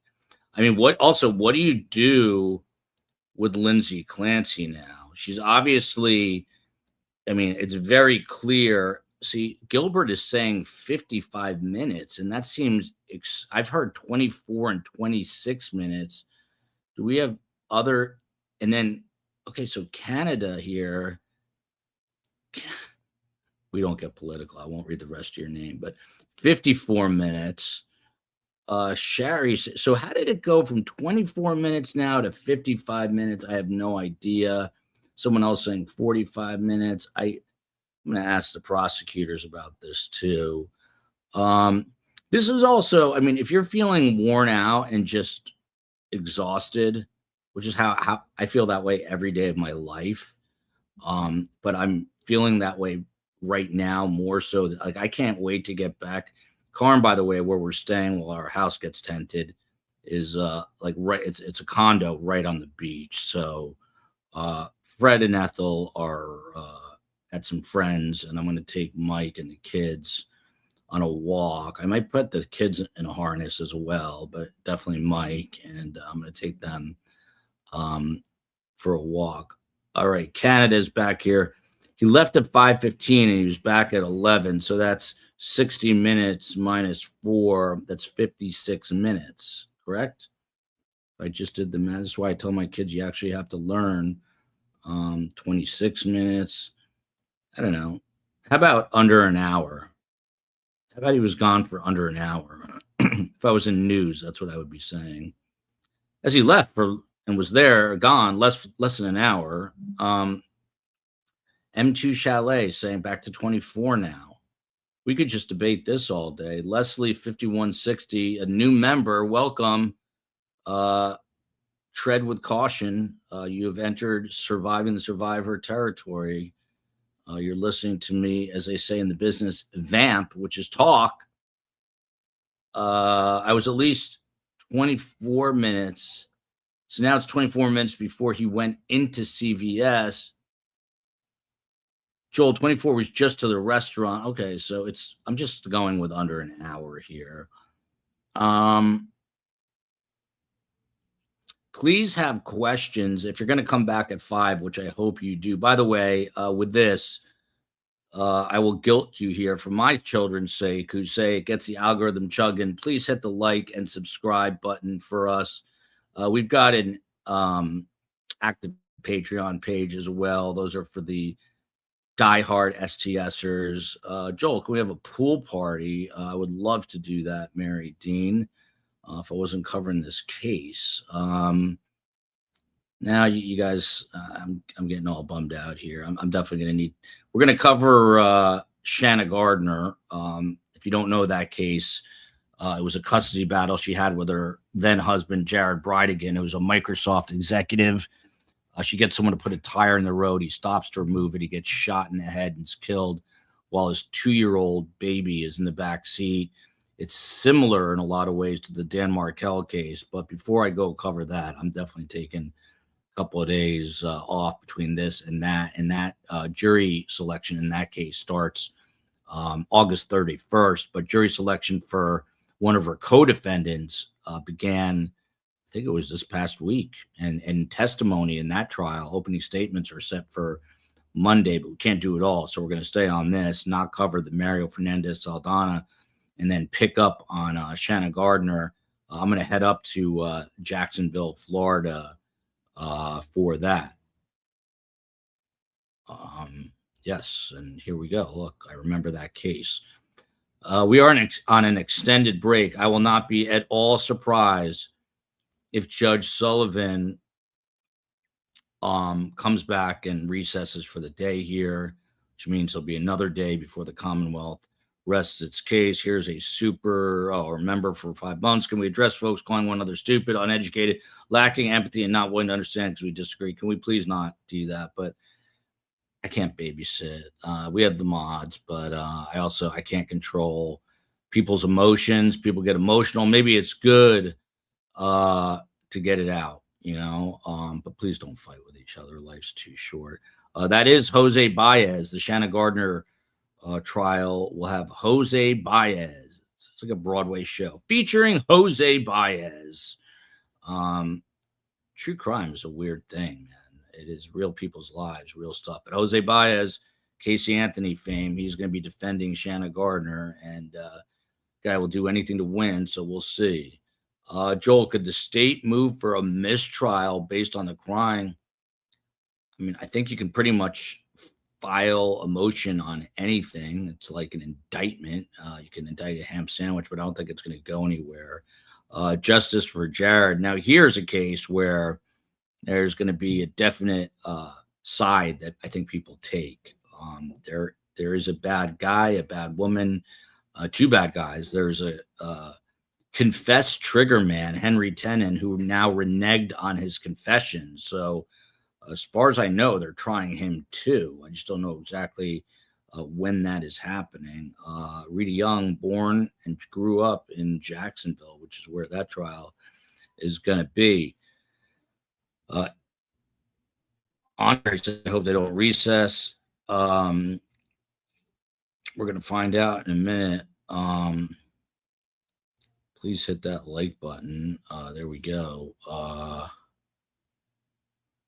I do care about animals and even insects. I do. I mean, if there's any, I sort of care about them more than human beings. Human beings are very flawed creatures. Most animals are innocent. Humans, on the other hand, I was watching this show yesterday just to wind down. It was something about Alaska in the title, but it is a guy who is following bears around Alaska, and he photographs it all. And the distance he gets from these massive bears in Alaska, talking like 700-800 pound bears, and he's like 20 feet away, and he's talking to the camera saying, you know, this bear behind me could get to me in under 1 second, so I need to remain calm. And he's remaining totally calm. And I know the show is edited, so I know he's not gored to death, or at least I hope not. And then somehow the bear just walks away. You see the bear's nose, like and the guy's like, he smells me. I didn't know this. These bears have 7 times the ability to smell than a bloodhound dog does, which was an interesting stat. So this guy's sitting there in an open field in Alaska with a bear sniffing him, and she has cubs, and he has a camera. I mean, this guy's going to get mauled. I mean, his career path or trajectory could be very short. Counsel, can I see it sidebar?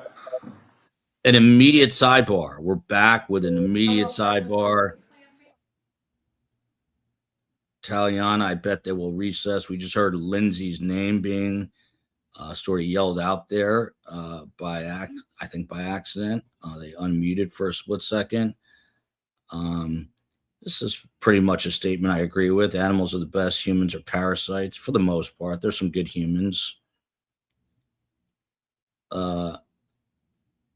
Humans don't eat your house. Termites do. I've yet to have proof that there was an actual termite in my house, but Gamecock in North Carolina. What's supposed to happen on Friday with Murdoch? They're trying to get the murder charges dropped altogether now. I've just been reading about it. Too mired in this right now, but Alec Murdoch's never getting out of prison.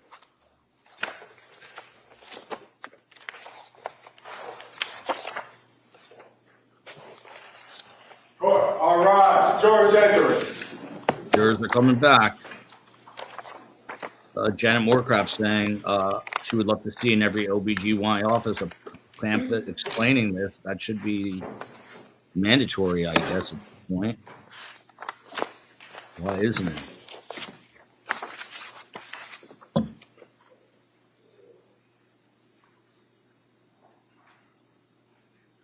Or maybe they're calling them in to excuse them. Please be seated. Your Honor, for the purpose of the record, we return back to the trial of Commonwealth versus Lindsay Clancy. All parties are present, including the defendant and including the 18 jurors. Well, members of the jury, I just kind of want to revisit an instruction I've given you a couple times, I think, during the course of this trial. It's important to understand and remember that sometimes there's evidence that's presented in the trial that creates an emotional reaction. But as jurors who have taken an oath to follow the law, I'm instructing you that the law says you must separate any emotional reaction on your part from the informational value and weight that the evidence produces. Your verdict in this case is going to have to be based solely on the evidence, and it's not going to be, it cannot be based on sympathy or anger or passion or prejudice. All right? So you've got to keep that in mind. And so with this, we're going to go to the next witness. Okay. Commonwealth calls Dr. Barbara Vidal-Olsen. There's going to be another medical examiner, I believe. The judge re-instructing to decide a verdict based on evidence, not emotion. Same finding and analysis. Afternoon, ma'am. Sound like you raise your right hand to the clerk, please. Good afternoon. Do you solemnly swear that the testimony and the evidence you shall give before me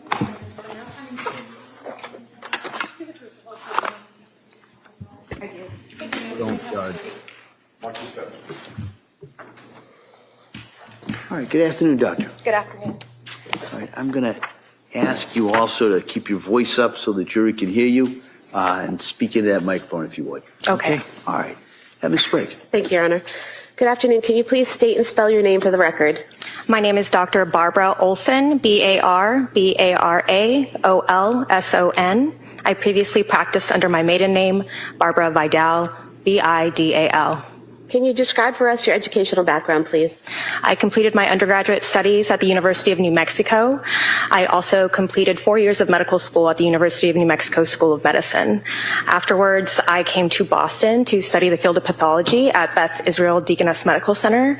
I completed a 4-year residency program there, studying both anatomical pathology and clinical pathology. And after my residency, I did a surgical pathology fellowship studying the gastrointestinal tract, liver, and pancreas. And I ended my training doing a fellowship of forensic pathology at the Boston office of the Chief Medical Examiner. I am board certified in anatomical pathology, clinical pathology, and forensic pathology. And what is forensic pathology? It is essentially the study of causes that are diseases, disorders, or trauma that results in sudden, unexpected, or non-natural deaths. And do you currently work at the Office of the Chief Medical Examiner?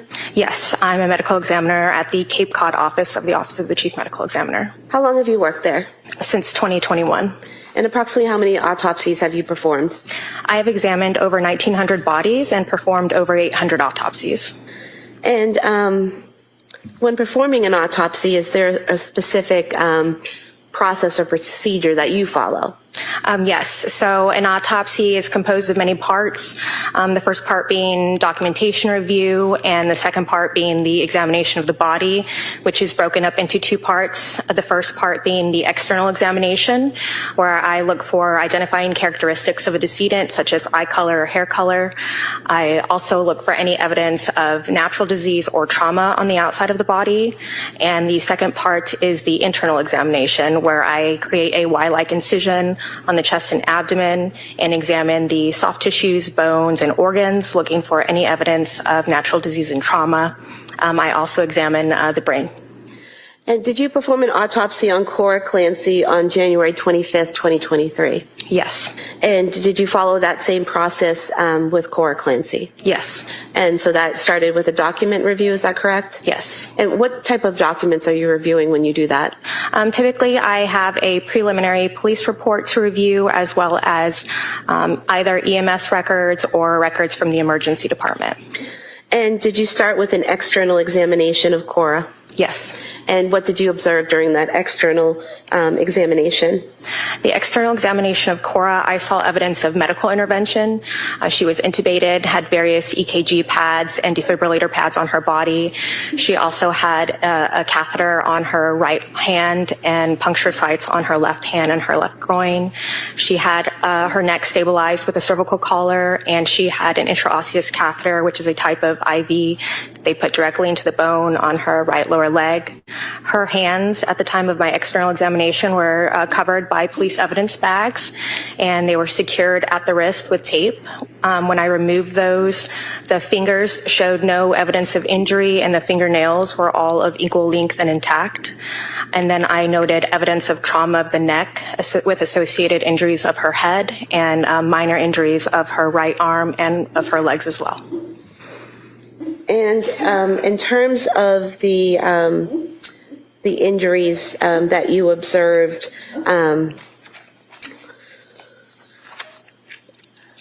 evidence of trauma to her neck, were there also injuries to her face and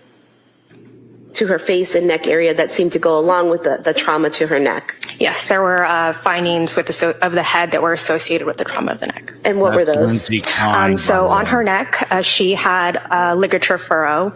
A ligature is an object used to apply external force to the neck or compress the neck. And a furrow is simply the pattern of injury that develops underneath the site of compression.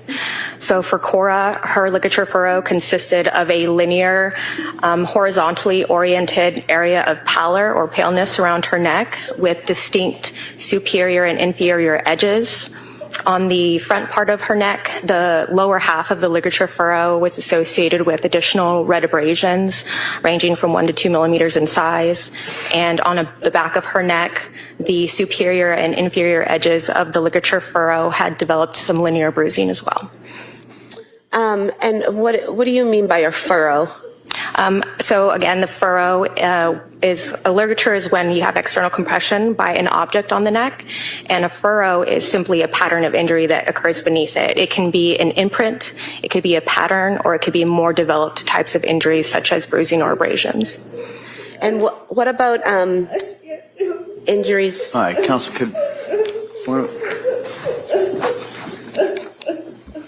she just said said I take can't a break this time. All right. All right. Jurors, close your notebooks. Place them on the chairs, please. This way, please.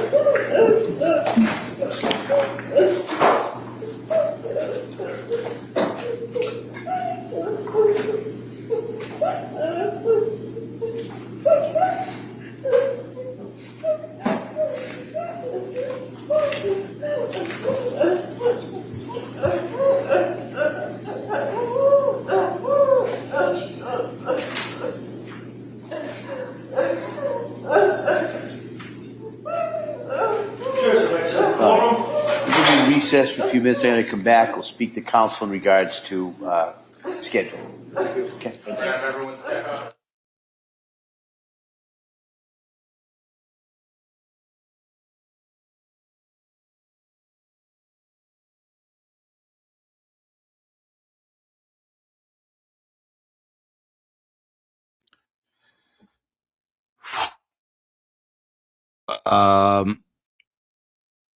She screamed out, Lindsay Clancy did, "I can't do this," completely losing it.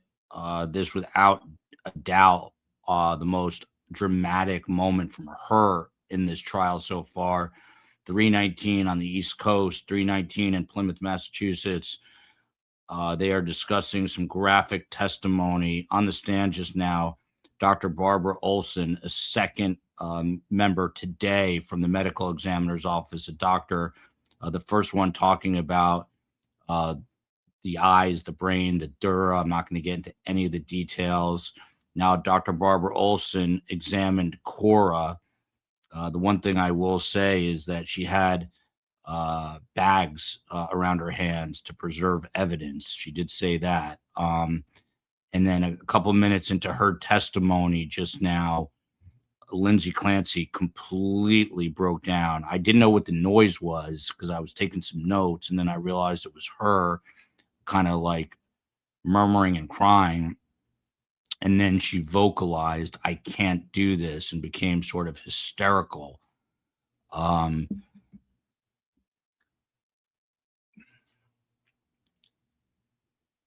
Just thinking aloud. I mean, a couple minutes ago, she's okay.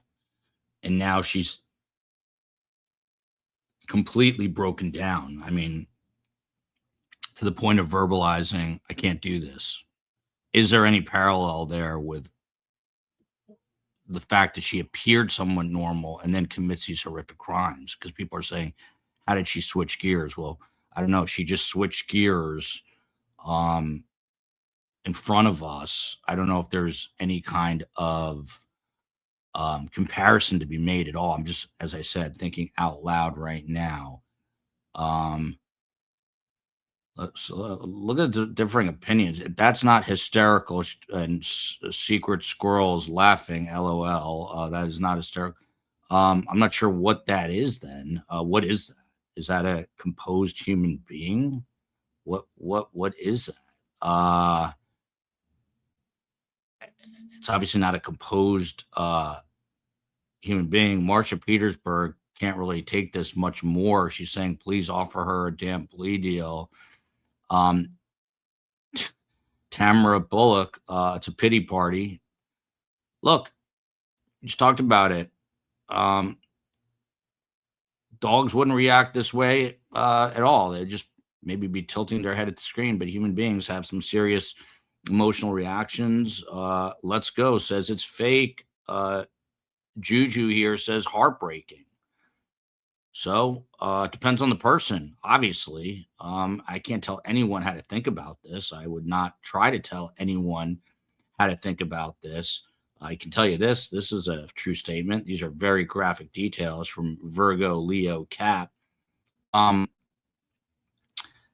this is true. She is listening to what she did. I think there is a lot of truth about that. But how do you continue this trial right now under these conditions? You got Lee and Maine. I mean, look, we can't run from this. Shame on you, haters. People are divided on this. I think it's important. And then Cynthia says it's not fake. She did say this, I can't do this. And she did say, I can't help it after that, which is what this comment is. I did hear that as well. Can't tell anyone what to think about this. It's a free country, as my dad would say. It's a free country. It's a free choice. You guys can think about it as much as you want. You can absolutely hate her. You can feel incredibly sorry for her. But at the end of the day, it's not going to matter how you feel. It's going to matter what these jurors are doing. By the way, let me read this to you. I just tweeted this out at Podcast STS. Big shout out to Court Dog Daniel. He's always been in our chat. Never really got to talk to him. We have him scheduled to come on at lunch tomorrow. He travels in an RV to different trials, and he's in the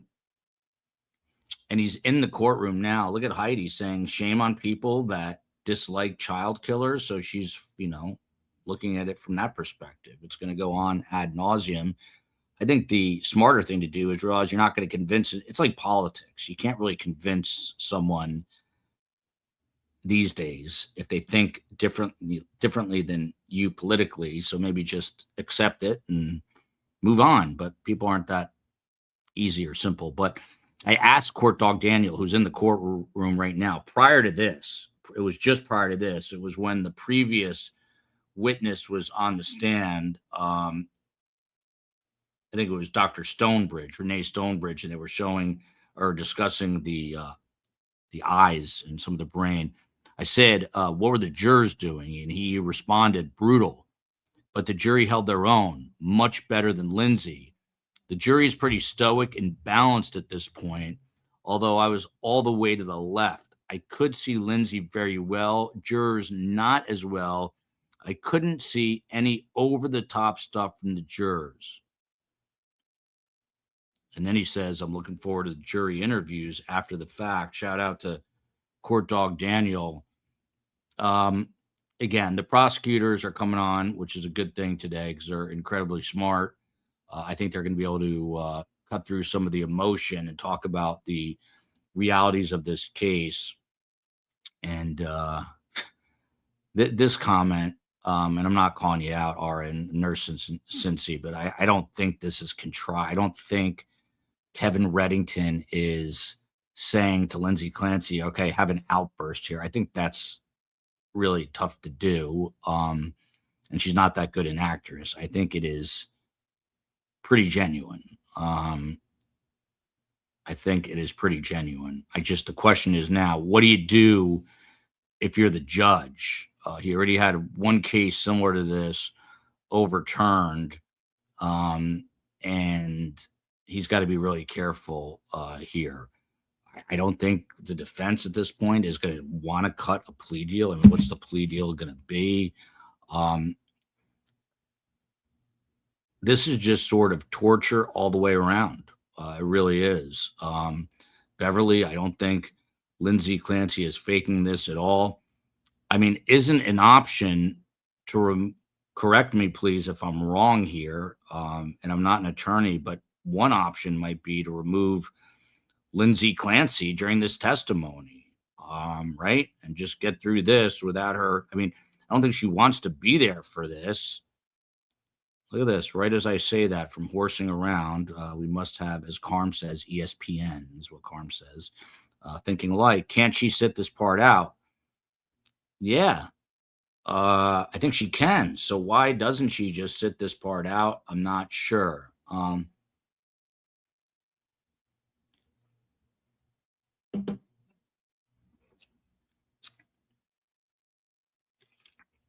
I am not sure, but it is now 3:27 here. Boy, I'll tell you, I can't wait to take Mike for a walk today on the beach. I might even just sit on that beach today and just look out at the ocean.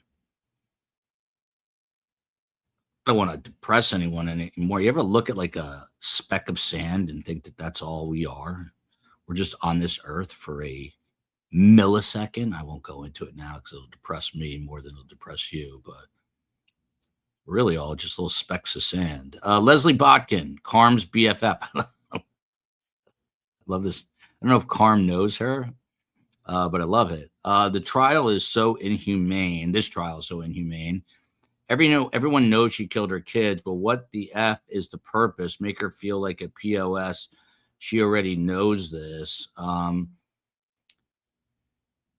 It's a necessary part of this trial. This testimony, I have no doubt, is a very necessary part of this trial. And there is a trial, and trials are difficult, usually not quite as difficult as this. Swifty does ponder the fact that we're all just little specks of sand in this world here for a moment. I am lucky. I live about a mile from the beach, but Carm is on the beach. And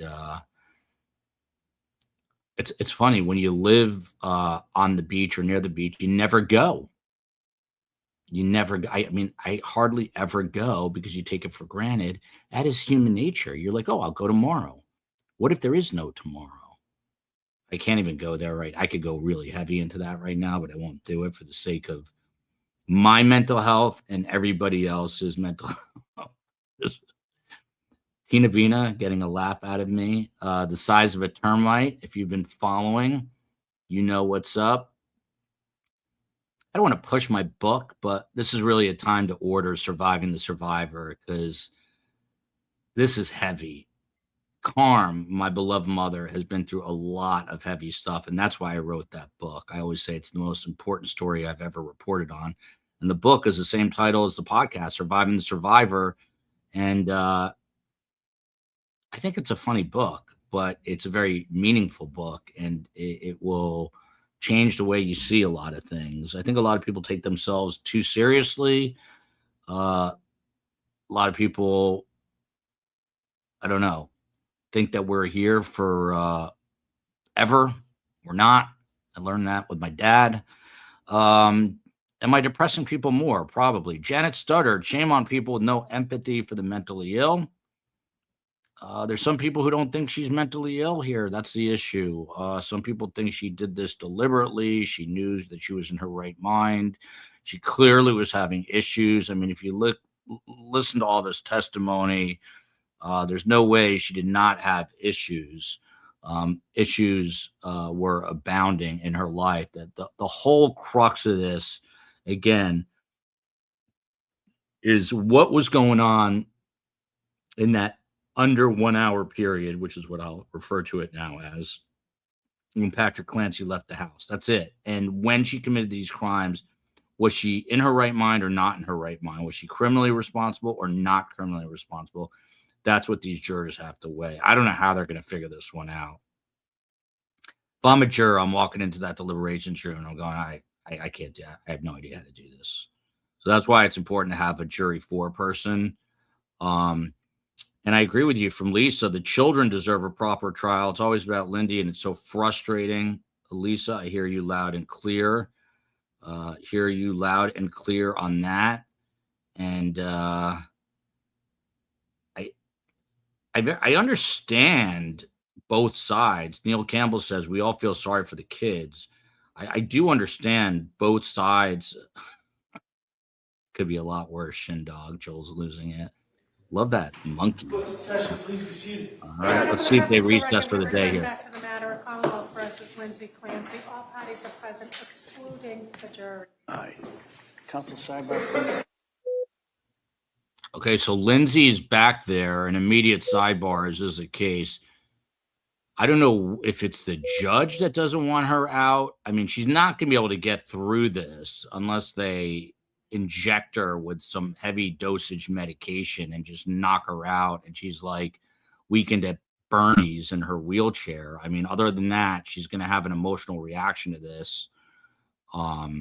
I guess that's a bad analogy because Bernie, I think, was dead that whole weekend. I don't mean to kill her, obviously, but I just mean like sedate her. But outside of being sedated, Lindsay Clancy is going to have these tremendous reactions here. So, I mean, how are we going to go back to this now and have her not react? She's going to react. Is he going to excuse everyone for the day? If you'll recall, a few days ago, there was a controversy whether the prosecutor said shut her up or shut it off. I don't know that was ever fully resolved, but, you know, they're going to be extra careful not to say a word right now. Castro Designs, I think, says it best. Oh, man. Oh, man. Oh, Manischewitz. Oh, Manischewitz.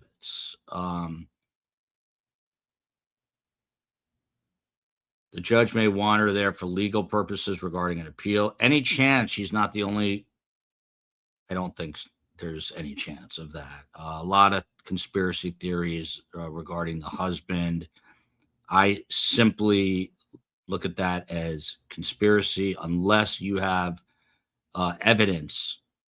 I will not even entertain that unless there is tangible evidence that you can bring me. I will not even entertain that. Big hug for Lindsay from Lorraine, who is empathetic. Others are not.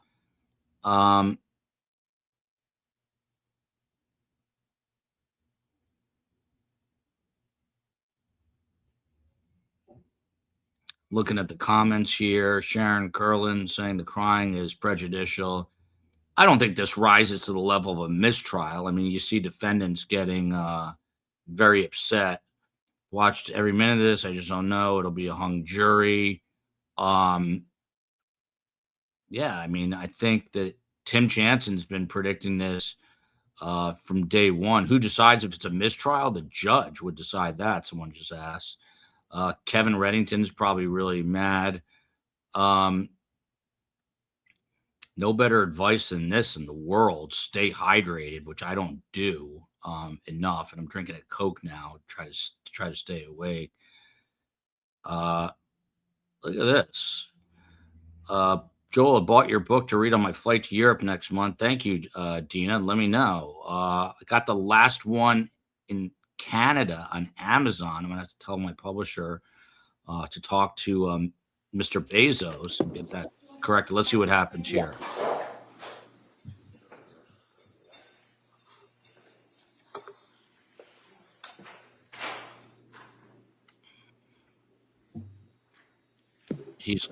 This is the most I've seen him comfort and console her here.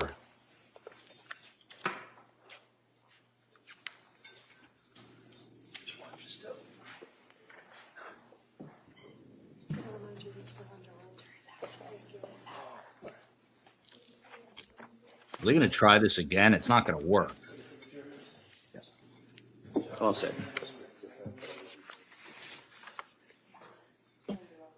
Yes, I am still under oath.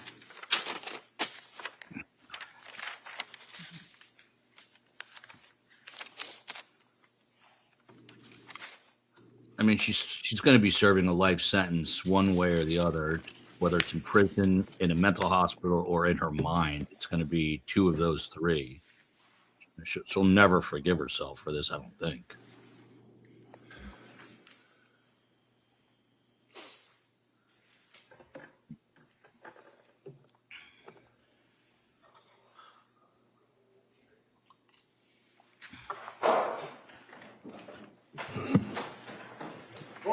All right, jury.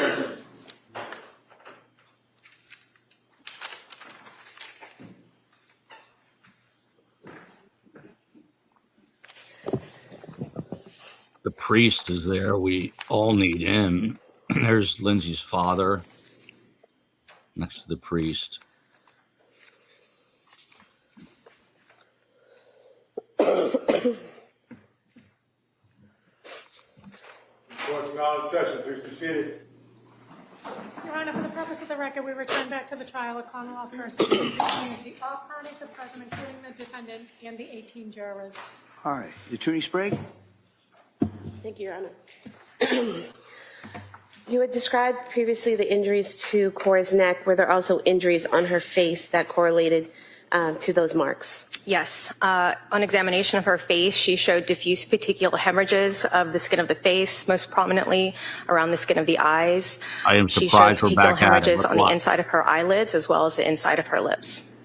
And if I could have photo 2246, please. Doctor, there's a remote here. If you press and hold the top button, you can highlight what you're talking about in the photo when it comes up.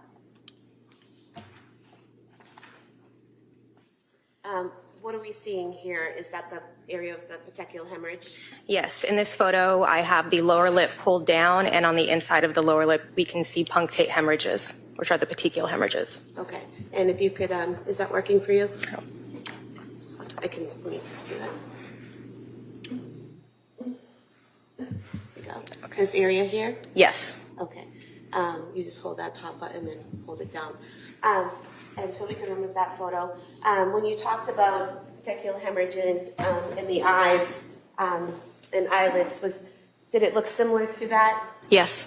And basically it's those red marks all around the mouth, and then those same red marks were on the eyes. Yes. Eyelids, you tell me where they were. So they are pinpoint hemorrhages that occur, and again, they were located on the inside of the eyelids, so I inverted the eyelids, and I lift open the inside of the lips, and they were also in those locations.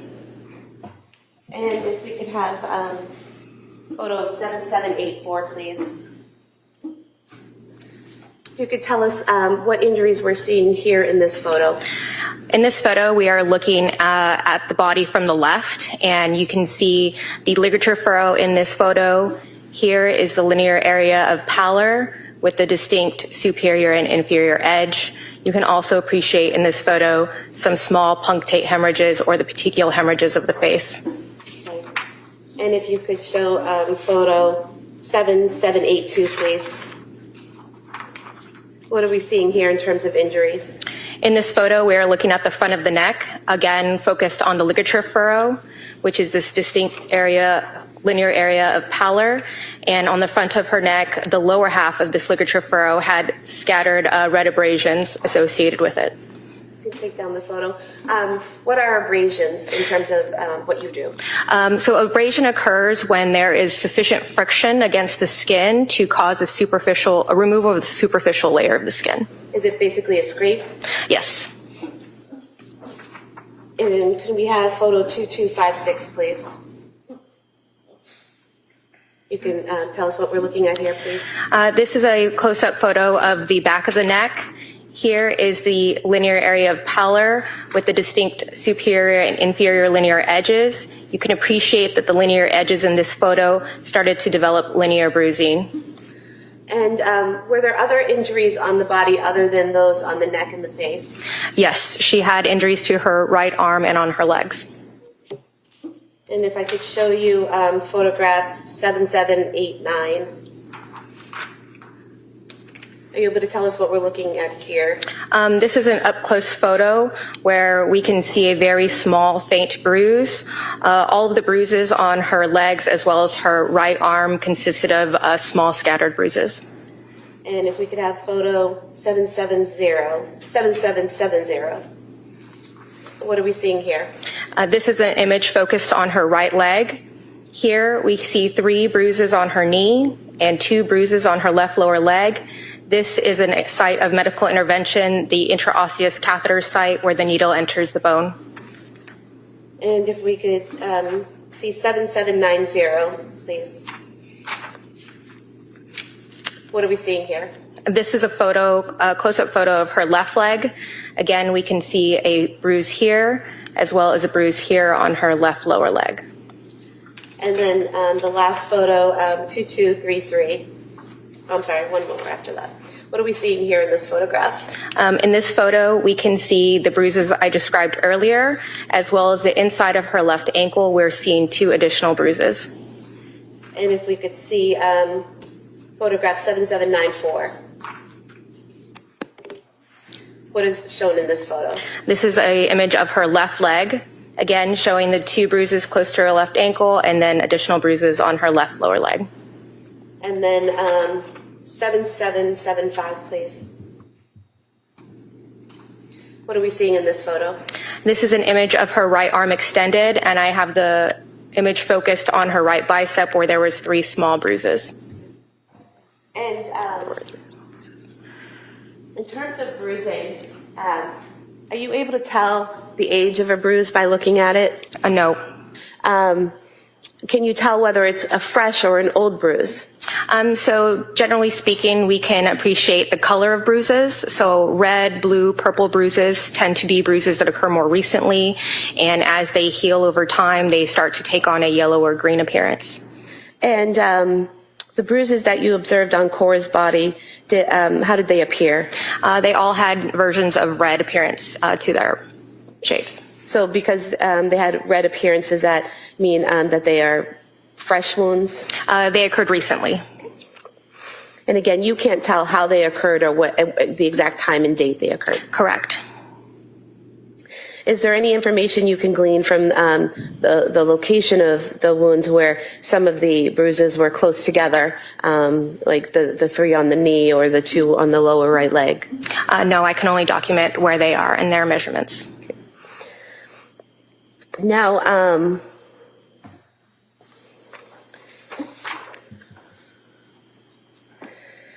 if I may have a moment. She's still crying.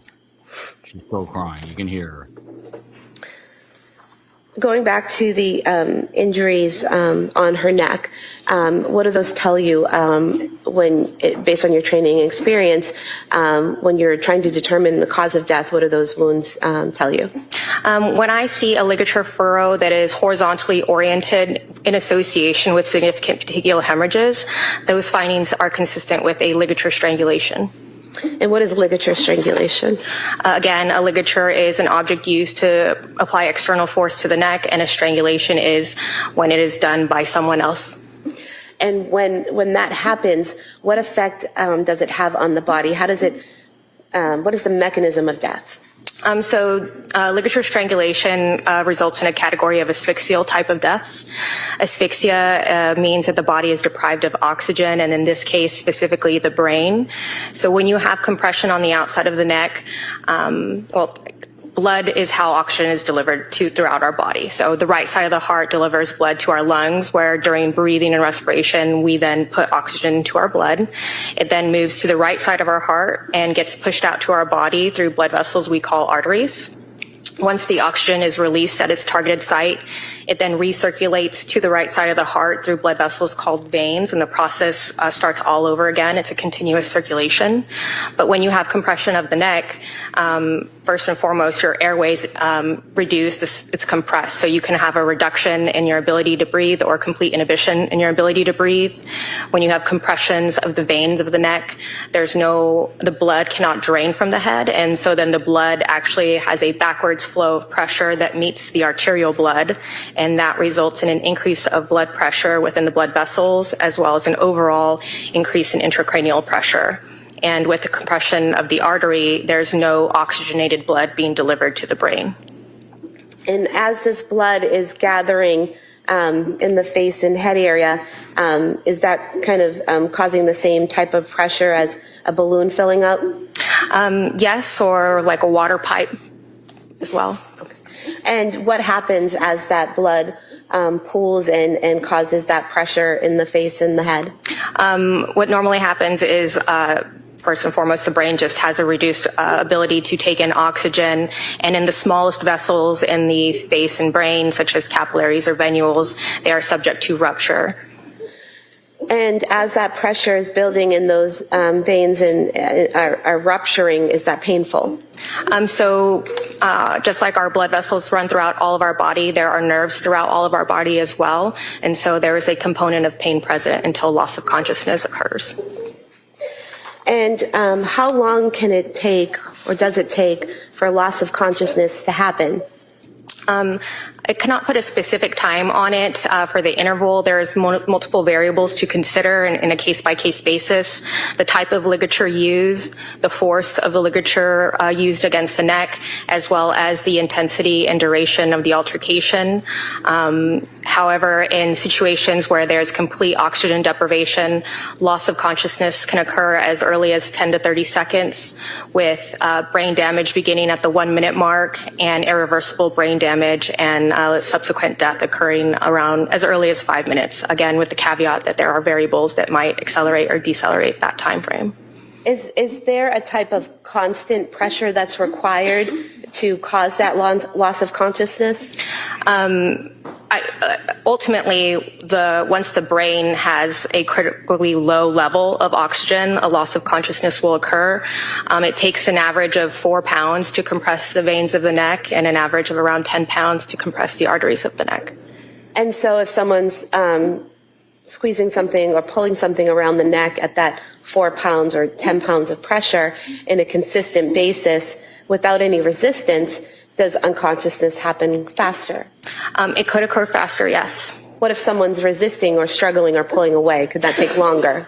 When the body is in a state of stress, you have a stress response that demands an actual increase in oxygen utilization by our body. So in the presence of an increased demand with a decreased amount being delivered to the brain, it can accelerate the timeline to loss of consciousness.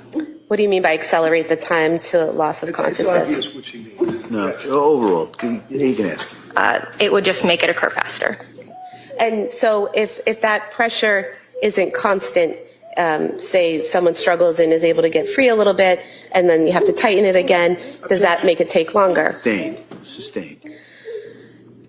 You said anywhere from 5 to 30 seconds. What are the factors? I'm sorry, you said 10 to 30 seconds. Is that correct? Yes, for loss of consciousness. What are the factors that are at play for whether it's 10 seconds or 30 seconds? Again, there's multiple variables. So the force of the ligature against the neck, the actual ligature itself, and the intensity and duration of the altercation. And once someone loses consciousness, do they immediately die? No. So if there's no intervention, the brain continues to have a lack of oxygen. And so until the brain cells start to die, it's irreversible injury to the brain. The person is alive until the body can no longer sustain the lack of oxygen.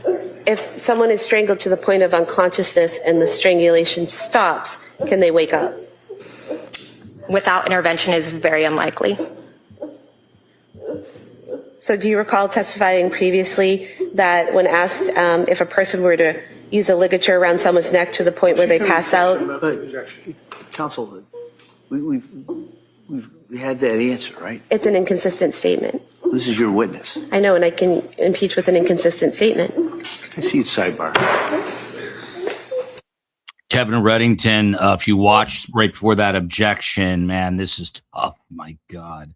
Lindsay Clancy has her head in her hands. We've already had a break a couple of times. At one point, she says, I can't do this. I'm trying. I can't do this. And just now, before this objection from Kevin Reddington, he was doing this on the table. He was very fidgety. He's angry. You could see like he goes to a different hue of red and said that it was basically asked to answer already, almost like the Commonwealth is trying to pour salt in the wound here by just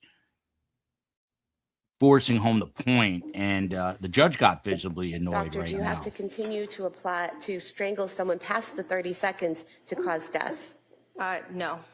Once the brain is subject to oxygen deprivation and brain cells start to die, it's irreversible. And so it will continue to progress towards death if there's no intervention.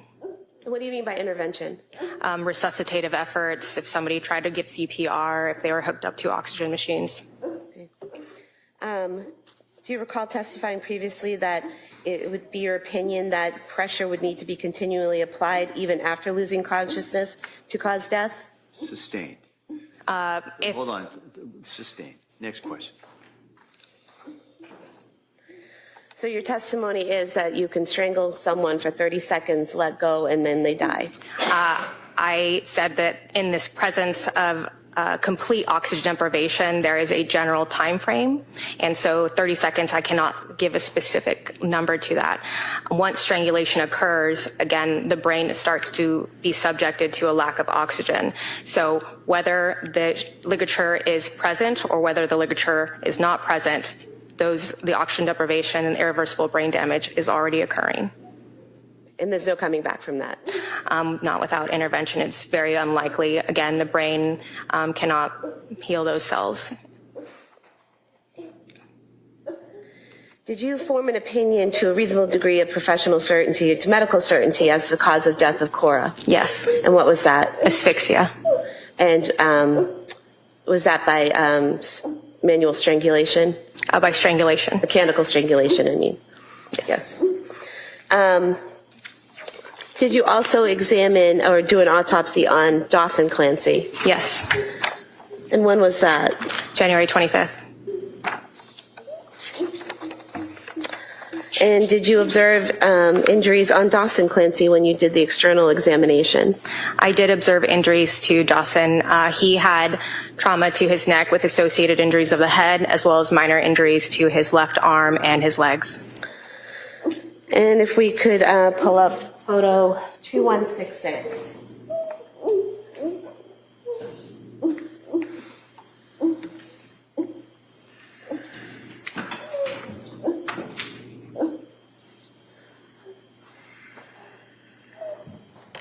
What are we seeing in this photo? This photo is a picture of the lower lip of Dawson being pulled down, and we can see, again, similar to Cora, these petechial hemorrhages on the inside of the mouth. And can you also see them on the eyes in this photo? You can see periorbital petechial hemorrhages, so the skin around the eye. And were there also those same type of hemorrhages when you lifted the eyelid? Yes. And if we could have photo 2149.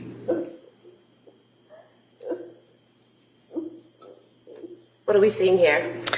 Dawson on his neck, similar to Cora, had a linear, horizontally oriented ligature furrow consisting of an area of pallor around the neck. He had distinct superior and inferior edges to his furrow as well.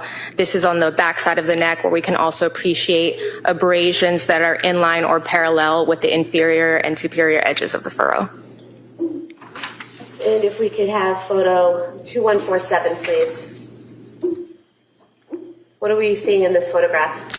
In this photograph, we can appreciate the distinct area of pallor here on the neck, again representing the ligature furrow with diffuse petechial hemorrhages of the skin of the face.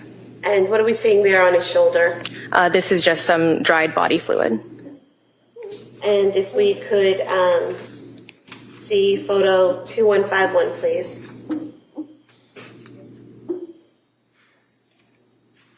What is depicted in this photograph? This is a similar photograph to the one just shown here, where you can see the distinct area of pallor representing the ligature furrow with superior and inferior edges, and again, the diffuse petechial hemorrhages of the face. And these photos of Dawson's face, the petechial hemorrhaging on the face, appear to be darker than those and more expansive than those on Cora's face, correct? They appear more prominent in Dawson than in Cora, yes. And what can cause the damage being more prominent and more dispersed over the face? Again, petechial hemorrhages occur as a result of rupturing of small vessels in the skin. And so the fact that there are more present in Dawson is indicative that there were moments where some blood did reach or push through the furrow or the ligature in little spikes or peaks, which would just result in momentary increases in blood pressure that would result in more petechial hemorrhages. And what would cause that blood being able to flow?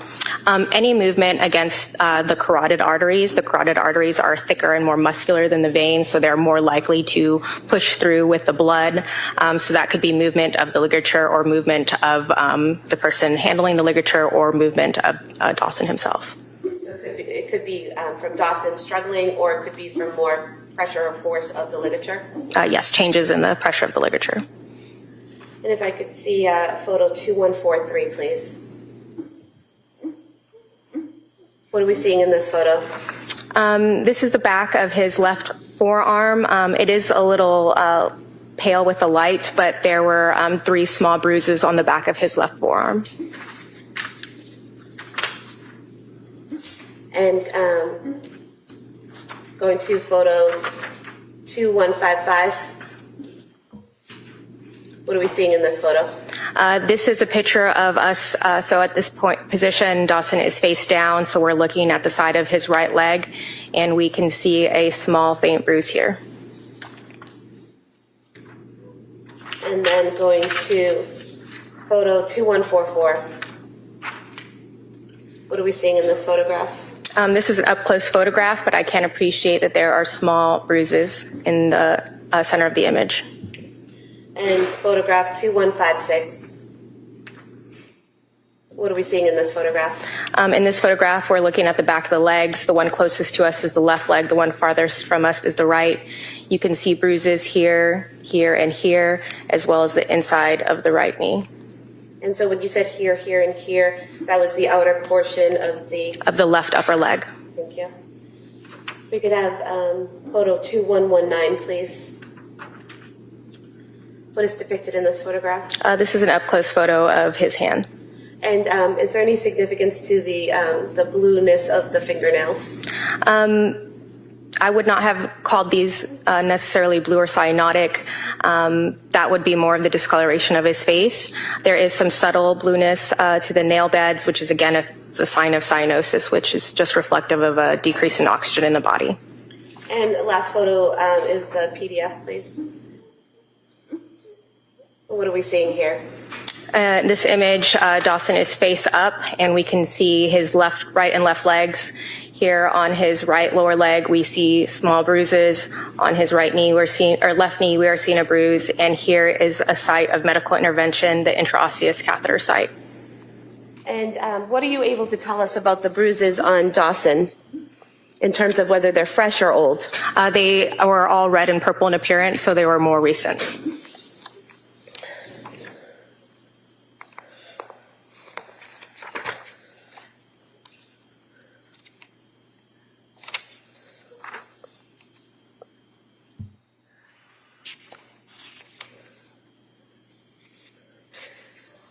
And based on your examination of Dawson, were you able to determine a cause of death? Yes. And did you determine that to a reasonable degree of medical certainty? Yes. And what was that? Asphyxia.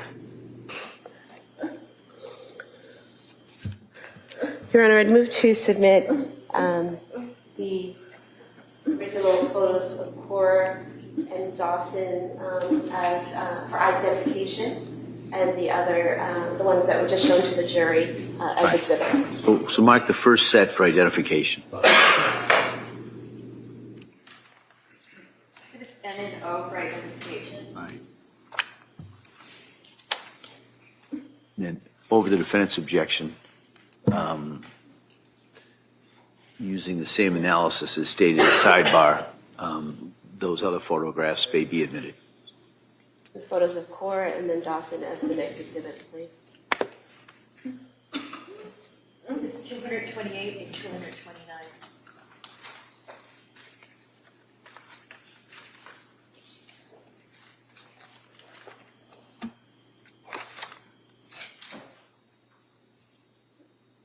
And then the, excuse me, that certificate of Cora Marie Clancy as the next exhibit. I have no objection to that. All right. That may be admitted. And the that certificate of Dawson William Clancy as the next exhibit.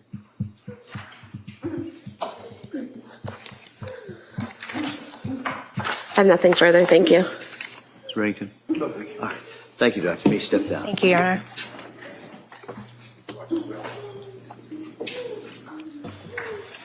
All right. Members of the jury, we're going to break at this time. I'm going to ask you to come back tomorrow at 9 o'clock. I would expect the schedule similar to what we had today. I'm going to remind you again, don't talk about this case, don't read about this case, don't read about any similar cases, don't watch anything, don't do any research. Put this out of your head for tomorrow morning, all right? And I'll see everybody tomorrow morning. Thank you so much. Court, all rise. Good. Go to the notebooks, place them on your chairs, please.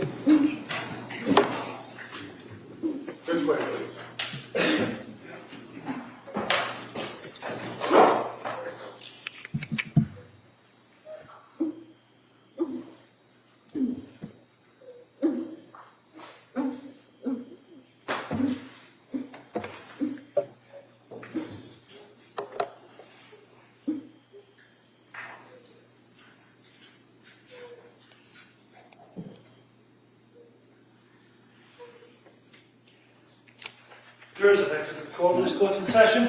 Counsel, anything we need to address before tomorrow morning? No, thank you. So we'll be in recess on this matter till tomorrow at 9 o'clock. Thank you. Court stands in recess. Please exit the courtroom. Day 12, without question, the most brutal day so far, I think, in terms of emotion. You were listening to testimony by a couple of doctors from the medical examiner's office going through details, which I'm not going to rehash, of the autopsies of these 3 young children. And Lindsay Clancy just completely loses it and says, I can't do this. She said, I'm trying. I can't do this. Tonight, 5 o'clock Eastern time, you are getting what you asked for, which is you want a prosecutor's take on this. Brett and Alice from the Prosecutors podcast are all set. They're locked in for 5 p.m. Eastern time. There's going to be a redirect here over there. So if you want to just, after I say goodbye in a second, you can get redirected directly into that show. It's starting in 57 minutes. And you can hang in the chat if you like. You can come back. It is a free world, a free country. And this was absolute torture. But I'd love for you guys to be involved in the show coming up at 5. I know you have a lot of questions. Got a lot of emails saying, how come you're not doing more balanced coverage? How come you don't have, prosecutors? We've had Josh Ritter on. I've had Tim Jansen, who's a former federal prosecutor. I've had Margaret McLean. A lot of people who are former federal prosecutors, but it seems like a lot of them maybe sided with Lindsay Clancy and her defense. So I know because I just looked at some of Brett's tweets today. He's questioning this judge, among other things. So there's going to be a lot to discuss. Come back at 5 p.m. Eastern time. We will be here and look forward to seeing you there. Love you, America. Love you, Albania, because I'm supposed to bring another country. Colombia, struggling through the earthquake. And love you, Guatemala. How about that? Never said that, I don't think. So back at 5 o'clock Eastern time. Join us then. And we're back with full coverage tomorrow as the Lindsay Clancy trial trudges on. See you in 55 minutes.